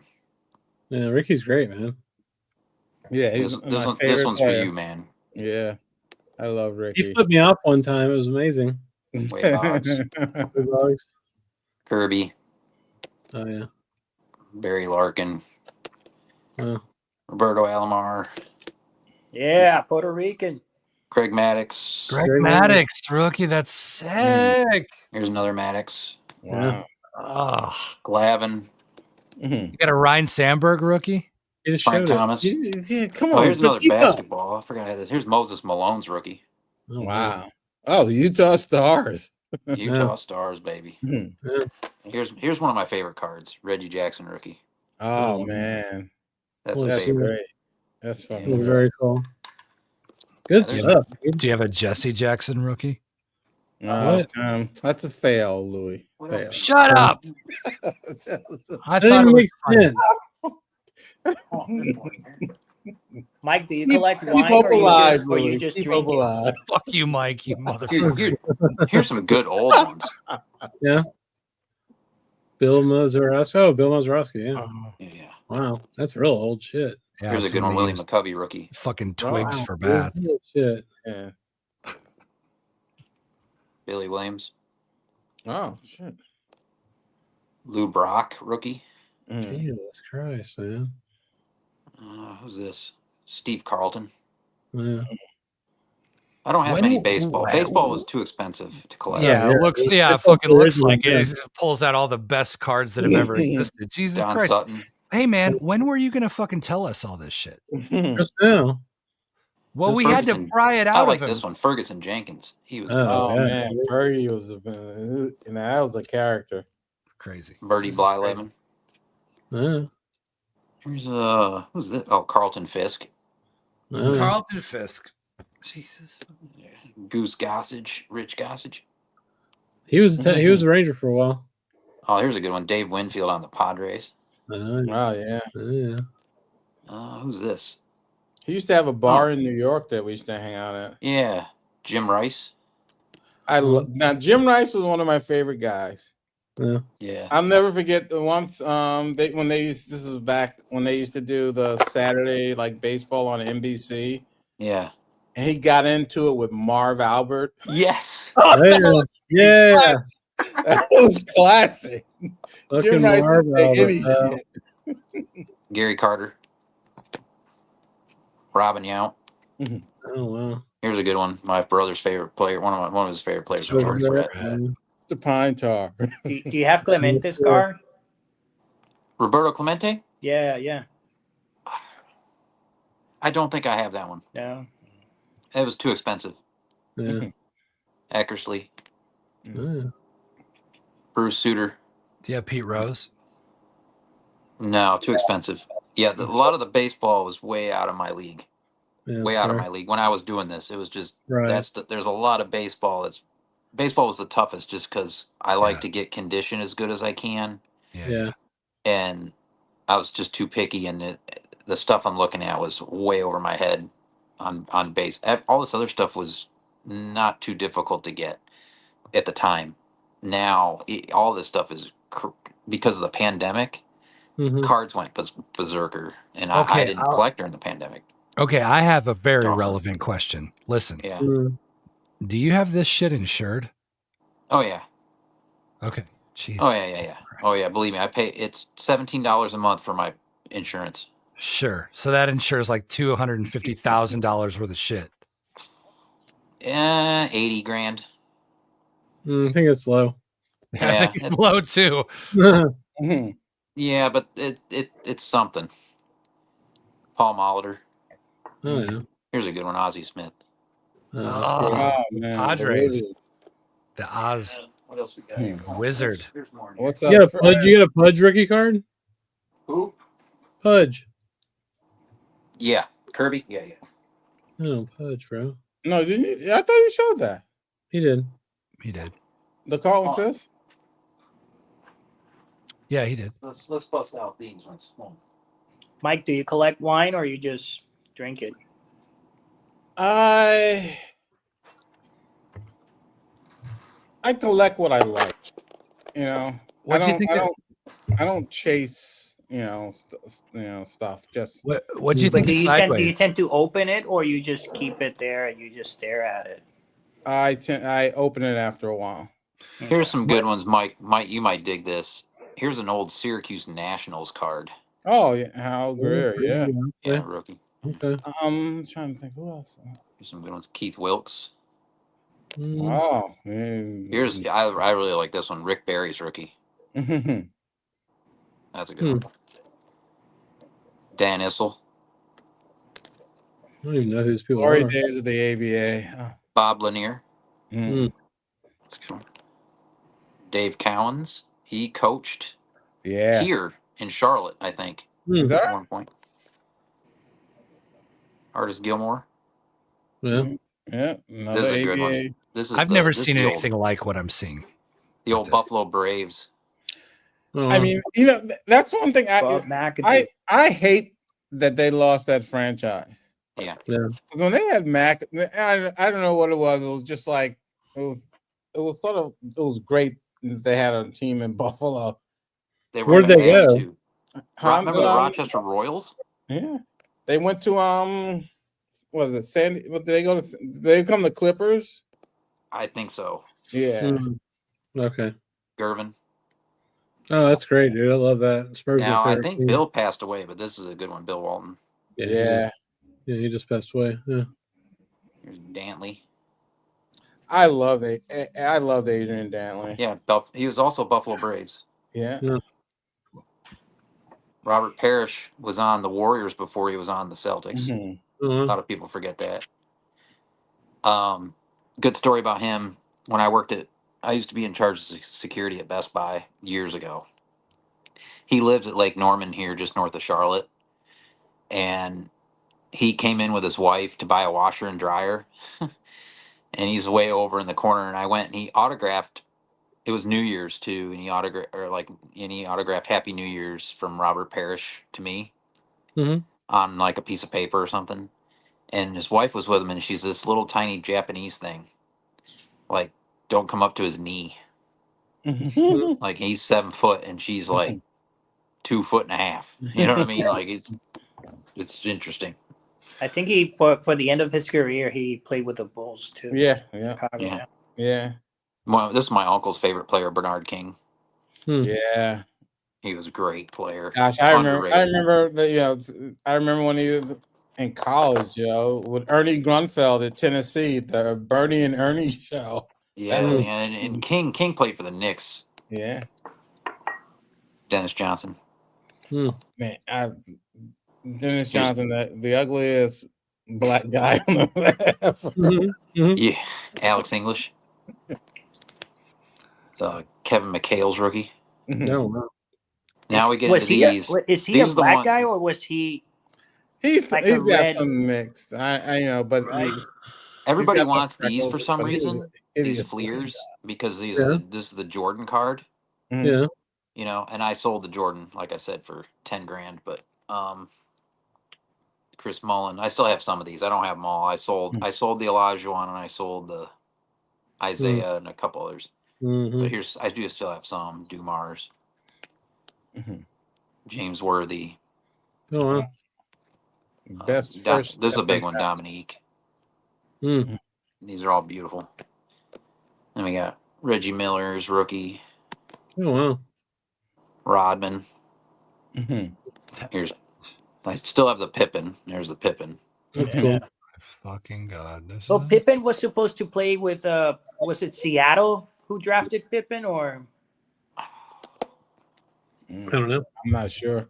Yeah, he started in Chicago, but there might have been a trade. I don't recall one. I remember because I'm a Bulls fan. I remember we had Dave Corzine before we had any of these guys. I don't know why I like Dave Corzine. Is this dude down low? DePaul. Yeah, well, we traded him for. Did we trade Corzine? We traded for. We had Oakley, and we traded Oakley to the Knicks. And I was pissed about it. And then we ended up getting Jordan and Pippen. And Jordan, I was like, I don't know, Carolina. I guess he'll be okay. But Pippen, I was like, all there is in Arkansas is more Arkansas. I was like, why are we getting this guy from Central Arkansas? He ain't gonna turn out to nothing. But I was wrong. What else? I think that's about everything in here. I didn't. Mike, you were gone. You didn't see the big ones. Nuh-uh. Hold on.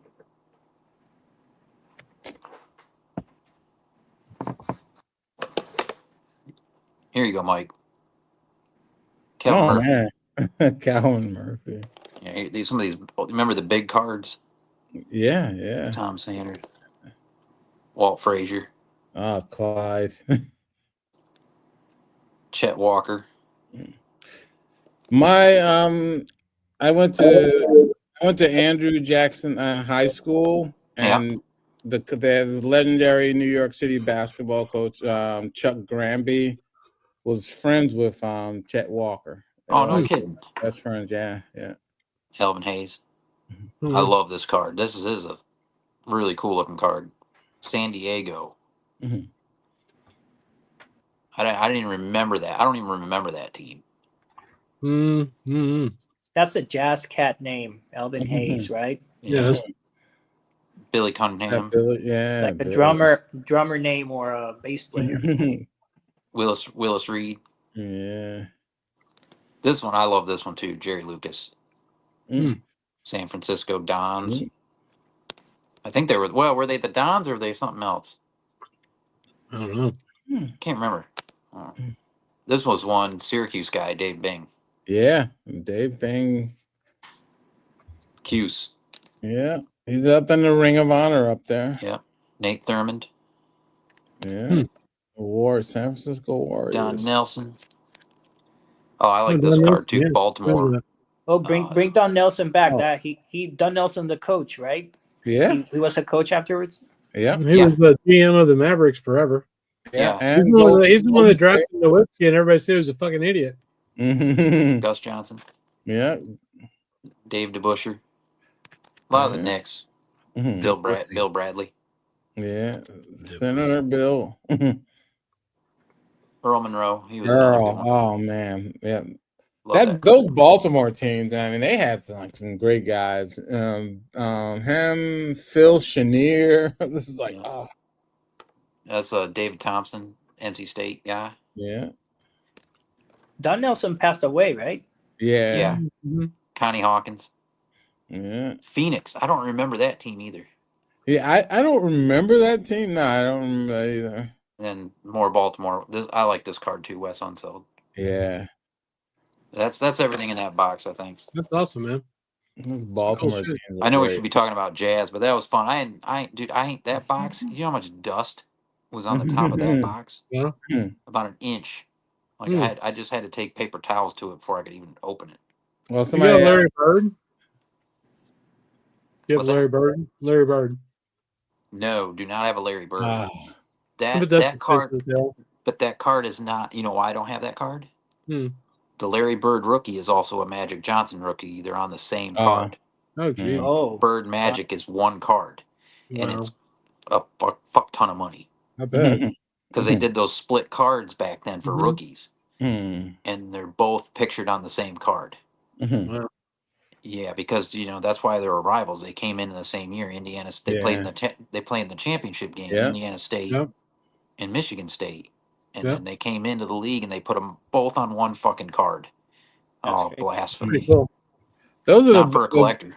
Yeah, those are the best. The best you hear if you ever like on YouTube or these basketball shows. The best stories are the Larry Bird stories when they talk about he was like the biggest trash talker. And this guy, and he could back it up though. Yeah, but it's just like it was just like he tells. What is the one? I don't know. There's one where I forgot. I think he was playing Detroit, and they come out, and they put they put a white guy on him, and he goes to like Isaiah Thomas or somebody, and goes, "You guys are putting a white guy on? You putting a white guy? Yeah, no shit, exactly, yeah." Are you kidding me? It's just like, I mean, he talked so much. He was probably the best trash talker in the history of the NBA. Well, I remember another story where they said he would be trotting by the bench, be like, "Hey, I'm gonna go do this, this, and this." Yeah, and then he would just do it. Yeah. Yes. Yeah. And I didn't like Boston at all. No, I didn't either. But God, he was good. It was annoying. I used to really hate Boston until I actually saw them play the Knicks at the Garden, and I saw that front line, Mikal, Parrish, Bird, and it was just like holy shit, how freaking good these guys. It was just like and it was the same thing with Jordan. I've never a Jordan fan, but I saw him in Miami, the Bulls would play, and it just seeing those guys live like totally changes. Yeah, you're like freaking amazed. It's like I feel the same way about fucking Tom Brady in those Patriots years, man. Like there's no denying how fucking amazingly good they were and he is, but I fucking hated them so much. Oh yeah. Yeah. I like him now. Now that it's all over, I think he's great. Mike, did you get to see the Bulls with the Knicks during the Jordan era? I did not. Well, for me, it was more Detroit for a while. I watched. I'm not a Knicks fan, Mm-hmm. and I'm not a Bulls fan. Okay. I'm a Lakers fan. I've been a Lakers fan when Adrian Dantley played with the Lakers. That's how far I go back with the Lakers. So I've never, even when Pat Riley came to coach the Knicks, wasn't a Knicks fan. I grew up watching those games, and for me, Bulls and Knicks, even regular season games, they felt. Oh, they were great games. But I just. Oh man, yeah. Well, Patrick Ewing was, in. I think it's pronounced Starks. Yeah, used to Starks give him was hell. good. Yeah. They were good. Yeah, I don't know. He showed up. Usually when they were playing Chicago, Starks, like, I don't know. He had that extra. He would try hard. That's yeah. I mean, I think that Knicks team was those Knicks teams were Riley's greatest coaching job. Yeah. And I'm not a I don't want to say I'm not a fan of Riley. I am, but I just think the cult of Pat Riley has gotten so out of control. Schenectady's finest. But those Knicks teams were, that was his best coaching job. Now, Lakers, you were talking earlier, you got homeboy from Dallas. Yeah, what do you think about that? I think it's a good trade in the long run. I don't think he's still young. Yeah, he's 25. Yeah, I think it's a future thing. Yeah, and I guess Dallas just didn't want to pay him, and I don't know. No, the problem is that Nico's a fucking retarded dumbass that trade. You don't trade away a generational player. You just don't do it. That's how I fucking do it. Like, it's just stupid. That's like, how you I never do that shit. You didn't. Wait a minute. When were y'all in the finals? That was recent. Last year. Exactly. Last year they were in the NBA finals, and they're like, "Oh, let's just trade our best player, the best player." Who beat them? I forget. I don't know. I forgot. I don't really care about the Mavericks. I just know that Dallas, they have on the news here all these little boys just crying. Oh, Boston. Just destroyed because they all loved him. The Mavs are just looking at their Excel sheets. I have to believe. Yeah. I have to believe. Listen. I have to believe Jerry Jones had something to do with Jerry this. Jones had nothing to do with this. Because he is hell bent on ruining like Dallas sports in general. Mm-hmm. And I gotta believe that his influence has grown beyond his own sport because he is fucked. Jerry up wouldn't do that either, dude. Jerry wouldn't so trade much. away a fucking obvious. I don't know. Have you been watching the Cowboys or no? Oh, shut up! It's not like Denver's that much better. Yeah, we're also not the Dallas fucking Cowboys, like America's fucking team, and he fucked it up. I hate Jerry Jones. Denver does have the Drew Brees type guy there now. Yeah, I think it's pretty good. Yeah, Peyton's crafting a team in his, his little. Oh yeah, I think we made it dead. We made it dead. It's a good start. I mean, Dallas only has the highest played quarterback of all time. I mean, that's probably got to be good, right? Oh wait. Yeah, exactly. My fucking Jerry Jones point right there. Well, no shit. Yeah, well, now that the Bears owner's dead, you all have the Crypt Keeper now. There's hope. Yeah. No. There's other old fucks in the NFL. It doesn't matter. It doesn't matter. Jerry Jones is going to bring that franchise to the fucking ground until he dies. That's, and we're getting a new stadium. I guarantee you. I think Nicole said that stadium's supposed to be ready in 2028. Which one? The Bears stadium. The Bears one, yeah. I guarantee you that by close or around that time, the Bears will be relevant again. Maybe. I think that's totally fair. I don't know, dude. When Jerry opened the fucking Death Star, the Cowboys fucking sucked ass. That's because Jerry's an idiot. And now they're doing another renovation of that stadium. Jerry's an idiot. That's the moral of this story. Here's the dumbest thing about the stadium. It's a beautiful, giant monster of a stadium. But the problem was they built it east-west, and there's windows in the end. So in the afternoons when the sun's going down, it like gets in the fucking player's eyes. It's so fucking stupid. And he won't like hang curtains up to block it out or anything. It's just it's fucking. And what's up with the punters hitting the jumbotron? It's a big fucking jumbotron. That's what's up with it. Fucking giant. Yeah, the punters, the ball hits it. Yeah, that'd be on a top 5 list of shit that you wouldn't let happen when you were designing a stadium. Yeah, I think everybody's like learned from Jerry's mistake. Everybody has learned from his mistakes on the jumbotron for sure. I mean, the thing's like damn near the size of the football field itself. It's fucking massive. It's like 60 yards long or something crazy. Yeah, it's like why be here when we could be at home? It's funny. The only TV bigger than the one there in Dallas in that stadium is over here at the Charlotte Speedway on the backstretch. That's crazy. It's absolutely massive. Yeah, you know what the difference is? It makes fucking sense for it to be in the Speedway. Speedway. It makes sense in the Death Star too. Shut up. You're not even a Cowboys fan. Isn't everything in Texas supposed to be big? Of course I am. Yeah, exactly. Wait. Hold on, Chris. Roberto, where are you at? You in New York? Yes, of course. I thought this whole time, look, dude, seriously, this whole time, I thought that you weren't retarded. Why do you think I want to die all the time? You're a fucking Broncos fan. Give me a break. You're not even from Colorado. With that, do you want to transition to jazz records again? I got some jazz records here. I think it'd be safe to do that. Shut up. You guys are gonna like this one. My quarterback doesn't have a watermelon for a head. What the fuck? Are you talking about Peyton Manning, who hasn't played for them? This is a good one from the collection of Chick Corea. Oh, that Andrew White. That Carolina Soul or they did these special stickers on the outside of the sleeve, like kind of like Dylan did for the VOA collection. But this is Andrew White's Songs for a French Lady. Cool. Basically 2 albums because it's the first side is some, they do a few. They do like a Moment's Notice from John Coltrane. And it's really, really good. But the B side is like a huge group with like 3 oboes, 4 English horns, 2 clarinets, 3 alto saxes going, 3 tenors, and a piano. Is that on his label, like Andrew White Music or whatever?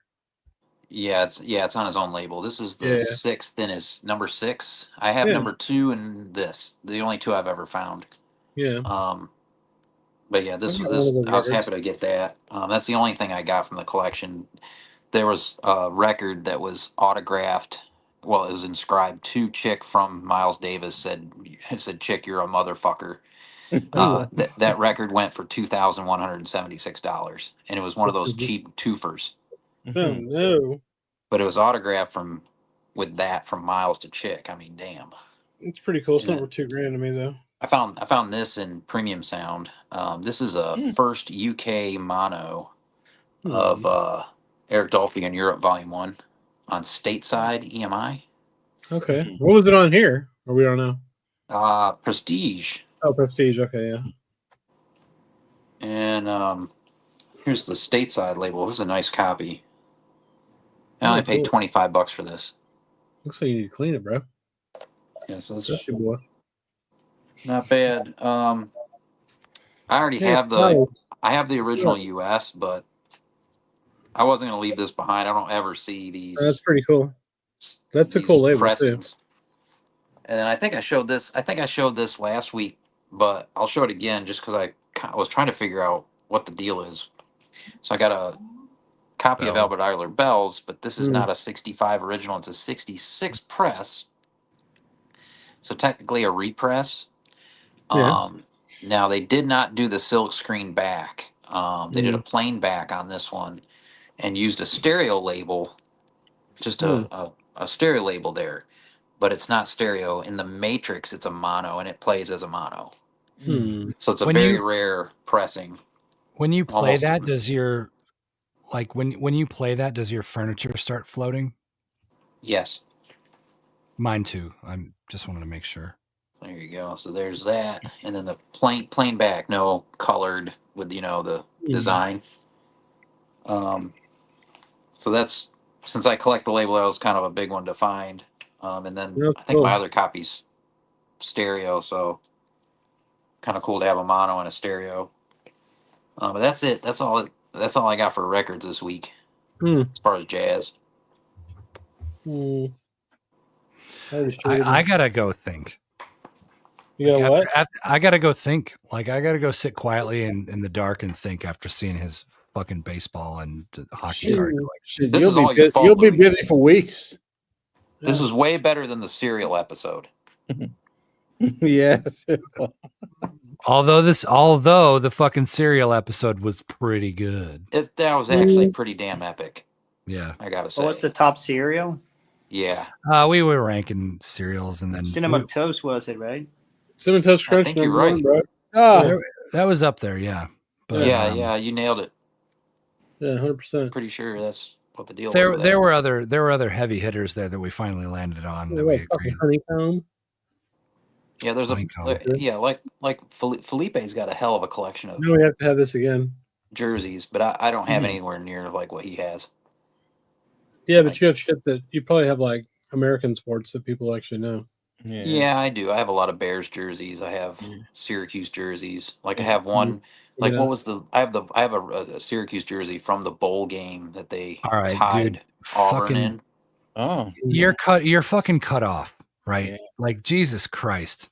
Yeah, I only have one jersey. I have Magic Johnson jersey. That's it. Cool. Oh, that's cool. Yeah, and to most people that'd be like epic, but like I'm sure he's got a fucking collection of jerseys just like the cards he just showed us. Like it's this whole room full. There's a Jordan. There's I have a Nolan Ryan jersey. Wow. That one's really cool. Game worn jerseys or no, not the Nolan Ryan. It's just a reproduction, but it's really nice. It's really the old school material. But let me guess, the fucking Michael Jordan one is game worn. No, the only game worn one I think is the Pat LaFontaine. Oh, that's cool. That's very cool. Yeah. So cool, man. Like everything in else basketball, I think of the people who have invested money.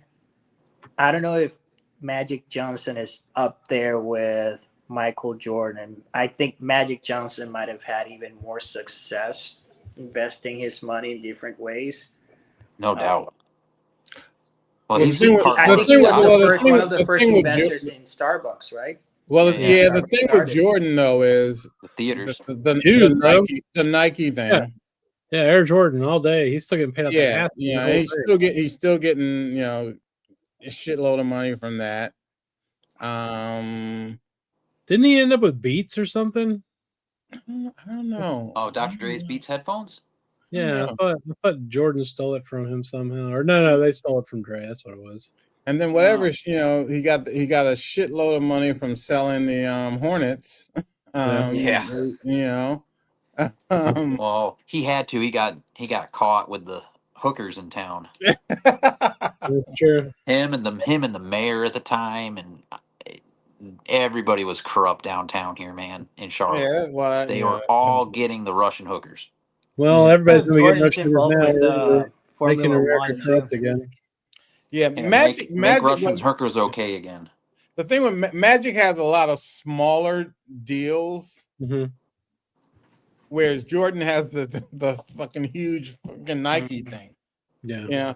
And the thing is, you hear if Magic told the story when he was a rookie, Nike came to him and offered him a deal where he would basically sort of have the thing with Jordan, but because he wasn't, and Converse came and said, "We'll give you this amount of money up front." Right. Magic took the upfront money. Yeah. And the rest is history. Wow. No, but I mean also, afterwards, like I think he was one of the main investors in Starbucks when it opened. Not one of the main investors. No, he got franchises. Okay. He got that's what Magic started. He started the franchises. Because I remember when we moved, early 2000s, when we moved up to Harlem, Magic Johnson opened the Starbucks franchises up there. But it was he did a lot of franchising early on. He did a franchising with Sony in the movie theaters. Yeah. and then he moved. He moved on to that. But now he's part owner of the Dodgers, right? Yeah. And the but I mean, they're small. They're small part. Yeah. I mean, he beat AIDS when everybody else died from it. Like, what else does he need to do? Yeah. But he what else did he That's the thing. When you see his name, you think that he's involved like big time because he's the powerhouse name. Yeah, right. It's but he's a billionaire, but he built it over a period of time, and there's small pieces. He also he owns he has a company that does the food services on college campuses. Oh well. So it's small little companies that he's built, and whereas Jordan is it's Nike and some other stuff, and then it's Jordan has that big Nike thing behind him. Yeah. But Jordan, you heard about the NASCAR thing. Oh yeah, he's NASCAR team owner. Yeah, but he sued NASCAR, and then the judge granted an injunction against NASCAR, saying that Jordan's team could race under whatever NASCAR does with all these other teams. Right. His driver just won the duel at Daytona. Yeah. Now they're appealing. NASCAR is appealing that. Well, NASCAR is really just like a family. That's the weird thing. Yeah, it's just really owned by these two people. It's fucked up, kind of. I gotta go. I'm in the capital of that mess. Well, this is the other thing. Jordan has his logo on the Paris Saint-Germain team too, so he's in. His brand is featured in some of the soccer jerseys too in Europe. That was, that was the best deal. That's the best deal any athlete has ever made in sports. Yeah. Yeah, for sure. All right. Well, it's been 4.5 hours. Mm-hmm. You all good? Oh, keep rocking. I just got to go because I have to get up and be able to sing and write and stuff, and then I have to spend the afternoon with you, Chris, in Denton. Maybe. Yeah, you don't bail on them like you usually do. I don't usually bail on him. I usually go. Here's what he makes me do. He makes me drive to his fucking house like an hour from here, drag his ass into Denton, take him back, and then I have to drive home. Like how far is that? 100 miles. What? It's not 100 miles. It's not round trip. Round trip it is. You know what? Yeah. What? Do you have a good time every time? No. Yeah. For the most part. If he's giving you good food, we'll buy you a burger. I buy you burger. Half the time I buy the burger. I'm not gonna like shit on your generosity. Sounds like what's that movie? Singles. If we give you good coffee and good whatever, and put you on the train. Yeah. There's a good burger place up there in downtown Denton. It's like our little ritual. There's like a burger place right around the corner. It's really good. And we both love the jazz selection at our local spot. That's true. Yeah, they have the best records up there in Denton for sure. What's the shop? Jazz College. Recycled books and records. Oh yeah. I checked out. It's strangely good. Yeah. Do they have a Discogs? Yeah. Yeah. They'll put all the good shit on there, so we never see it. But they have plenty of. But all that. They have pretty good stuff on there. Yeah, but it's overpriced. Yeah, they must have had something I was looking for the other day. Their prices aren't the best in the world, but they're fine. Yeah, they're fine. They're Discogs prices, but like it's more about like getting together and like doing our thing. Did you get that? Finally. Did they repressed it? Yeah, they did. Oh, sick! Wow. Yeah, I need to get that. Yeah, I need to get that. I need that. I don't have that record. It's been out of print for like 2 years, at least, maybe 3. Damn. Oh, I didn't know that got redone. Was that Roots and Herbs? Yeah. Yeah. Who else is on that one? But anyway, Chris, I gotta go. I haven't opened it.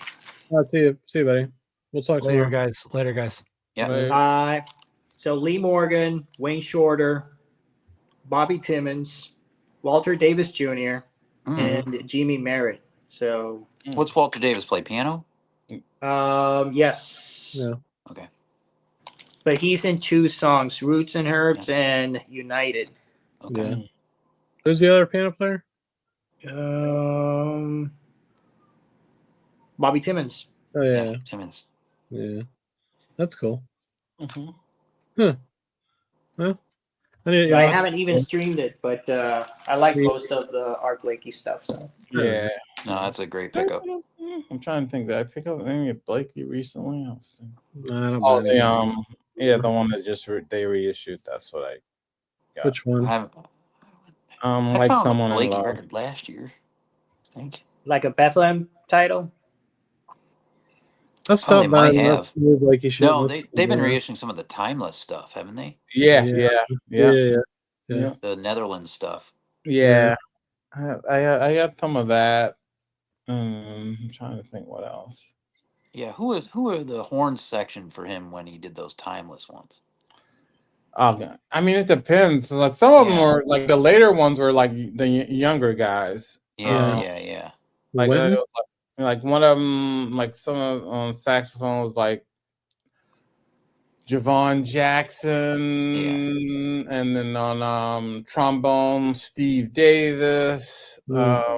These guys, I say younger now. They're like in they're like in their 50s and pushing 60s. So, but and like Jeff Keezer on piano, stuff like that. Yeah.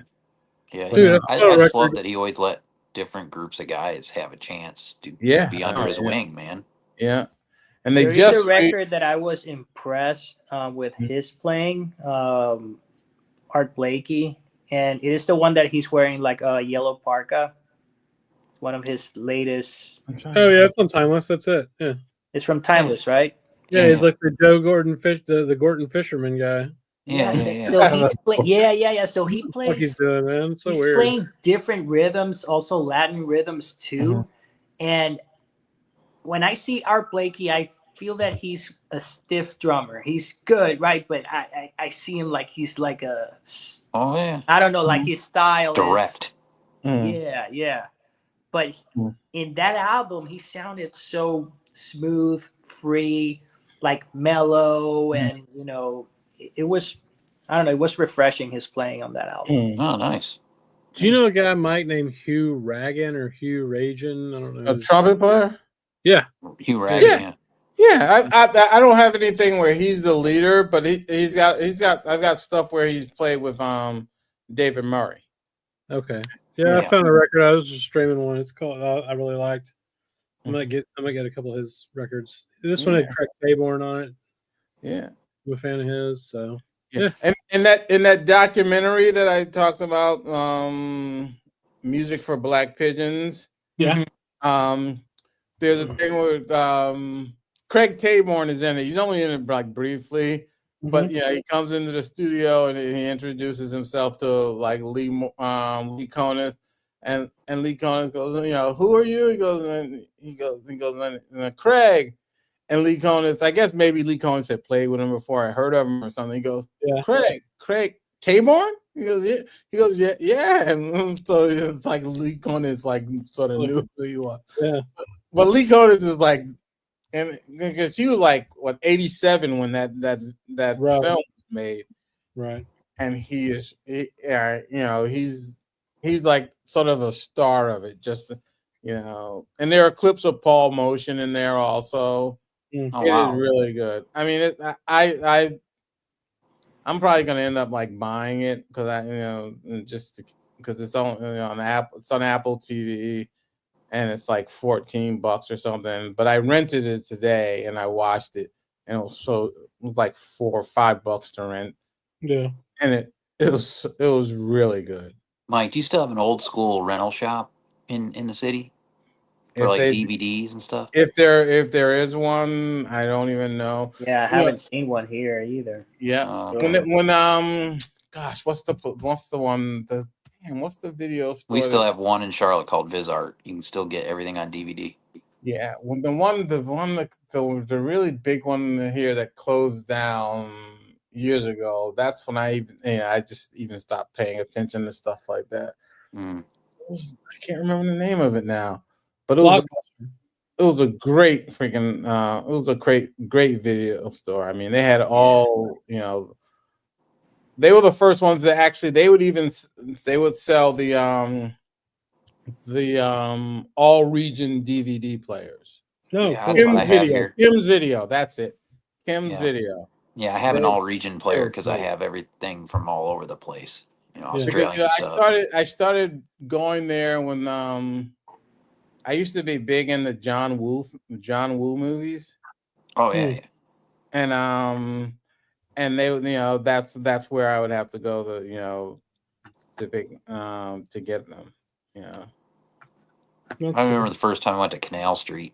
There's all these guys selling the bootleg DVDs where they went in the theater and filmed it from the back row. My office is right on Canal Street. Now it's all, you know, it's all fake Louis Vuitton stuff. Oh well, I got a fake tag, you know, watch, you know, all that over there. Yeah. No, oh God, it's even like right now 90s. It's crazy out there with these guys selling all the fake Michael Kors, everything, you name it. But what's really big, they sell the fake Apple headphones. Oh wow, the ones that are like $500. Yeah, they're selling those. I was like, the ones that probably last like 3 weeks and then they're done. Yeah. But you know, people are buying them. People are buying them. That's what you get. Like, okay. Well, how much are they? I mean, they're so much cheaper. I don't even know. I just because you know when I come out there, when you know when I leave the courthouse or I leave my office on certain days, it is so freaking packed. Yeah. You know, with all these vendors. And these people buying stuff, I'm just like, I gotta get the hell out of here. I just want to get in the sub. I want to get through these people and in the subway. Yeah, I just remember we went over there one time when we went up to, I think we were probably going to the Big East tournament, and we had this one dude with us, Big James. And Big James was like, I don't know why there was an Army Navy surplus store right there, but he's like, I'm going in there and I'm buying a mortar, and we're gonna hitch it to the back of this freaking. We had a wagon, like what do you call it? Not a. Oh God, I forget. Whatever we were driving. He's like, I'm gonna hitch it to the back of this thing and take it back to Charlotte. I'm like, no, we're not, man. No, we're not, because they had it out front. It was like a freaking mortar. He's like, I'm sure they'll sell it to me. I'm like, and he had the money. That's funny. And I was like, dude, no, we're not buying a mortar today. It was crazy, dude. Then we got chased out of the bowling alley by security over in what's one of the suburbs there, just north of the city. I'm trying to think. North of the city. Yeah, if you just go north of the city, there's this little area you can go in, and it's like kind of its own thing, and its own little parking and like walking area and everything. And there's a freaking bowling alley with an ice rink in there. Ah. No shit. New Rochelle. Oh, okay. Yeah. Oh gosh, that's not. I mean, that's like 20 minutes from here. You know, yeah. Because so we went up to that. We went up there. Is that far? He got in a fight with somebody in there. Is 20 minutes considered far in like New York City? No, that's close. No, 20 minutes with traffic. For me, Brooklyn to Midtown Manhattan is 20 minutes. Yeah. Where I live in Brooklyn, Dumbo. Yeah. What train do you take, Roberto? Let's see. It depends. I tend not to go to the city, but when I do, is the F train. F train. Okay. I'm gonna try. I remember, where did we go? Oh, if you go to Shea, that's the number 7 train. Yeah. Oh yeah. I'm gonna post this link for this video in the chat. I used to take the trailer, Park Slope to Manhattan. Mm-hmm.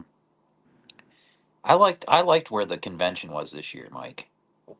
Oh, I think it was great. It was Yeah. It was that was the first time. The first time I ever went to the record fair. It was there. And I I get it. As far as maybe it's difficult, as far as navigating where to stay and stuff like that. But I don't know. I just, as far as a central, easy location, I think Now we found places prior to staying in Jersey that were much closer. Mm-hmm. There was just, and the price was good. Like we'd almost booked the one place, like per person, it was going to be just about the same. Yeah. But in the fine print, there was $1,000 cleaning fee. Oh, that's ridiculous. Or something like that, and Brandon caught it at the last second, or we were gonna have that booked, and we would have to split. But you know what? I think when you do that, you guys should look like Uptown, like with Chris, what Cam Brown is coming in next week, and he's rented an Airbnb up in Harlem. Oh, that's cool. And and I think I would think that would be your best bet. Mm-hmm. And and you'd have a great time. Because I used to live up there. So I mean I've lived there for it's like 15 years? Yeah. Yeah. So our friend Gary Hyde, he's in Jersey, but he works in Harlem quite a bit. He at night he fixes up the bodegas that are up there. So it's like there's this one on 125th Street, and these guys are from oh God, what's the country that keeps shooting at our boats? Yemen. Yeah, Yemen? these guys are, so these dudes that run these shops in Harlem are from Yemen. Yeah. Oh yeah. This one dude, his name's Dave from Yemen. Yeah, cool as fuck, man. We'd go hang out with Gary, and he always is hanging out past midnight. So we go to Harlem, and we were driving a minivan, and everybody thinks we're the cops because we had a white minivan. That, I guess at the time, that was like the police that were sneaking up on you were in the unmarked minivans. I guess, I don't know, but we're hanging out, just eating deli food and drinking beers at 3 a.m. in the bodega. And he's fixing the window, and shit. But Cool. people would come in. It was funny, man. This one guy come in. He had stuff running out of his nose. He's like, "Y'all know Tommy? Like the who?" Man. The Harlem was a riot, dude. We had a good time. We had a good time. That's funny. And then there's some Irish bar that's open if you go back towards town or whatever till 5 a.m. or whatever. And we went in there. They didn't like us going in there though. We had to get out of there because we were with Gary. Gary's he's a black guy, but I think everybody knows he can carry a gun. He's a peace officer. New York, he can actually carry. Nobody knows what you're talking about, Dave, like usual. I don't think. He actually has a radio. He can radio actual cops to come. So they didn't like us being in that bar because there was stuff going on in there in the back. But Harlem's a trip, man. We had a good time over there a couple times. It's a lot of fun. Yeah. I don't know. People think it's this or that. I don't know. People those guys from Yemen are a riot. Oh, it's it's funny because they've if I can the groups that have from different countries that have taken over the bodegas. Yeah, it's amazing since I've grown. Now it's the people from groups from Yemen. Yeah, but it's just that one of the things that makes this country so great is like different groups come in, they find their niche, and of course. And they move on up and they move out. Right. Yeah, but it was cool because we're like, this place is open. It's 3 a.m. and we can sit in here and eat and have a beer while Gary's doing his thing, because we were staying with him. We had to go with him. Like we weren't going to get in the house back in Jersey till he got off at like 4 in the morning. I think that's one of the perks of New York, Because it wasn't like when I was growing up, it wasn't, the people from Yemen weren't running the bodegas, No. We were Puerto Ricans. Yeah.